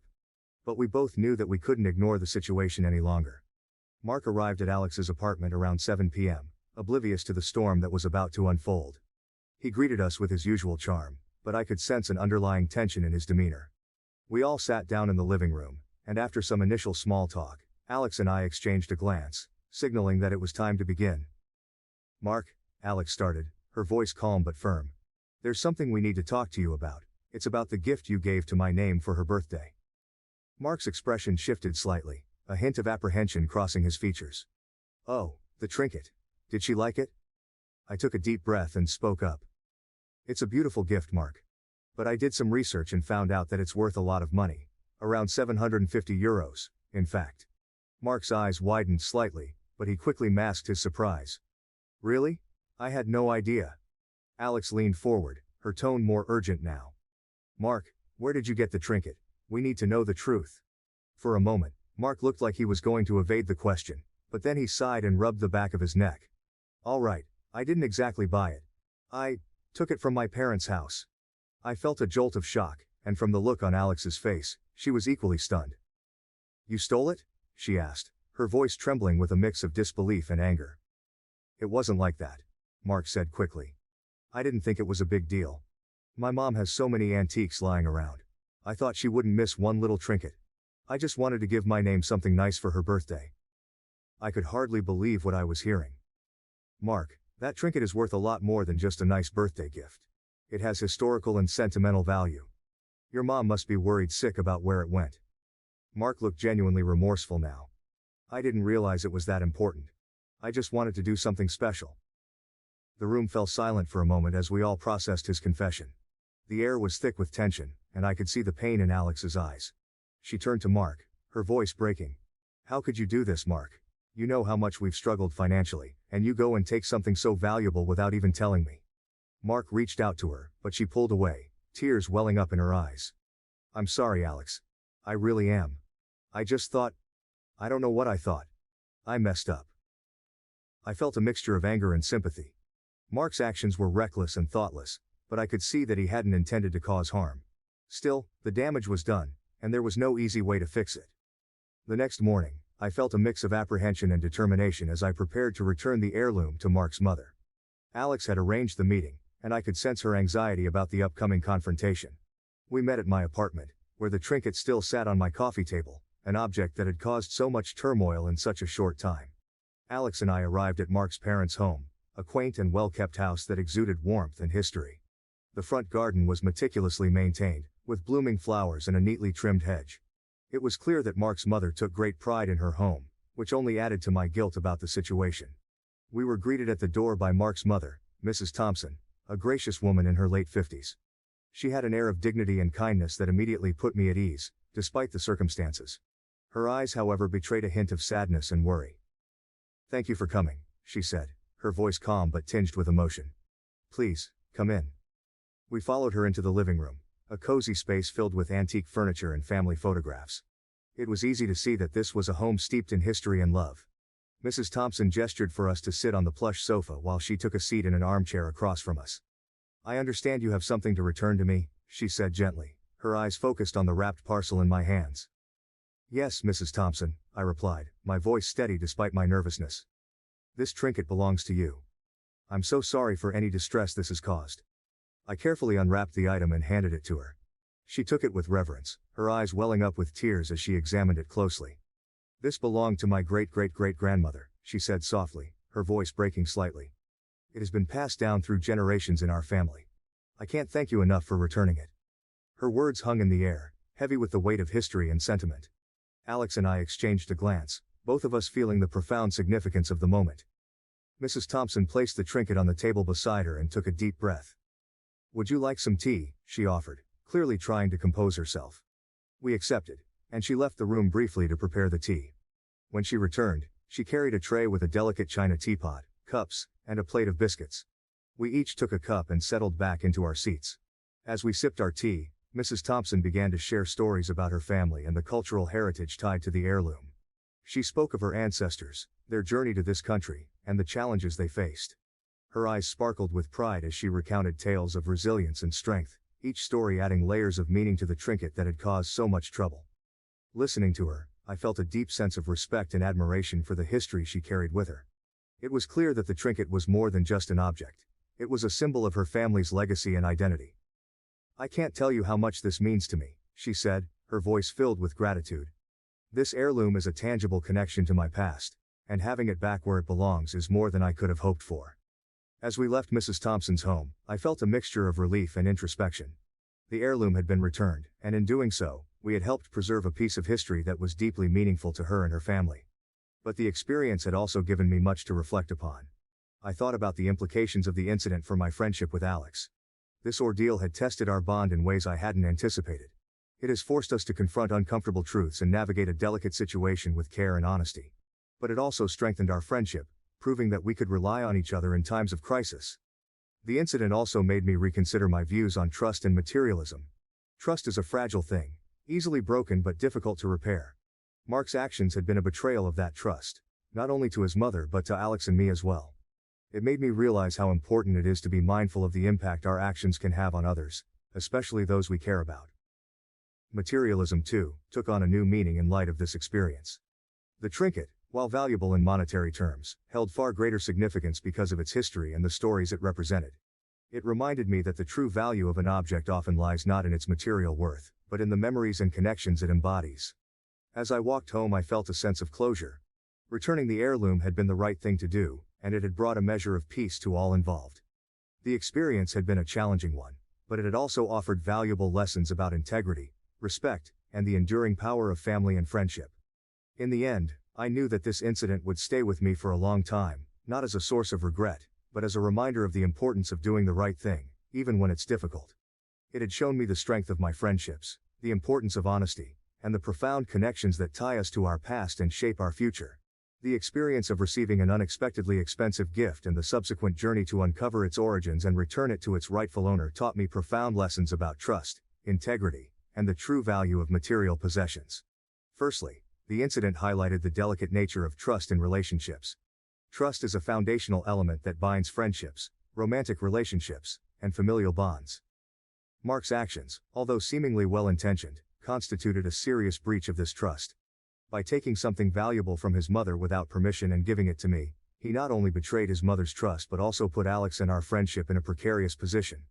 This incident underscored that trust, once broken, is difficult to rebuild, and that our actions, even when done without malice, can have far-reaching consequences on those we care about. Secondly, the situation reaffirmed the importance of integrity and honesty. When I discovered the true value of the trinket, I was faced with a dilemma. It would have been easy to ignore the implications and simply enjoy the gift, but doing so would have been morally wrong. Instead, I chose to confront the issue head-on, involving Alex and eventually Mark's mother. This decision was not easy, but it was the right thing to do. Integrity often requires us to take difficult and uncomfortable actions, but maintaining honesty and transparency is crucial for fostering genuine and lasting relationships. Moreover, this experience also made me reevaluate the concept of materialism and the true worth of objects. The trinket, while monetarily valuable, held far greater significance due to its historical and sentimental value. It was not just an expensive antique. It was a cherished family heirloom, a tangible connection to the past, and a symbol of cultural heritage. This realization helped me understand that the real value of possessions often lies in the stories and memories they carry, rather than their monetary worth. It reminded me that the most meaningful gifts are those that come from the heart and have a personal significance, rather than those that come with a hefty price tag. Finally, the ordeal reinforced the strength of my friendship with Alex. Navigating this challenging situation together showed us both that we could rely on each other in times of crisis. It proved that open communication and mutual support are essential in overcoming difficulties and maintaining strong, healthy relationships. Despite the initial shock and betrayal, our friendship emerged stronger, built on a foundation of trust and mutual respect. In conclusion, the incident with the extravagant gift served as a powerful reminder of the importance of trust, integrity, and the true value of material possessions. It taught me that honesty and transparency are crucial in maintaining healthy relationships, and that the most valuable things in life are often those that money cannot buy. This experience, though challenging, offered invaluable lessons that will guide me in my future interactions and decisions, reinforcing the significance of doing the right thing, even when it is difficult. I shot an adult scene when I was 18, and my husband recently discovered the video on the internet. My name is Laura. 20 years ago, when I was a reckless and naive 18-year-old, I made a mistake that has haunted me ever since. Now at 38, I am a different person altogether. Mature, responsible, and deeply in love with my family. Yet the shadow of that one impulsive decision looms large over my otherwise perfect life. I wake up every morning next to my husband, James, who is the love of my life. We have been married for 15 years, and each day, I am reminded of how incredibly lucky I am to have him by my side. James is my rock, my confidant, and my best friend. He knows me better than anyone else, or so he believes. Our two beautiful children, Emily and Noah, are the light of our lives. Their laughter fills our home with joy, and watching them grow has been the greatest privilege of my life. Our life together is the epitome of happiness. We live in a cozy suburban house with a white picket fence, a dog named Max, and a garden that James tends to with a passion. Our weekends are filled with soccer games, ballet recitals, and family movie nights. On the surface, everything is perfect. But deep down, there is a secret that I have carried with me for 2 decades. A secret that could shatter this idyllic existence if it ever came to light. 20 years ago, I was just an 18-year-old girl, fresh out of high school and eager to experience the world. I had a close-knit group of friends, but none was as dear to me as Lisa. We had been inseparable since middle school, and I trusted her completely. Lisa was adventurous and bold, always pushing the boundaries and encouraging me to do the same. It was her idea to take a trip to Los Angeles, the city of dreams, where anything seemed possible. Lisa had always been fascinated by the entertainment industry. She was convinced that her path to fame and fortune lay somewhere within the glitz and glamour of Hollywood. When she told me about an opportunity to shoot an adult scene, I was shocked. But Lisa, with her persuasive charm, convinced me that it was a quick way to make some money and maybe even get noticed by someone important in the industry. I went with her to the studio for moral support. The place was a far cry from the glamorous sets we had imagined. It was dingy and impersonal, a stark contrast to the bright lights and red carpets of our dreams. Lisa seemed nervous, a side of her I hadn't seen before. Just before she was supposed to go on, she chickened out, her face pale with fear. She begged me to step in for her, promising that it would be quick and that we could leave right after. I hesitated. This wasn't something I had ever imagined doing. But Lisa was my best friend, and I didn't want to let her down. So, with a heavy heart and a sense of impending regret, I agreed. The scene itself was a blur. I remember the harsh lights, the coldness of the set, and the impersonal nature of the entire experience. The man I was paired with was professional but distant, his presence adding to my discomfort. I put on a brave face, but inside, I felt a mix of shame, fear, and disbelief. As soon as it was over, I wanted to disappear. Lisa was waiting for me, her face a mixture of relief and gratitude. We left the studio in silence, the weight of what had just happened hanging heavily between us. I couldn't shake the feeling of regret that settled in my stomach like a stone. That night, I cried myself to sleep, wishing I could turn back time and make a different choice. Days turned into weeks, and I tried to put the incident behind me. But then, the video appeared on the internet. It was the early days of file-sharing servers, and the video quickly made its rounds.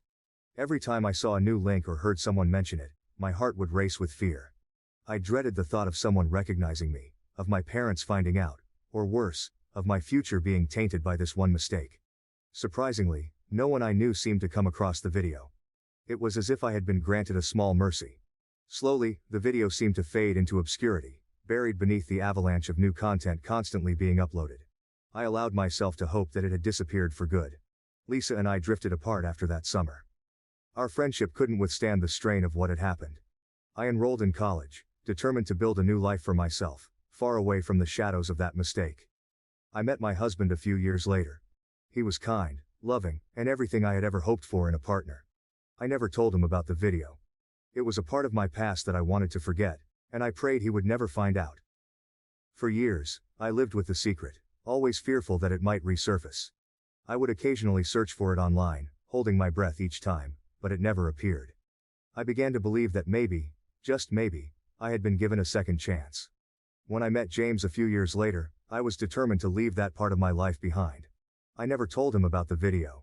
He knew I had a wild past, and he accepted it, but this was the one thing I couldn't bring myself to confess. As our relationship blossomed into love and eventually marriage, my silence on the matter became a heavy burden. Each day, I prayed that he would never find out, that the video would stay hidden forever. For years my fears remained unfounded. Life went on, and I immersed myself in the roles of wife and mother. But the anxiety never truly left me. It was a typical Wednesday afternoon when my world came crashing down. I had just finished tidying up the kitchen after lunch, my mind already drifting to the tasks I needed to complete for the day. As I sipped my coffee, I decided to take a quick break and catch up on some news. Absent-mindedly, I began to scroll through my phone. For some reason, perhaps a gut feeling or sheer paranoia, I decided to check one of the popular adult sites. It was a habit I had developed over the years, a way to reassure myself that the video had remained buried. But this time, as I scrolled through the site, my heart stopped. There it was, staring back at me from the screen. The thumbnail image was unmistakable. My heart pounded in my chest, and my hands trembled as I clicked on the link. The video loaded, and I saw my 18-year-old self, frozen in time, making the biggest mistake of my life. A wave of nausea washed over me, and I had to sit down to keep from collapsing. Seeing it again brought back all the feelings of shame and regret that I had tried so hard to bury. The fear of my husband discovering it, of my children being taunted by it, was almost too much to bear. I felt like that 18-year-old girl again, scared and desperate for a way out. I knew I had to make a decision. Should I tell my husband and risk shattering the life we had built together? Or should I pray that it would once again fade into obscurity, never to be seen by anyone who mattered? The thought of him seeing the video, of hearing the things I said and did, was unbearable. I didn't want him to lose his confidence or question our relationship because of a mistake I made so long ago. Panic set in immediately. My mind raced with thoughts of who might have already seen it. My husband. Our friends. What if one of my children's friends stumbled upon it? The thought of my husband's colleagues or even our neighbors seeing it made my stomach churn. I couldn't let this happen. I had to do something, and I had to do it fast. I spent the next few hours frantically trying to get the video taken down. I reported it to the site, pleading with them to remove it. But I knew the process could take days, if not weeks. I searched for contact information, desperately trying to reach someone who could help me. Every minute the video stayed up felt like a lifetime. The fear gnawed at me, a constant gnawing anxiety that made it hard to breathe. The days that followed were a blur of fear and desperation. Every time my phone buzzed with a notification, my heart would leap into my throat. I avoided social media, terrified of seeing a message or comment about the video. The fear of discovery consumed me, infiltrating every aspect of my life. I felt like I was walking on a tightrope, balancing precariously over a chasm of humiliation and ruin. As I lay in bed one night, unable to sleep, my thoughts turned to my husband. We had built a beautiful life together over the past 15 years. He was my rock, my confidant, the love of my life. We had weathered many storms together, But this was different. This was a storm I had created, and I had hidden it from him for all these years. The guilt weighed heavily on me, and I knew I couldn't keep this secret much longer. But the thought of telling him filled me with dread. How would he react? Would he be angry? Hurt? Disappointed? I feared all of these reactions and more. I feared the look of betrayal in his eyes. The possibility that he might never look at me the same way again. I had always prided myself on being honest with him. But this was a secret I had kept buried deep, and now it was threatening to tear us apart. I played out different scenarios in my mind, imagining how the conversation might go. In one scenario, he was understanding, holding me as I cried and reassuring me that we would get through this together. In another, he was furious, shouting and demanding to know why I had kept this from him. And in the worst scenario, he was devastated, his trust in me shattered, and our marriage left hanging by a thread. The emotional struggle was almost too much to bear. On one hand, I wanted to come clean, to lay everything out in the open and hope for the best. But on the other hand, I was terrified of the potential consequences. The thought of him seeing the video was unbearable. I didn't want him to see me in that way, to hear the things I said and did. I didn't want him to feel insecure or inadequate because of a mistake I made so long ago. As the days turned into a week, the pressure continued to mount. I found myself withdrawing from him, afraid that he would sense something was wrong. He noticed, of course, asking me if everything was okay. I forced a smile and assured him that I was fine, but inside, I was falling apart. The guilt and fear were eating away at me, and I knew I couldn't keep this up much longer. In the gentle embrace of dawn, the world outside seemed suspended in a serene stillness, a stark contrast to the turmoil that churned within the walls of our home. I, Laura, lay awake long before the alarm clock's call, caught between the lingering vestiges of sleep and the sobering reality that awaited with the rise of the sun. The man sleeping peacefully next to me was James, my partner of 15 years, the pillar of strength in my life, unaware that the foundation of our shared existence was on the brink of collapse. That morning unfolded like any other, cloaked in the comforting rhythms of domesticity, preparing breakfast, the laughter and squabbles of our children, the simple yet profound joy found in the minutiae of family life. These were the moments I cherished, a stark contrast to the reckless shadows of my youth. Little did I know, my past was a specter about to breach the sanctity of the present. James had taken the day off to tackle some long overdue home improvements, a rare opportunity for him to indulge in the quiet satisfaction of manual labor. I left for work with a kiss and a casual goodbye, oblivious to the impending storm that would soon engulf our lives. The day passed in a blur of mundane tasks, the normalcy of my routine a stark contrast to the chaos that awaited at home. When I returned, the air felt charged, heavy with a tension that made my heart race. James was sitting at the kitchen table, an artifact of my past life open before him. My old laptop, which I thought I had hidden away forever in the dusty confines of our attic. The screen displayed a paused video, a reckless moment from 2 decades ago that I had never intended for anyone, least of all James, to see. "Laura, we need to talk," James said, his voice unnaturally calm, belying the storm of emotions evident in his eyes. The video was from a time when I was another person, naive and impulsive, making choices without considering the far-reaching consequences. As James pressed play, the laughter and carelessness of my 18-year-old self filled the room, a haunting echo of a past I could no longer escape. "How long have you kept this from me?" James asked, his voice cracking under the weight of his emotions. The shock and disbelief in his eyes wounded me more deeply than any words could. I stumbled over my explanations, each sentence laden with remorse. "James, it was a mistake, a moment of foolishness. I'm not that person anymore. I didn't think. I was scared it would destroy us," I pleaded, my voice thick with tears. But apologies and tears could not undo the hurt.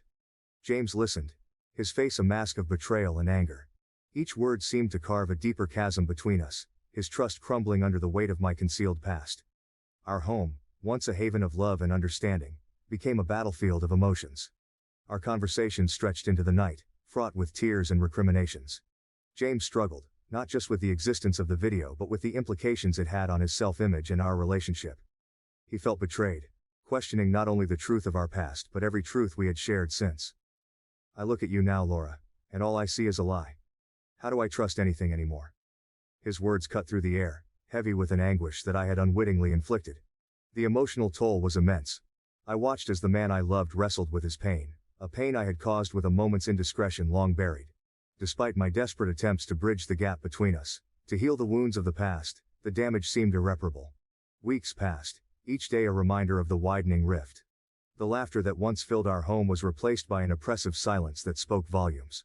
Our attempts to reclaim the ease of our relationship felt forced, a sad pantomime of a happiness that was slipping away. Finally, a cold evening marked the end of our shared journey. James, his face etched with resolve and sorrow, stood before me.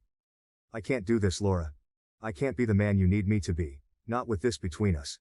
It's over," he declared, the finality of his words shattering the last vestiges of hope I harbored. As he packed his belongings, each item a testament to the life we had built together, I felt an overwhelming sense of loss. The future we had envisioned, the plans we had made, all lay in ruins at my feet. With the closing of the door, the final echo of his departure marked the beginning of my solitude. In the crushing silence, I was left to confront the magnitude of my past mistakes and the ruinous impact they had wrought. It was a reckoning, a painful yet necessary reflection on the consequences of actions long thought forgotten. The poignant tale of Laura and James serves as a rich narrative filled with vital lessons about relationships, personal integrity, and the complexities of human interaction. At its core, it implores us to consider the long-term consequences of our actions, particularly how choices made in moments of youthful impulsiveness can reverberate through our lives in unexpected and often painful ways. Laura's story illuminates the stark reality that actions have consequences, sometimes delayed, that can alter the course of our lives. The indiscretion of an 18-year-old, thought to be a fleeting moment, later emerged as a catalyst for the unraveling of a long-term partnership.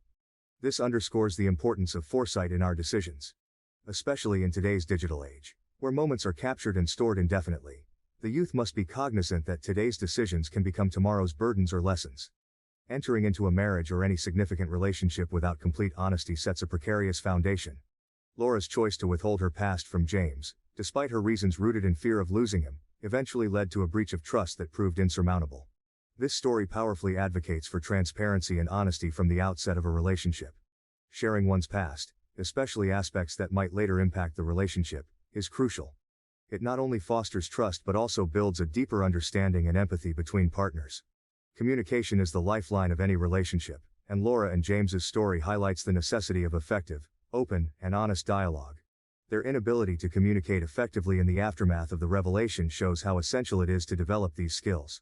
Partners must strive to listen genuinely, express feelings without accusation, and seek mutual understanding rather than victory in disputes. Communication should be a bridge, not a barrier, in understanding each other's perspectives and experiences. Laura's emotional turmoil was not solely due to the discovery of the video but also stemmed from her years of hiding a significant part of her past. This narrative teaches the importance of living authentically. Hiding true selves or significant pieces of our history from those we love can lead to feelings of isolation and fear. Authenticity in how we live and communicate fosters genuine relationships where both partners love and accept each other wholly, imperfections included. The story also highlights the importance of not allowing past mistakes to dictate our future. Laura's journey towards self-forgiveness and personal growth in the wake of her marriage's dissolution teaches that while we must take responsibility for our past actions, we should also strive to move beyond them. This involves a conscious decision to learn from our mistakes, make amends where possible, and then put them behind us, not allowing them to perpetually cast a shadow over our lives. Lastly, relationships often act as mirrors, reflecting our deepest fears, insecurities, and also our strengths. James's reaction to the video is not just about betrayal, but also about how external situations can trigger internal insecurities and doubts. This story reminds us that part of being in a relationship is helping each other through these vulnerabilities, offering support, and growing together through challenges. In essence, Laura and James's story, while a tale of loss and regret, is also a beacon guiding toward a more conscious, honest, and communicative way of living and loving. It teaches that while the truth can sometimes be painful, it is invariably the path to deeper connection, and ultimately, personal liberation.